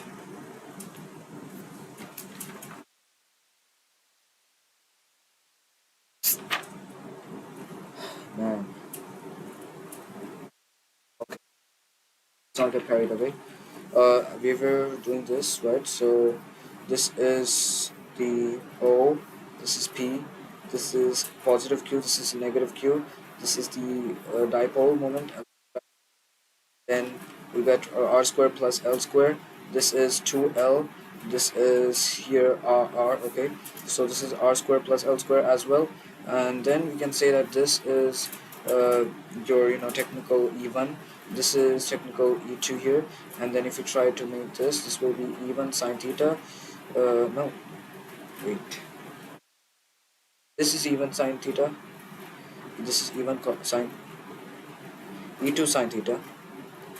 And this is E1 sine theta. And this is even e2 sine theta. This is e2 cos theta. So e2 cos theta and even cos theta together. So technically what happens in this case is that e vector will be is equal to e1 vector plus e2 vector. And one thing I noticed about this is that how are we gonna do this? This is not looking good. Because the main problem with physics will be time management. Like we need to get more practice done.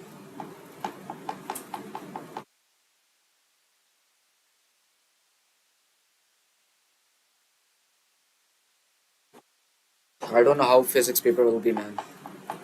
Tomorrow's. Man. Okay, never mind. Let's not focus on that. Because it will get us fully distracted. Like, what's the fear of mine? Like, if I, like, forget anything, like, the derivation or anything, that will get me cooked. That's the thing. So, technically, I should get some enough amount of time to practice more physics. So, that's one thing about physics. I can manage chemistry, I can manage English, I can manage. Yeah. Yeah.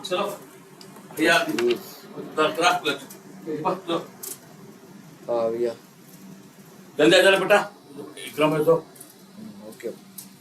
बस्ता फुला आ जा बेटा bathroom तुम जाकर पानी पिए बेटा Okay. Oh, yeah, this is theta. Yeah. Oh, yeah. as I was saying, even vector k q square plus r square. This is actually, why is it q square?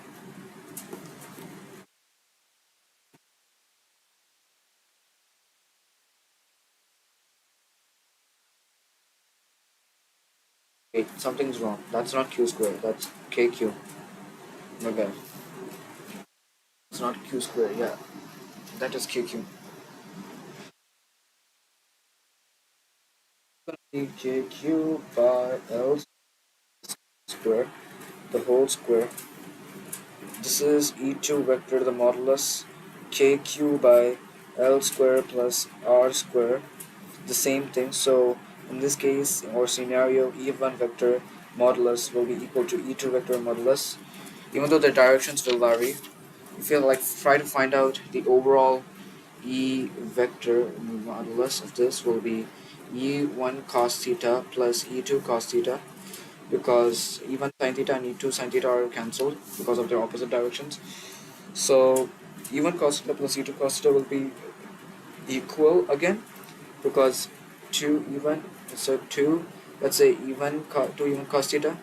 In this case what we'll say is that 2 into even, what is even here, suppose, let's say kq by l plus l square plus r square the whole square dot cos theta.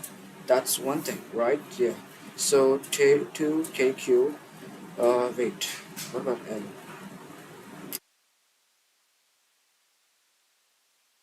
Oh yeah, you can write this too, right? So square plus r square. So this will be l by l square plus r square root. This is square by the way. So 2 plus 1 by 2 is 3 by 2. So this will be 2kq into l by l square plus r square raised to power 3 by 2. Then we get 2k 2l kq by, man, I gotta improve my somehow. I don't know how will I do that. L square by L plus R square. It will take some time though. 3 by 2. So it's gonna be like, wait, what? Technically, yeah. So this is gonna be Kp by L square plus R square, or 3 by 2. Okay, we are doing great, no problem. Here, let's say L square is smaller than R in this case, so L square can be neglected. So in this case, Kp by L, or no, that Kp by Q, sorry, R cube is the one. And yeah, we got it. Let's go. E vector modulus Kp by R cube. Nice. We did it. We'll practice this derivation again. Practice it. So we'll of this as Kp by R cube, and E axial is to E equatorial will give us 2 is to 1. We have to do this very fast in a matter of time, so we cannot give up. Alright, it's 2 kp r by r cube and this one. Yeah. So again, one last time, we know that e1 vector will be here. No, not 2. 2, because it is kq by l square plus r square, the whole square. Yeah, and then this is e vector being modulus of this kq by l square plus r square the whole square dot cos theta, right? So wait, how are we gonna do this? E2, right? So that's another one. So even vector modulus e2 vector modulus is both are equal. So e is equal to even vector plus e2 vector modulus, both are modulus. So this will be taken. So we get actually let's take the 2e1 cos theta here. This is a great method. So 2 into kq by L square plus R square, the whole square, into L divided by root of L square plus R square. Then we get this. So 2kql will give me here plus R square. It's to 3 by 2. So that's one thing. So this will be 2kp by L square plus R square 3 by 2. Now in this case, L is very small than R, so L can be neglected, L square can be neglected, and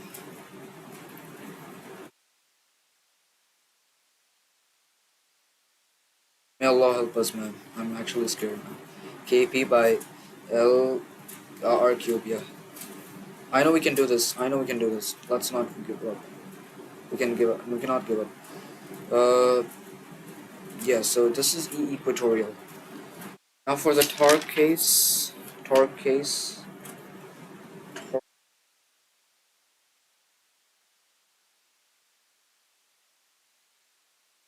I just want to do numericals after this, but I don't know whether I'll get enough time for, you know. We need to start numericals, but then I don't want to skip Gaussian surface and law. That will take some time. If I do it, then I'll have to risk it for tomorrow. And I don't know, because that's a confirmed topic, I know. That'll come for exam.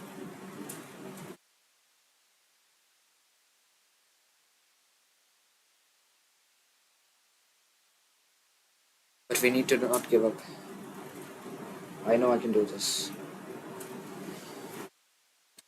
Okay, so in this, consider an electric dipole such that a point P is the equatorial point, such that the line passes through the midpoint of the electric dipole, and then let the distance between the two point charges be 2L, and usually I would like to first draw the diagram, then because it makes it much easier for me to like understand.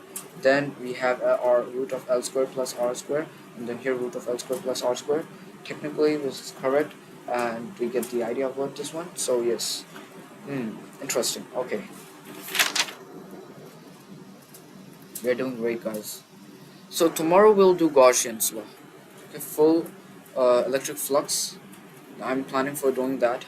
Right now I want to like complete this and this. So we'll have some parts left. We'll work really nicely about that one.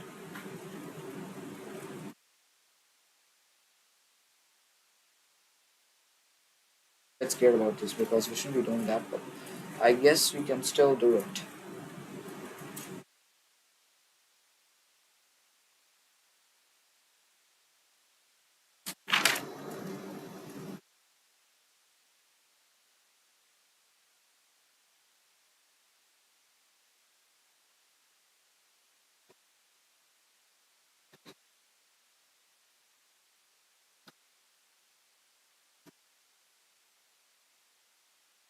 Only thing that I have to work really nicely is electric flux.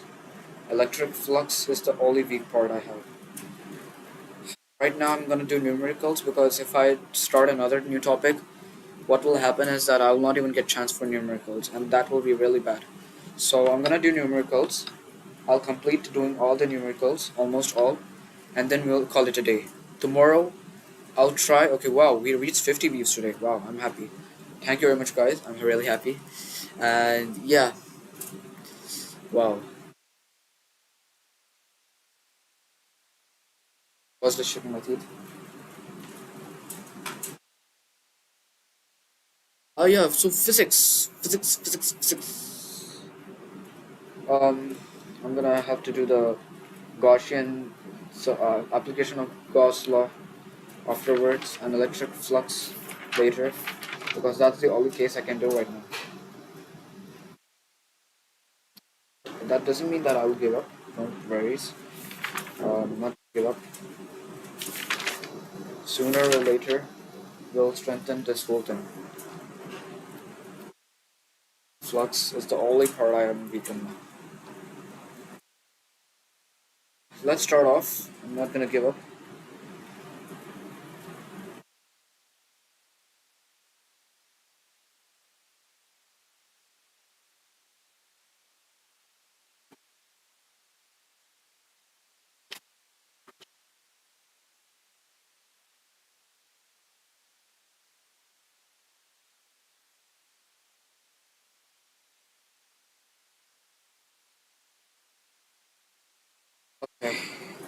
Yeah, there is one more derivation I have to do.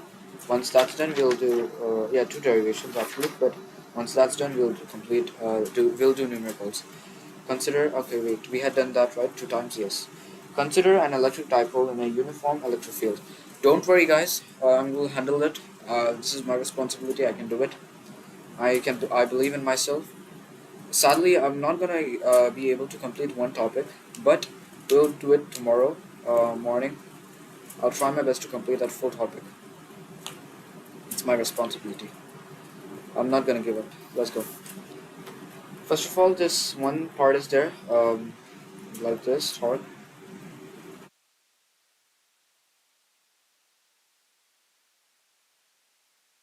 QE minus QE is equal to,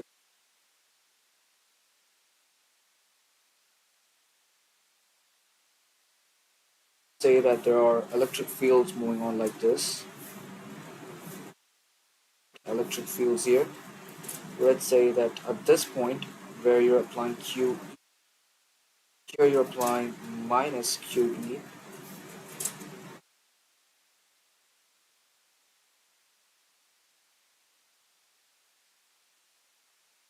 No, this is the dipole.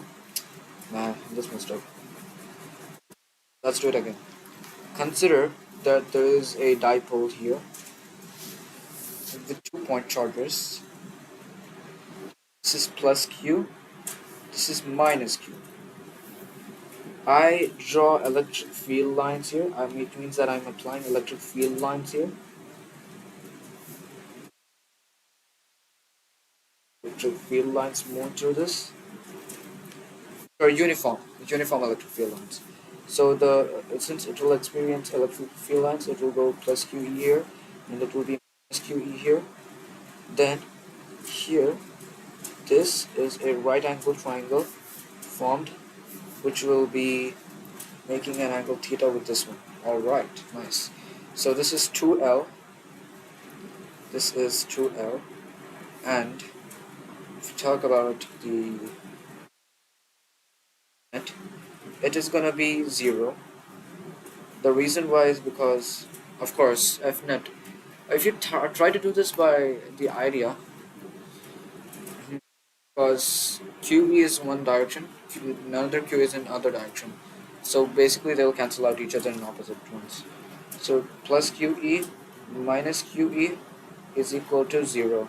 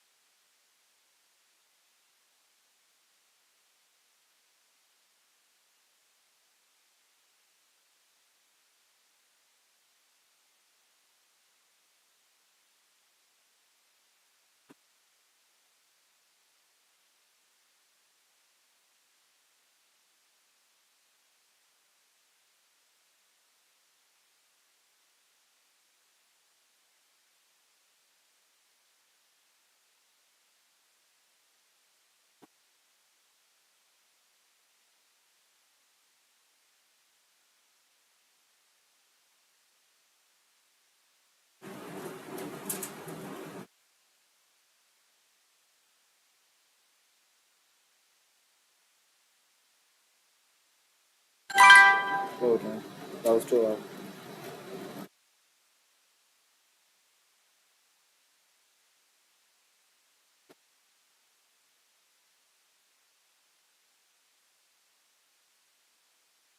So, but these two equal and opposite force acting on dipole constitute a couple. This couple tends to rotate the dipole in clockwise direction, which is technically true. T vector is equal to R vector cross F vector, which is cross product. So tau vector, sorry, it's not T vector, tau vector, is equal to 2L sine 2L sine theta. Why is it 2L sine theta? Because this is 2L sine theta, and yeah, wait, 2 cross QE.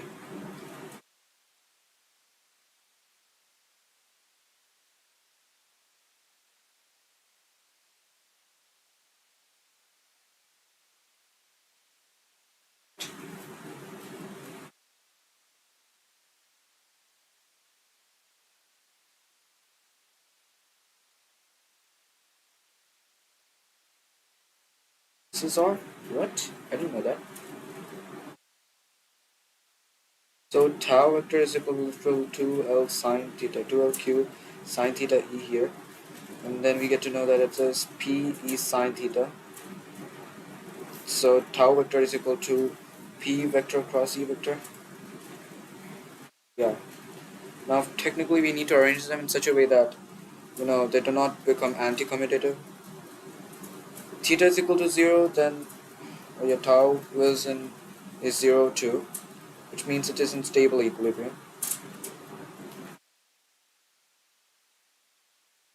Theta is equal to 90 means tau is maximum. Yeah, maximum equilibrium. Then theta is equal to 180 again, which means that tau is basically again 0 but unstable equilibrium.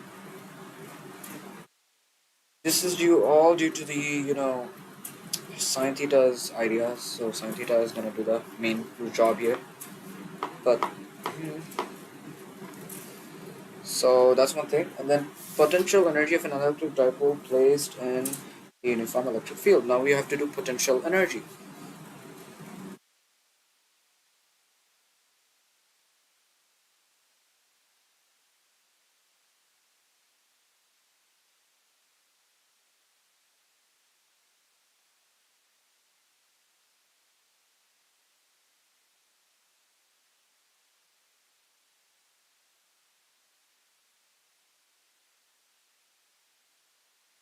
Like the MCQs were looking normal and fine and easy, but oh my god, I'm a bit scared now. Ooh. Okay, I'm just joking. Let's not worry about this. So tau is equal to p vector cross e vector, and we know that tau vector can be represented as p e sine theta. And not only that, you need to write what is potential energy. Then dw is equal to tau d theta, which means that theta is basically displacement here in rotational dynamics, which we studied in 11th. So we are applying that. dw is equal to if you apply integration here, so tau d theta give us let's say this is theta 1, this is theta 2.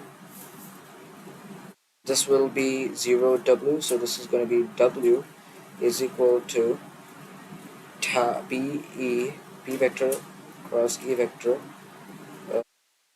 dot d theta. This is theta 2, this is theta 1. This is gonna be w is equal to this theta 2 theta 1 p e sine theta dot d theta, where w is equal to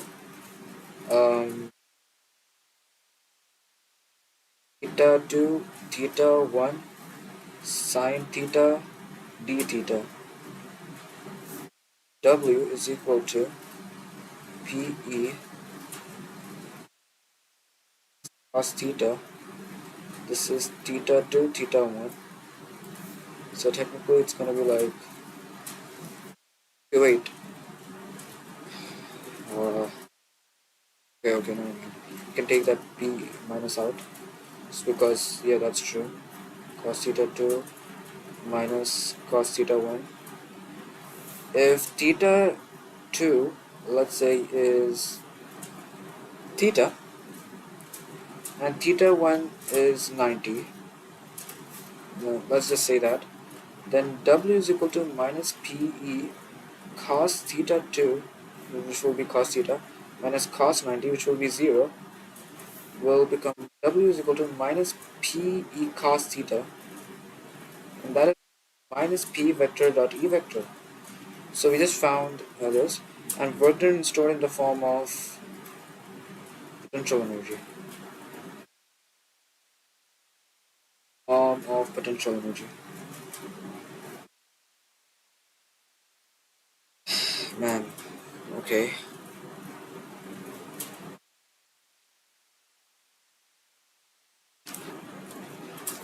What is this written as? Consider an electric dipole in a uniform electric field vector E such that the dipole moment of the electric dipole makes an angle. Net force experienced on the dipole is given by F net modulus QE minus QE is equal to 0. Problem is that I didn't practice enough numericals, so that's one major problem. So I'll practice more numericals today itself, now itself. What I should have done is that I should have given more time to physics on holidays, like not on other subjects too. The problem with this exam is that there is no 2 days gap, like no 2 days gap, only 1 day gap for each exam. Like that is really bad, bro. That kind of does not. I don't like it.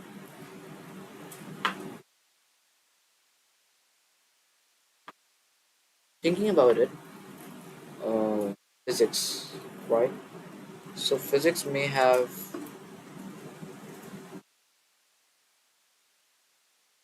physics can or cannot. We have gonna like 1 day gaps for each is crazy. How are we gonna pull this off? Timetable is so not good here.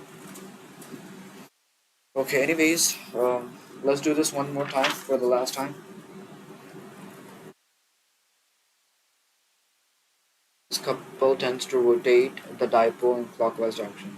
So even though the F net is 0, the couple here is the couple here would tend to rotate the dipole in the clockwise direction, because there are a couple means in the fact that we also studied in this 11th standard topic physics, where there are a couple means that there are a parallel torques, okay, which are parallel to each other but opposite in direction, such that they can rotate the body.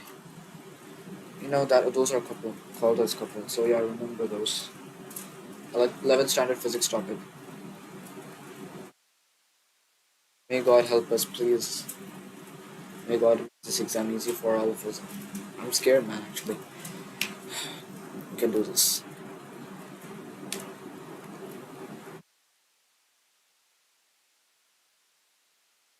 Consider an electric dipole in a uniform electric field vector E such that dipole moment P of the electric dipole makes an angle theta of the electric field E.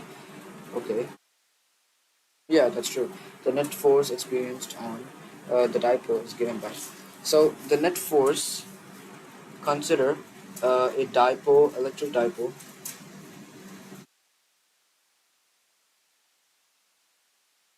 having strength P, strength as P vector, and the opposite charges, equal and opposite charges, separated.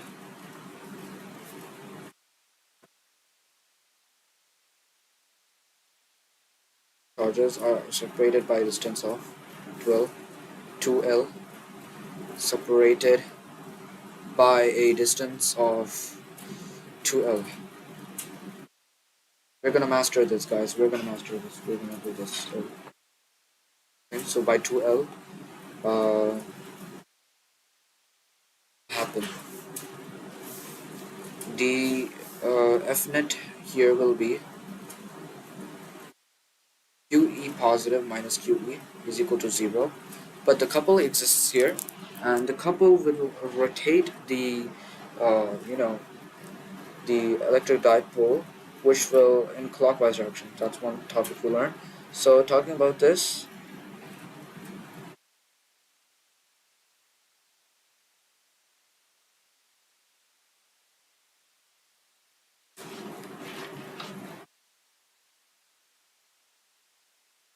electric dipole,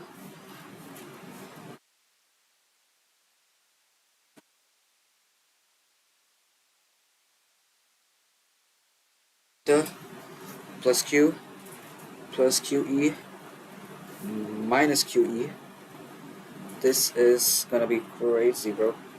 Okay, so tau is basically equal to r vector cross f vector, where we know that tau is basically equal to L sine theta, L sine theta cross f vector, which is basically QE.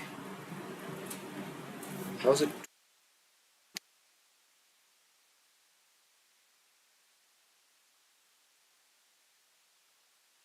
sine theta? Why?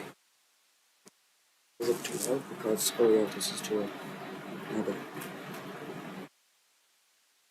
2L. 2L. Oh, the wire, man. So this is gonna be 2L sine theta, 2L Q.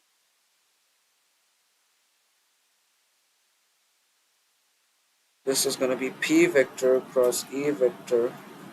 No, PE sine theta, which is P vector cross E vector, where we now got to know that sine theta QE 2LQ theta E. Now tau is equal to P vector cross E vector. Next thing about this is that if theta is equal to 0, tau is 0. If theta is equal to 90, tau is PE.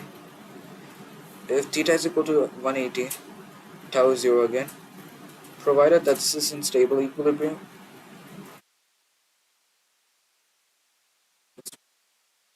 Max torque, this will be in unstable equilibrium. Okay. Talking about the potential energy, dipole,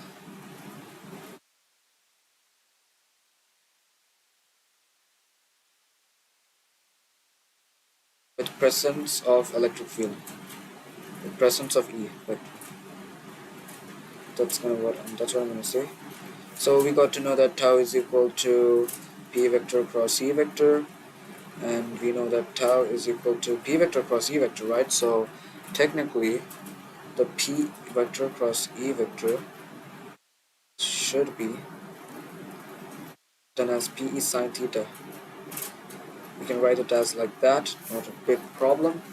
Then we know that dW is equal to tau d theta, and if we try to apply integration, dW, this is W0, this is here tau d theta, this is theta 1, theta 2, and let's say that this is W, this is theta 2, theta 1, this is going to be PE sine theta, theta, P sine d theta, sine,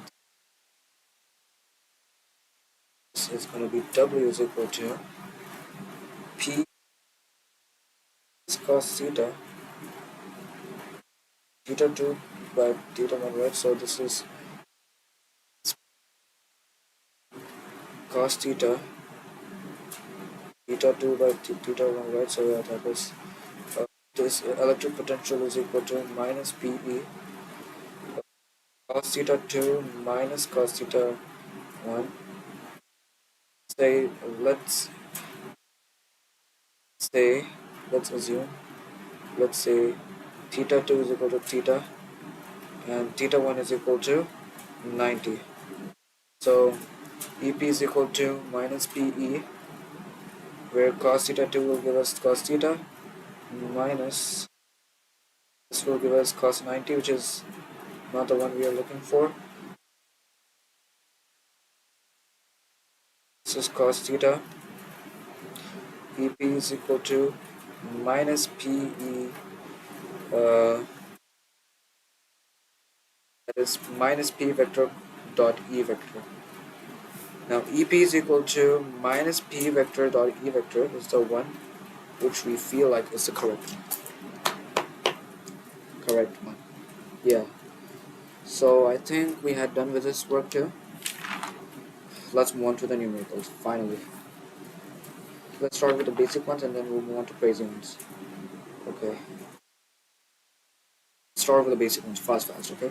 How is the force between charges affected when each charge is doubled and the distance between them is also doubled? So none of that have any effect, by the way. 2 into 2 q1 q2 by 4 q1 q2 by,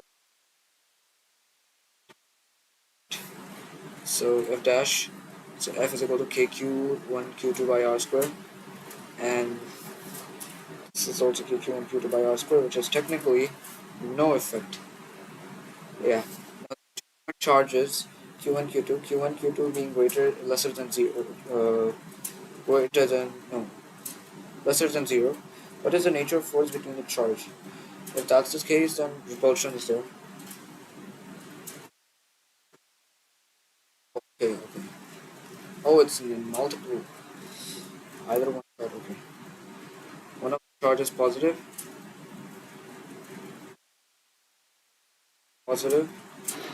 and the other should be negative, which means we should be getting a attraction force, an attraction. Define 1 coulomb. No, okay, I'm not. Let me just do that. Q is equal to any. No.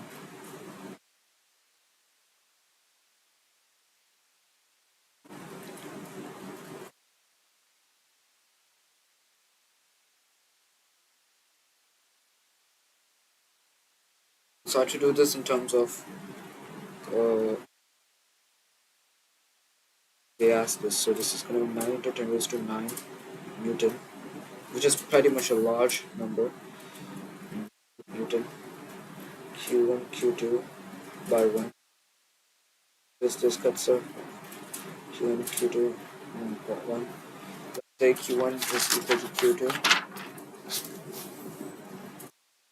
It's Q2 to Q, so that's going to be like is equal to 1. So Q is equal to plus minus 1.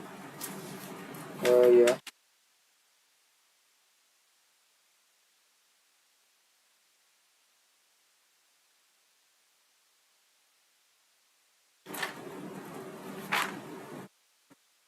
Keep running with numericals so that we can get enough time for every part of what we are doing. Okay. Charged metallic sphere is kept in touch with an uncharged metallic sphere. Okay.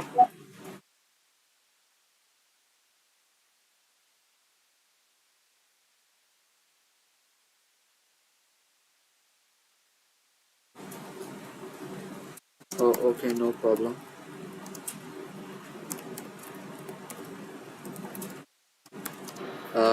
I asked Bosco.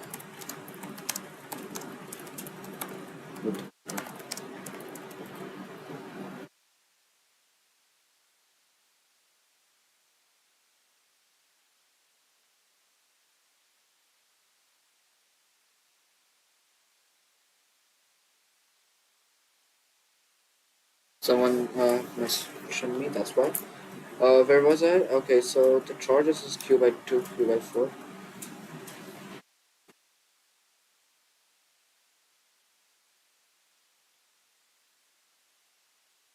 The way I'm sitting is crazy, by the way, but still, let's do it. Are identical, right? But okay. So let's say that this is q by 2. This is q by 2.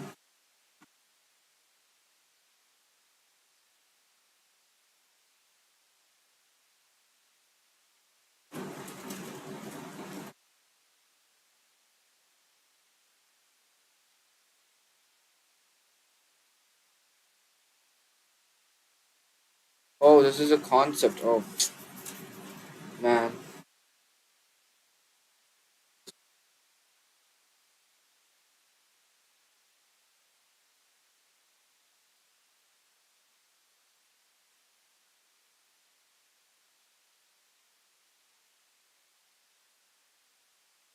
F is equal to k q1 q2 by r square. Now this is a d square, so let me do that. So for that, by 3 k q1 q2 by r please grow. Just to ensure that we kept apart. Um,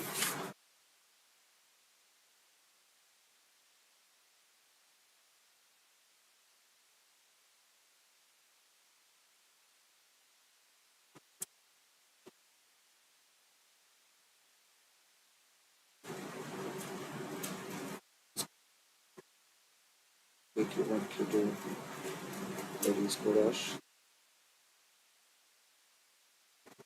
Turn this off. So root 3D is equal to D dash, right? Yeah, we got it correct. Okay. So we are doing great, fine. Nice.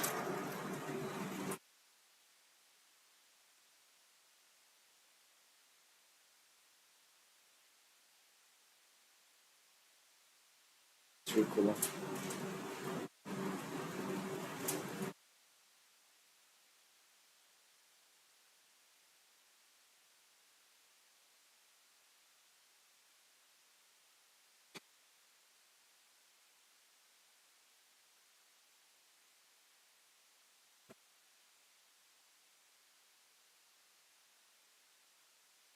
We gained 50 views today. Technically, we gained 48, which is pretty much interesting. So yeah, guys, I might have to end the stream soon because it's gonna exceed its YouTube limit. Then I'll start another one. All right? Sit nicely. Yeah. Smells fine. Okay. So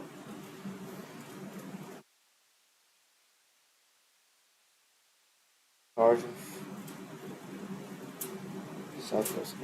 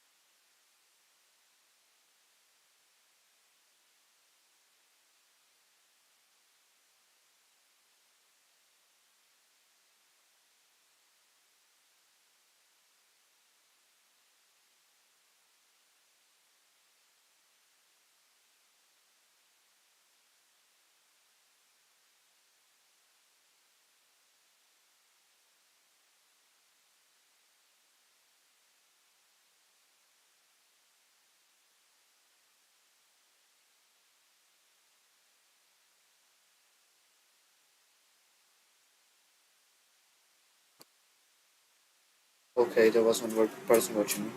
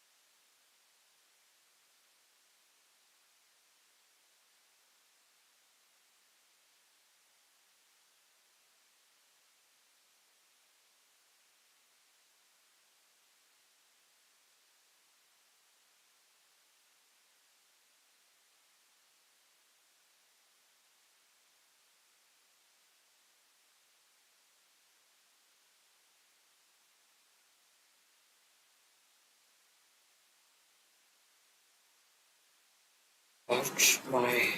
What is going on with my stomach?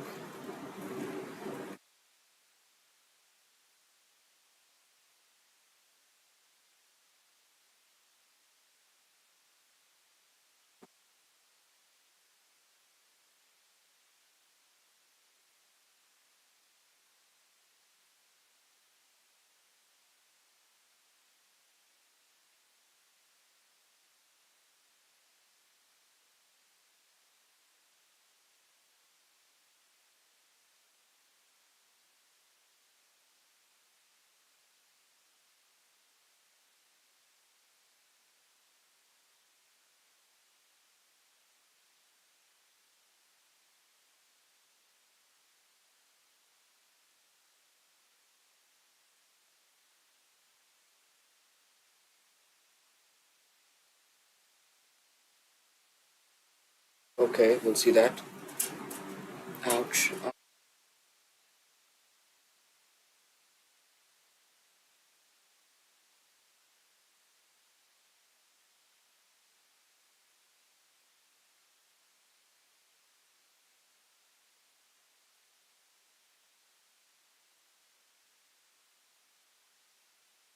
I'm gonna give up.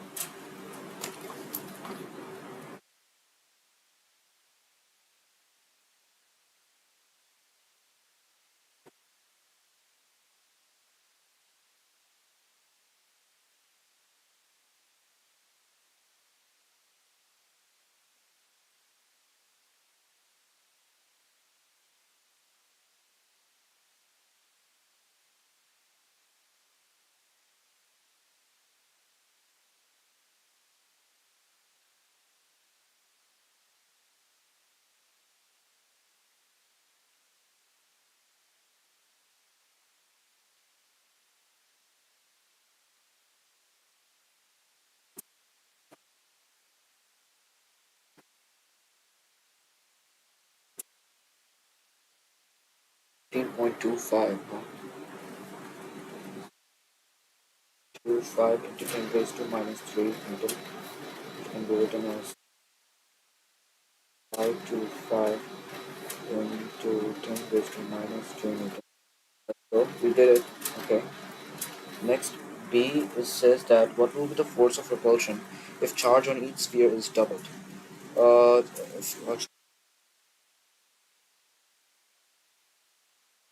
You know that F is equal to K 2 Q1 dash naught. We know that K Q1 Q2 is F Q1 and this is R square. So by 2 the whole square. So based on that method, what will be the force of repulsion if charge on each sphere is doubled and separation is half? So F dash is equal to K for Q1 Q2 by R square into 4, which is technically 16, K Q1 Q2 by R square, that is F dash is equal to 16F. If that is the case, then F dash should be 16 into 1.525 to 10 raised to minus 2 meters. That is 1, 5, 2, 5, 16, 5, 6 are 30, 15, 6, 5 are 31, that's 6, 1 to 6, 9, 0, 10 here, 4, it's gonna be like 224.5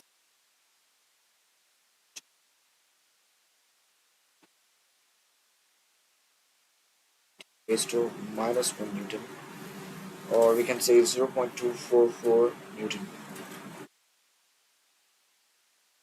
Then next one,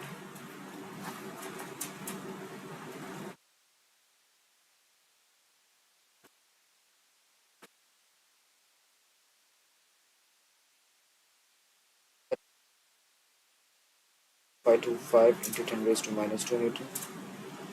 Then F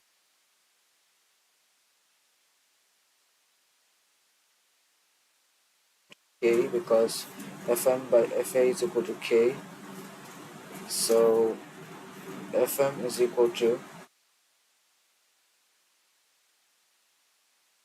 80. Dielectric constant is 80, so Fm is equal to 152580. So this is a 42. This is so 1 will be raised to minus 2 Newton.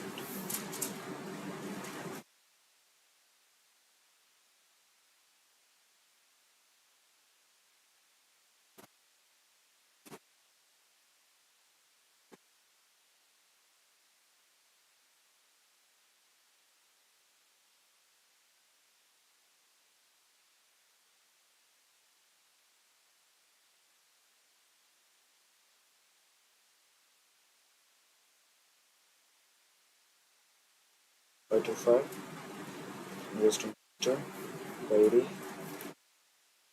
15.25 into 8, you know what,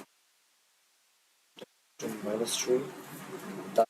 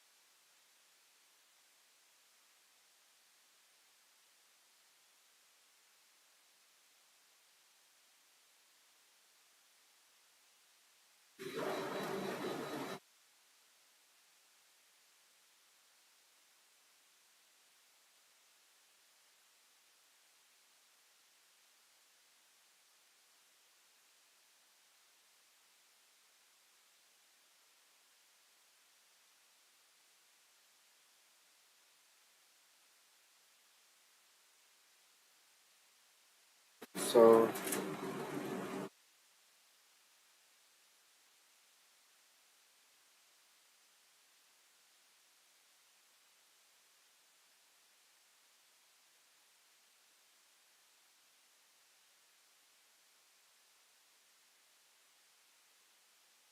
where are we putting this?